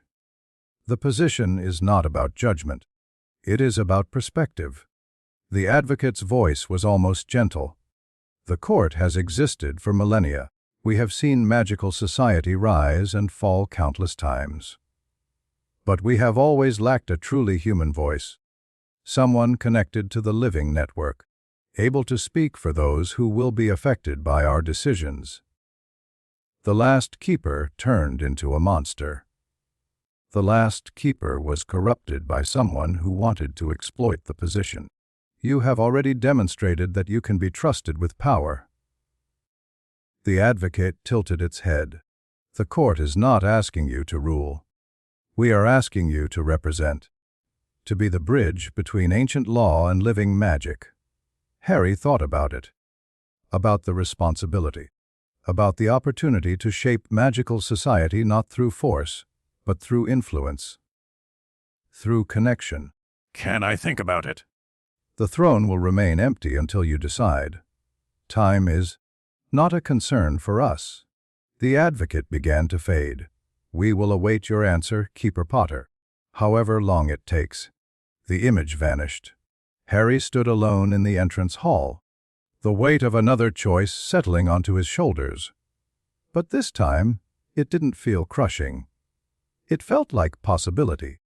That night, Harry gathered everyone who mattered to him in the library of Grimmauld Place. The room was warm, comfortable, filled with people who had become family. Ron and Hermione, the Weasleys, the 11 witches of the Bond Network. Friends from school and the war, and the life he was building. I've been offered a seat on the Hollow Court, Harry announced. The third throne, the keeper's position. The room reacted with a mixture of surprise and concern. That's... Hermione hesitated. That's enormous, Harry. The court has authority over magical society at its most fundamental level. I know. You'd be one of 3 beings who could literally reshape how family magic works, Daphne added. The decisions you'd make would affect generations. I know that too. Then what are you thinking? Harry looked around the room, at the people who had supported him through everything, who had fought beside him, believed in him, helped him become something he'd never imagined. I'm thinking that I spent most of my life being told who I was supposed to be. The boy who lived, the chosen one, the master of death. He shook his head. But those were identities other people created, labels I never chose. He stood, moving to the window, looking out at the city lights beyond. The keeper position is different. I chose that. I fought for it. I earned it by building something real with people I care about. He turned back to the room. If I take the seat on the court, it's not because prophecy demands it or ancient magic requires it. It's because I want to help shape a better future. You're going to accept, Luna said. Not a question. I'm going to think about it. Carefully. And I'm going to talk to all of you about what it would mean. Harry managed a smile. I've learned that the best decisions aren't made alone. But you're leaning toward yes, Daphne pressed. I'm leaning toward seeing what's possible. Harry returned to his seat, to the warmth of the people around him. 3 centuries ago, someone corrupted the Bond Network because they wanted power without responsibility. They wanted to take without giving, to control without connecting. He looked at each face in turn. I want to be different. I want to build something that strengthens everyone involved. That protects without controlling. That connects without obligating. He reached for Daphne's hand. That's what the bonds were always supposed to be. That's what I want the future to look like. Then we'll help you build it. Ron said firmly. Whatever it takes. Whatever it takes, the room echoed. Harry felt the bond's pulse with warmth, not magical compulsion, but genuine love. The love of people who had chosen each other, who had fought for each other, who would stand together no matter what came next. He'd started this journey alone, overwhelmed by obligations he didn't want and enemies he didn't understand. He'd end it surrounded by family, facing a future he was actually excited to see. That felt like winning. That felt like the only kind of victory that mattered. Chapter 6 say, What we build from ashes. The Potter family cemetery lay in a valley in Wales, hidden from Muggle eyes by wards so old they had become part of the landscape itself. Harry had never visited before. He stood at the entrance now, looking down at rows of weathered headstones that stretched back centuries. Names he recognized from history books. Names he'd never heard. All of them connected to him by blood and magic and the weight of inherited purpose. You're sure about this? Daphne asked, standing beside him. No. Harry started down the path between the graves. But I'm sure it's necessary. The ritual Luna had designed required connection to the Potter bloodline's origins.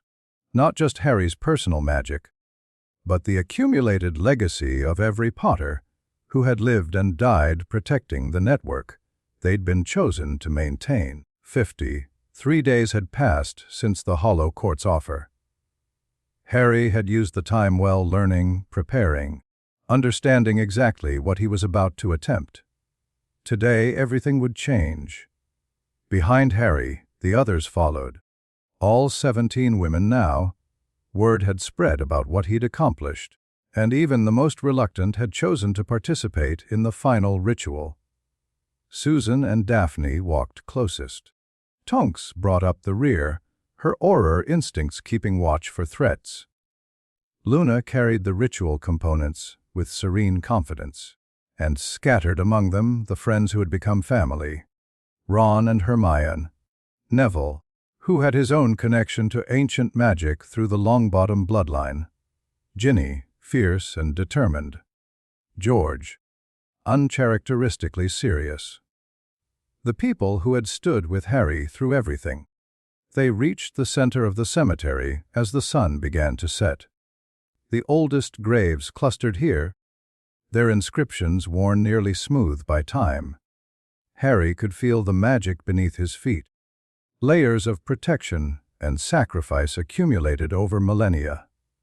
The Potters hadn't just been guardians of the Bond network. They'd poured their lives into this soil, creating a foundation that could sustain what Harry was about to build. The circle should be drawn here, Luna said, pointing to a flat area between 4 ancient stones. The cardinal points align with the oldest graves. Maximum resonance. Harry nodded. He drew the Elder Wand and began the work. The circle took shape in silver light, runes appearing as Harry traced them through the air. Not runes from any textbook. These came from deeper knowledge, from the Keeper awareness that had been growing since he'd accepted the role. Ancient symbols that predated written language, that spoke directly to the magic underlying reality. The 17 women took their positions around the circle's edge. Harry could feel each bond humming with anticipation, not fear. Not obligation, but genuine willingness. They were choosing this, choosing to be part of what he was creating. That made all the difference. The transformation ritual has 3 phases, Luna explained, her voice carrying to everyone. First, Harry will connect to the accumulated Potter legacy. Every sacrifice, every protection, every act of guardianship his ancestors performed. Second, Hermione continued. She'd studied the ritual exhaustively, of course. The current bonds will be formally acknowledged, not as debts or obligations, but as chosen alliances. Third, Harry finished, the network itself will be restructured. The old system of forced obligations dies. A new system of voluntary connections takes its place. And if something goes wrong, Ron asked, then I contain it. Harry met his best friend's eyes. The Hollows give me that option. If the magic destabilizes, I can absorb the backlash myself. That would kill you. Probably. Harry's voice was calm. But it would protect everyone else. That's the choice I'm making. Ron looked like he wanted to argue. Hermione's hand on his arm stopped him. We trust you, she said quietly. We've always trusted you. Harry nodded, grateful beyond words. He stepped into the center of the circle. The first phase began with blood. Harry drew a small knife across his palm, letting crimson drops fall onto the ancient soil. The cemetery responded immediately, magic rising from the ground like mist, swirling around him, carrying whispers of everyone who had been buried here. Welcome, Hare. We have waited so long. The time has come. Harry felt them all. Generations of Potters, their memories and sacrifices preserved in the magic of this place. He saw his father's final moments, that desperate stand against Voldemort, buying Lily time to complete her protection. He saw his grandparents, younger than he'd imagined, fighting in battles history had forgotten. Further back, Charles Potter, who had stood against Grindelwald. Henry Potter, who had advocated for Muggle rights before such things were popular. 100 others, each adding their strength to the foundation Harry was building on. And behind them all, the original Potters, the Peverills, who had created the Hollows and established the first bond network, who had designed a system meant to protect magical society forever, a system that had been corrupted but never destroyed. We give you our strength, the ancestors said. Use it well. Power flooded through Harry, not overwhelming this time. He'd grown strong enough to channel it, to shape it, to direct it where it needed to go. The Potter legacy settled into his bones, became part of who he was. Phase 1 complete. The second phase required the women. One by one, they stepped forward. Each one spoke a simple declaration, not an oath of obedience, not a vow of marriage, but something more profound. Susan came first. I choose this alliance. I choose to stand with Harry Potter and everyone connected to him. Not because magic compels me, but because I believe in what we're building. The bond between them transformed. Harry felt it happen, felt the thread of obligation dissolve and reform as something cleaner. A connection based on mutual choice, mutual respect, mutual purpose. Daphne stepped forward next. I choose this alliance. My mother gave her life protecting this network. I choose to honor her sacrifice by helping rebuild what was broken. Another transformation. Another bond purified. Tonks. I choose this alliance. I've spent too long drowning in grief. It's time to start living again, and I want to do it surrounded by people who understand what it means to lose everything and keep fighting anyway. Fleer. I choose Z's alliance. My grandmother believed in Z Potter family's purpose. I choose to continue her legacy. Luna. I choose this alliance. My mother died for the truth. Harry is the first person who ever made me feel like the truth might actually win. Hannah, Padma, Tracy, the others, each with their own words, their own reasons, their own transformation from obligated to allied. By the time the last woman spoke, the circle blazed with light. 17 bonds, all transformed. A network of connections built on choice rather than compulsion. Phase 2 complete. The third phase was the dangerous one. Harry raised the Elder Wand, drew the resurrection stone from his pocket, let the invisibility cloak settle around his shoulders.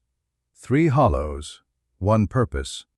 "I am the heir of Peveril," Harry said, and his voice resonated with power that shook the ground. "I am the keeper of bonds. I am the master of death, not because I conquered it, but because I understand it." The magic of the cemetery rose around him, responding to his call. Death is not an ending, it is a transformation. And today I transform the bond network itself. He thrust the Elder Wand skyward. Power exploded outward, not destructive, creative. Harry felt the network respond, felt every bond in Britain suddenly connected to what he was doing. For one moment, he could sense them all, millions of connections, centuries of accumulated relationships, the living magic that held wizarding society together. He reached into that network and began to change it. The old obligations dissolved. Centuries of forced marriages, coerced alliances, manipulated relationships, all of it unraveling, the corrupt threads pulled free and burned away. Families that had been weakened felt their magic surge back. Connections that had been twisted straightened, and in place of the old system, something new grew. Harry didn't design it alone. He drew on the wisdom of his ancestors. The intelligence of Hermione and Daphne and Luna, who had helped develop the theoretical framework. The experience of Susan and Tonks, who understood what people actually needed from their connections. Most importantly, he drew on the choices of everyone involved. The new bond system wasn't a web of obligations. It was a network of opportunities. Families could connect if they chose. Alliances could form if both parties wanted them. Magical bonds would strengthen those who worked together and protect those who needed it. But nothing would be forced. Nothing would be taken without consent.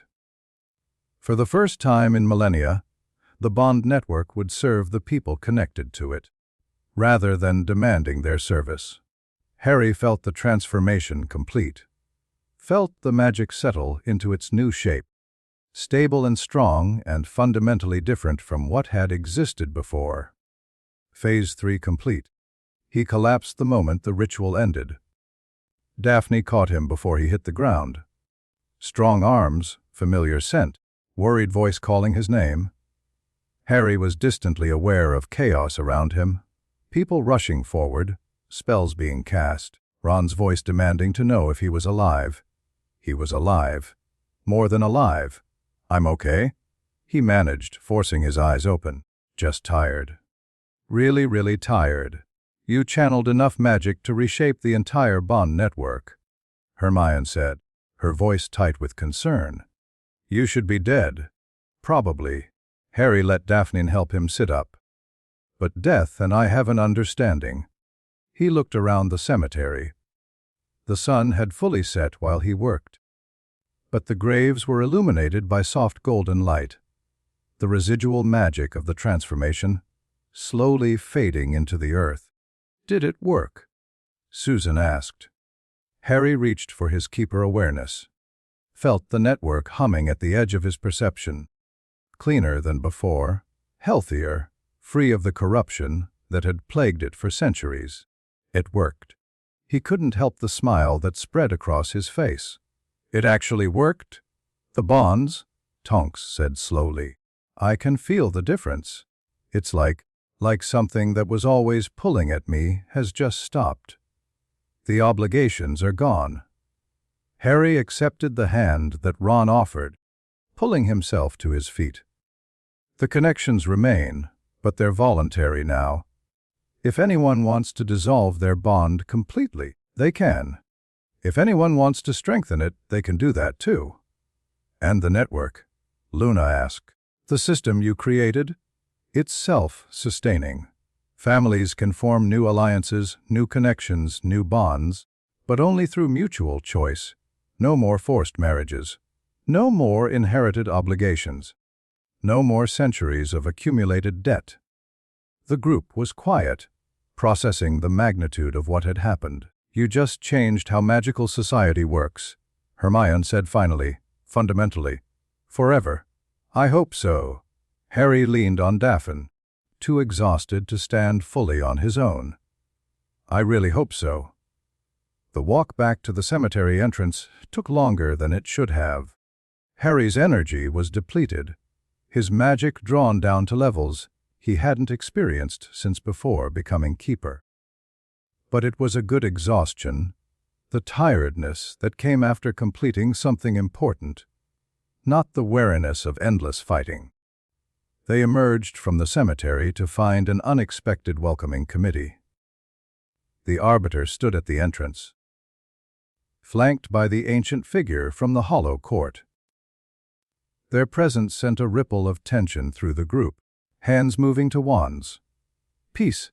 The Arbiter's voice was calm. "We come not to judge, but to witness." "Witness what?" Harry asked. "The completion of what was begun 3,000 years ago." The Arbiter stepped forward, its featureless face somehow conveying approval. "The Peveril brothers created the Hollows as tools for a keeper who would never come, or so we believed. The system they designed was corrupted before it could be properly activated. For 3 millennia, we have waited for someone capable of restoring their vision. And now the network functions as it was always meant to." The Arbiter gestured, and the air shimmered with the image of the bond system, not the web of corruption Harry had seen before, but something beautiful. A lattice of golden connections, each one glowing with willing participation. "You have done what the court could not, what no one has accomplished in all the centuries of our existence." "Does this mean the deadline is lifted?" "The deadline was always a test." The ancient figure spoke, its voice like rustling leaves. "The court needed to know if the Potter heir could be trusted with the keeper position, if he would use the power responsibly, or if he would succumb to the same temptations that corrupted his predecessor.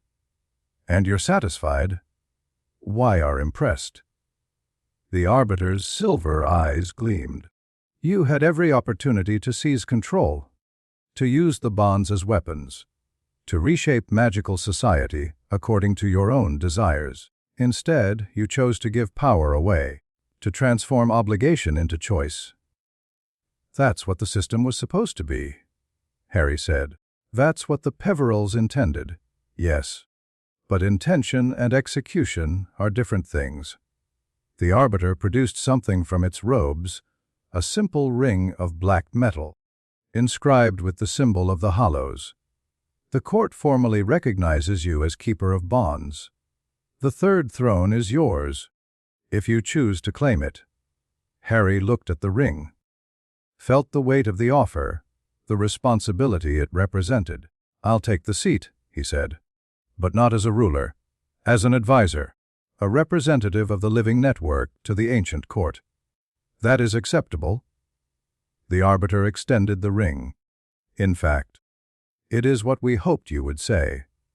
Harry took the ring and slipped it onto his finger. Power hummed through the metal, not aggressive, not overwhelming, but connecting.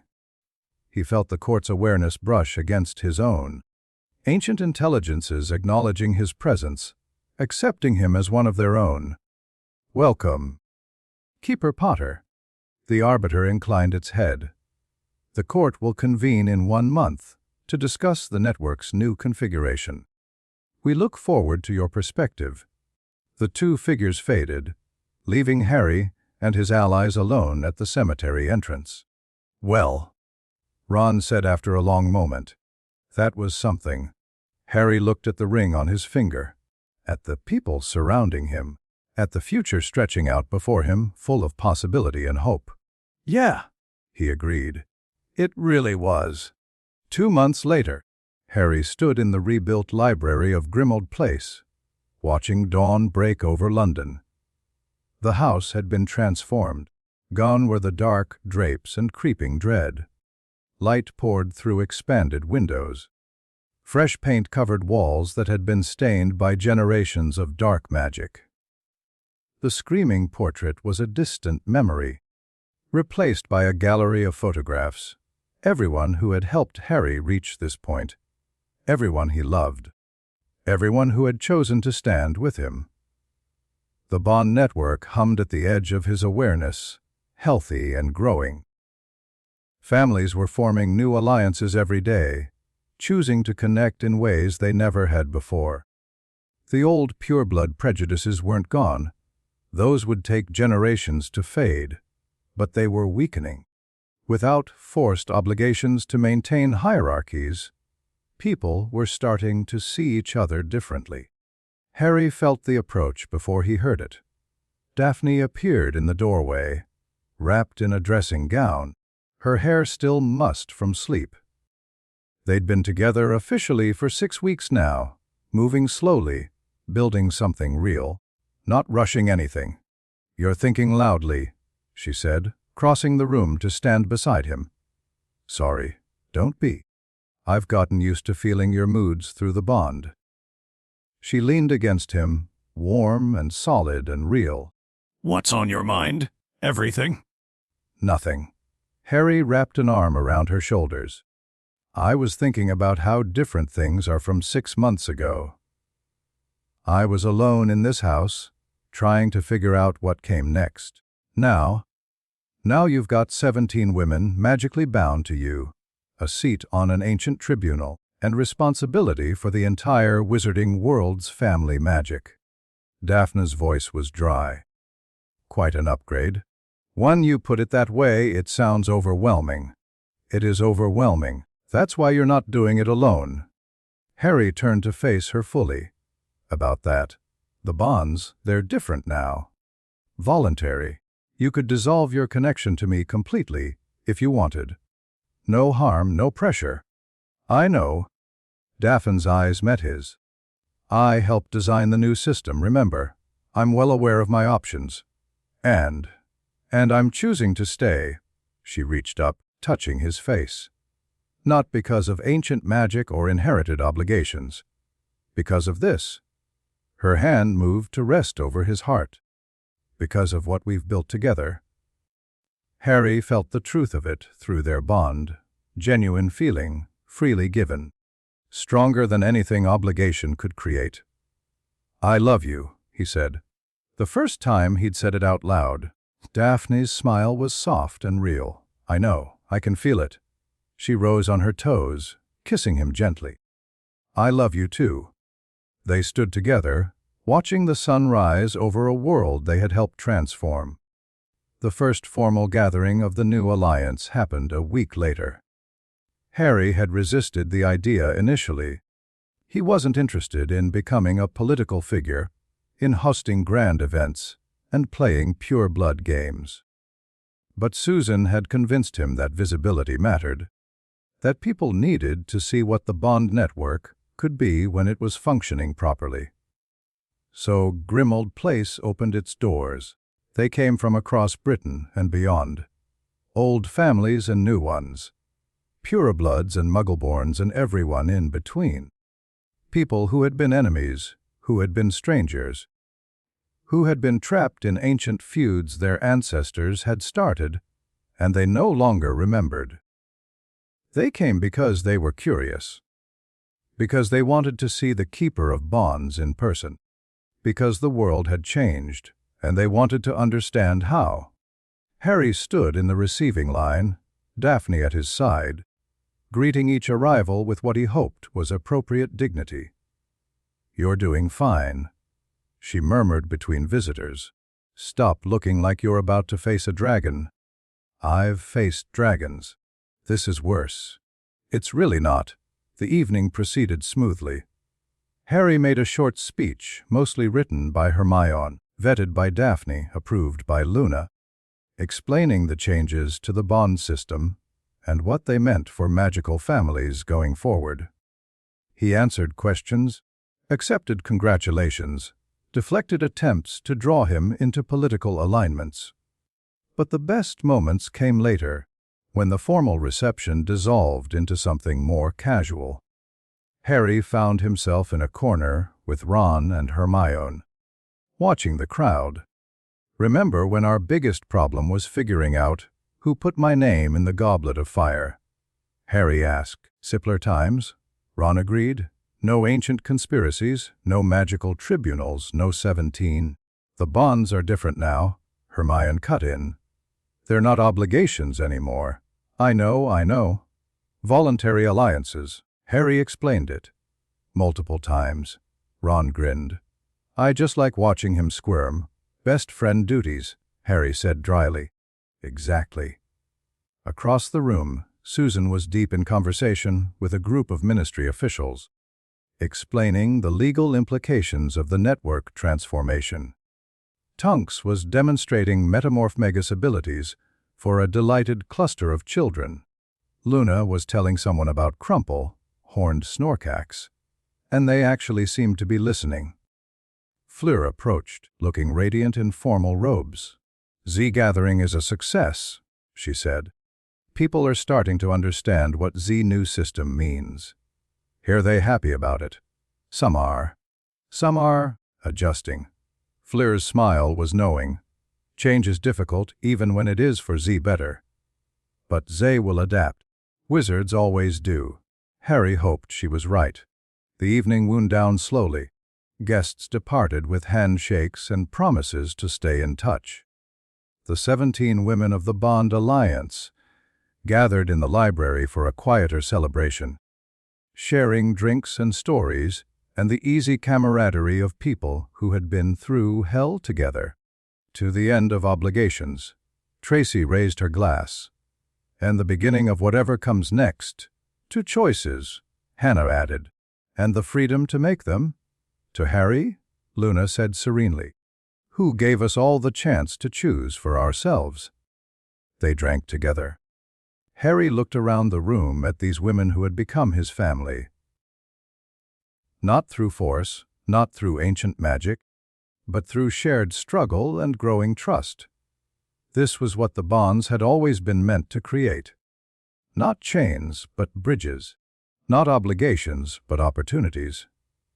Finally, after centuries of corruption, it was working. The Hollow Court convened on the winter solstice. Harry took his seat on the third throne, feeling the ancient magic of the chamber settle around him. The Arbiter sat to his left, the ancient figure to his right. Before them, matters of family magic awaited judgment. "The Keeper will speak first," the Arbiter intoned, "on the matter of the Rosier inheritance dispute." Harry reviewed the case. 2 branches of the family, each claiming priority rights to an ancient bond connection.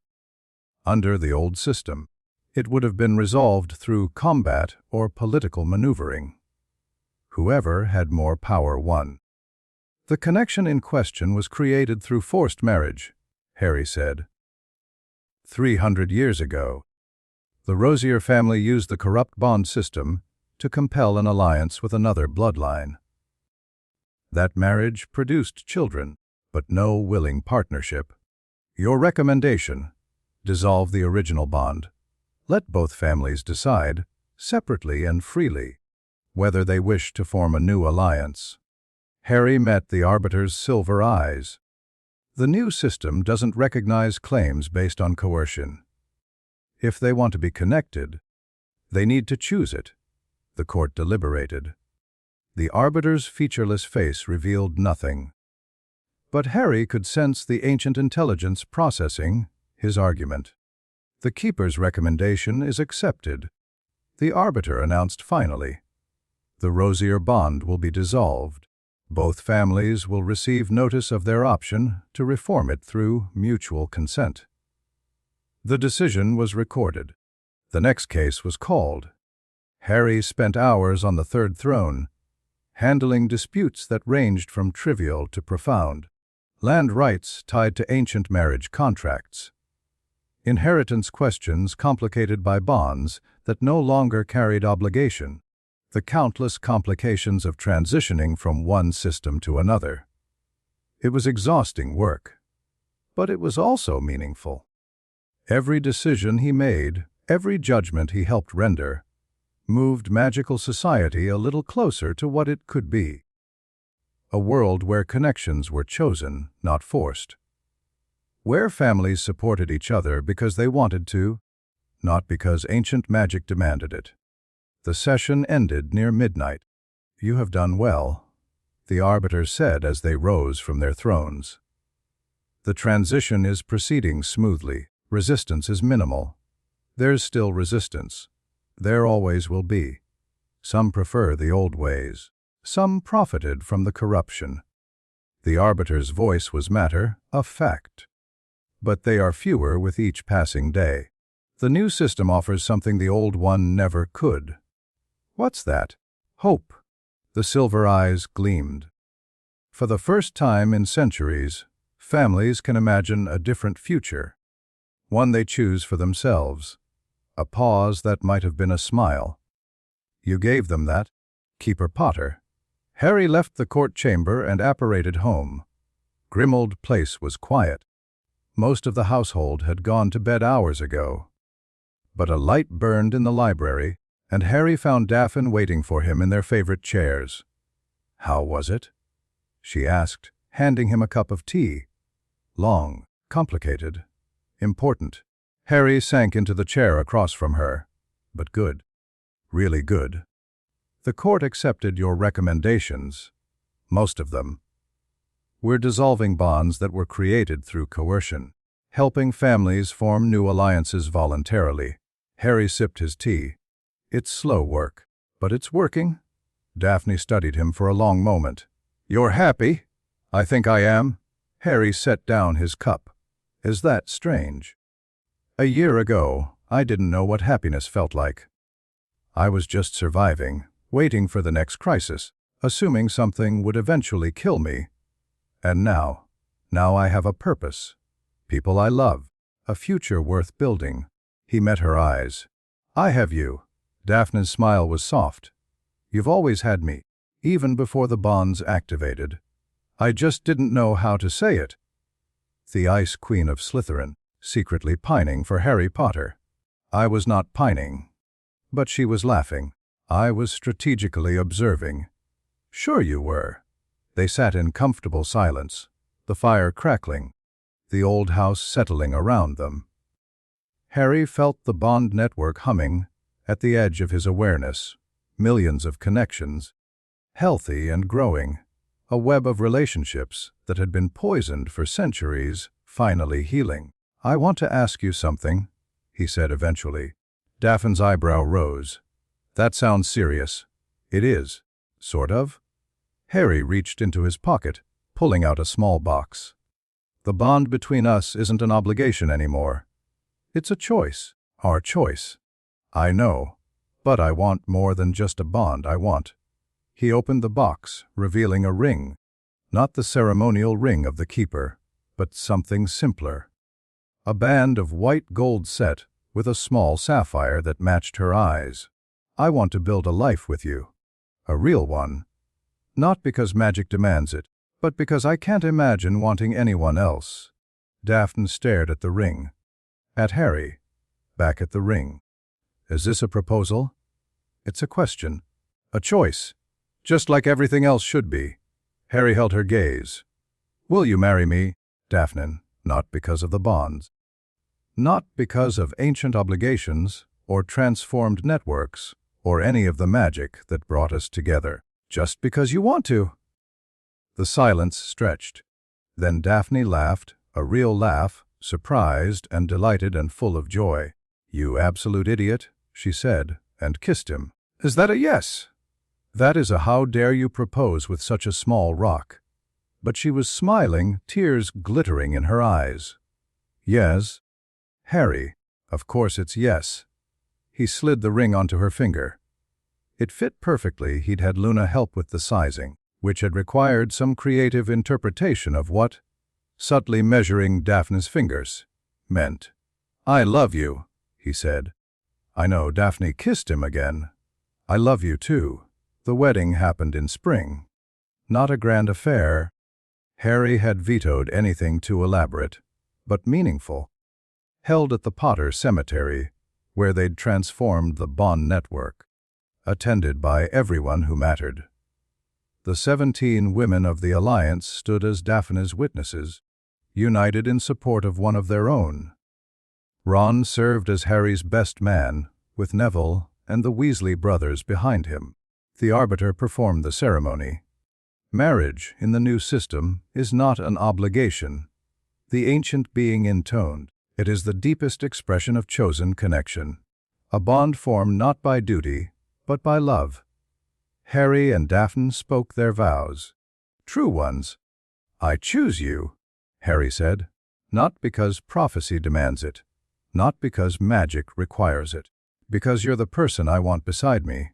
Today, tomorrow, always, I choose you," Daphne responded. "Because you saw me when everyone else saw a mask. Because you trusted me when I barely trusted myself. Because the future is uncertain, and there's no one I'd rather face it with." The kiss that sealed their marriage was soft and perfect. The celebration afterward was joyful chaos, drinking and dancing and laughter that echoed through the cemetery where generations of Potters had been laid to rest. Harry imagined his parents watching, somehow, imagined them proud of what he'd become. "Quite a party," Ron commented, appearing at Harry's elbow with 2 drinks.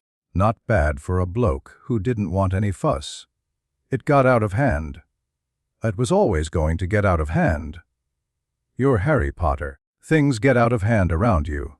Ron grinned. "At least this time, it's getting out of hand in a good way." Harry looked around at the celebration, at his wife talking with her friends, at his family, chosen and otherwise, enjoying a rare moment of pure happiness. "Yeah," he agreed. "It really is." Life settled into something approaching normalcy. Harry balanced his duties as keeper with his role as husband, friend, and reluctant public figure. The Hollow Court met quarterly to handle complex bond disputes.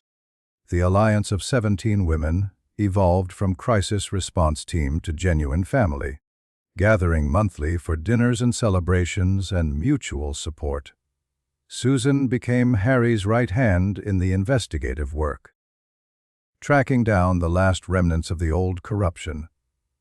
Tonks returned to the Auror Force with new purpose, bridging the gap between magical law enforcement and the bond system. Luna continued her research, documenting everything they'd learned for future generations. The others found their own paths. Hannah opened a healing practice that specialized in bond-related trauma. Padma joined the Department of Mysteries, studying the magical foundations they'd transformed. Even Tracy found her place, using her knowledge of dark magic to identify and neutralize lingering threats. Daphne worked beside Harry, helping to shape the new system they'd created together. Her political acumen and his raw power made an effective combination. They disagreed sometimes, often, actually, but the arguments were productive, pushing both of them toward better solutions. A year after their wedding, Daphne told Harry she was pregnant. He reacted about as well as could be expected, which is to say, he froze completely, then nearly fainted, then swept her into his arms with a joy that made words unnecessary. "You're going to be a father," Daphne said, laughing at his expression. "I'm going to be a father." He couldn't stop grinning. "We're going to be parents. Try not to hyperventilate. No promises." The pregnancy progressed normally. Harry worried constantly about Daphne's health, about the baby's development, about his own fitness for parenthood. Daphne told him repeatedly to calm down. He repeatedly failed to follow that advice. Their son was born on a summer evening, in a room full of magic and love. James Sirius Potter came into the world screaming, which everyone agreed was appropriate for a child of Harry's. He had his mother's eyes and his father's dark hair, and when Harry held him for the first time, he felt something shift in his heart. "Hey there," Harry whispered to the tiny face. "I'm your dad. I'm probably going to mess this up a lot, but I promise I'll always love you, and I'll always try to give you choices." The bond network hummed with new connections, the ancient magic recognizing another Potter, welcoming the next generation into its embrace. But this time, there were no obligations attached, just possibility, just hope. 5 years later, Harry stood on the edge of the same cemetery where everything had changed. 2 children played among the headstones, James, now a confident 5-year-old with his mother's wit, and his little sister Lily, 3 years old and already showing signs of her father's stubbornness. Daphne sat on a bench nearby, watching them with a contentment that still surprised Harry sometimes. The Ice Queen he'd first met at Gringotts had transformed completely. Or maybe she'd just finally become who she'd always been underneath. The bond network was stable. The hollow court functioned smoothly. The alliance of women who'd stood with Harry had evolved into a genuine extended family, their children growing up together, their connections strengthening with each passing year. It wasn't perfect. Nothing was. There were still disputes to resolve, corruptions to root out, challenges to overcome. Harry suspected there always would be, but they faced them together. As a family, as an alliance, as a network of people who had chosen each other. That was the gift the bonds had given them in the end. Not obligation, not control, but the opportunity to choose. To build something real from the ashes of something corrupted. To create the future they wanted, rather than accepting the one they'd been given. Harry watched his children play, felt his wife's hand slip into his, sensed the magic of generations humming beneath his feet. "Happy?" Daphne asked. He thought about the question. About everything he'd been through to reach this moment. The losses, the struggles, the choices that had seemed impossible until he made them. "Yeah," he said finally. "I really am." They stood together as the sun set over the Potter cemetery, surrounded by the legacy of everyone who had come before, and the promise of everyone who would come after. The bonds had started as debts, inherited obligations from a war Harry had been too young to fight. They'd become something else entirely, something better. Bridges, not chains. Choices, not compulsions. Love, freely given and freely received. Harry pulled Daphne close as their children's laughter echoed through the ancient stones. This was what the magic had always been meant to create. This was what they had built together. And this, at last, was home.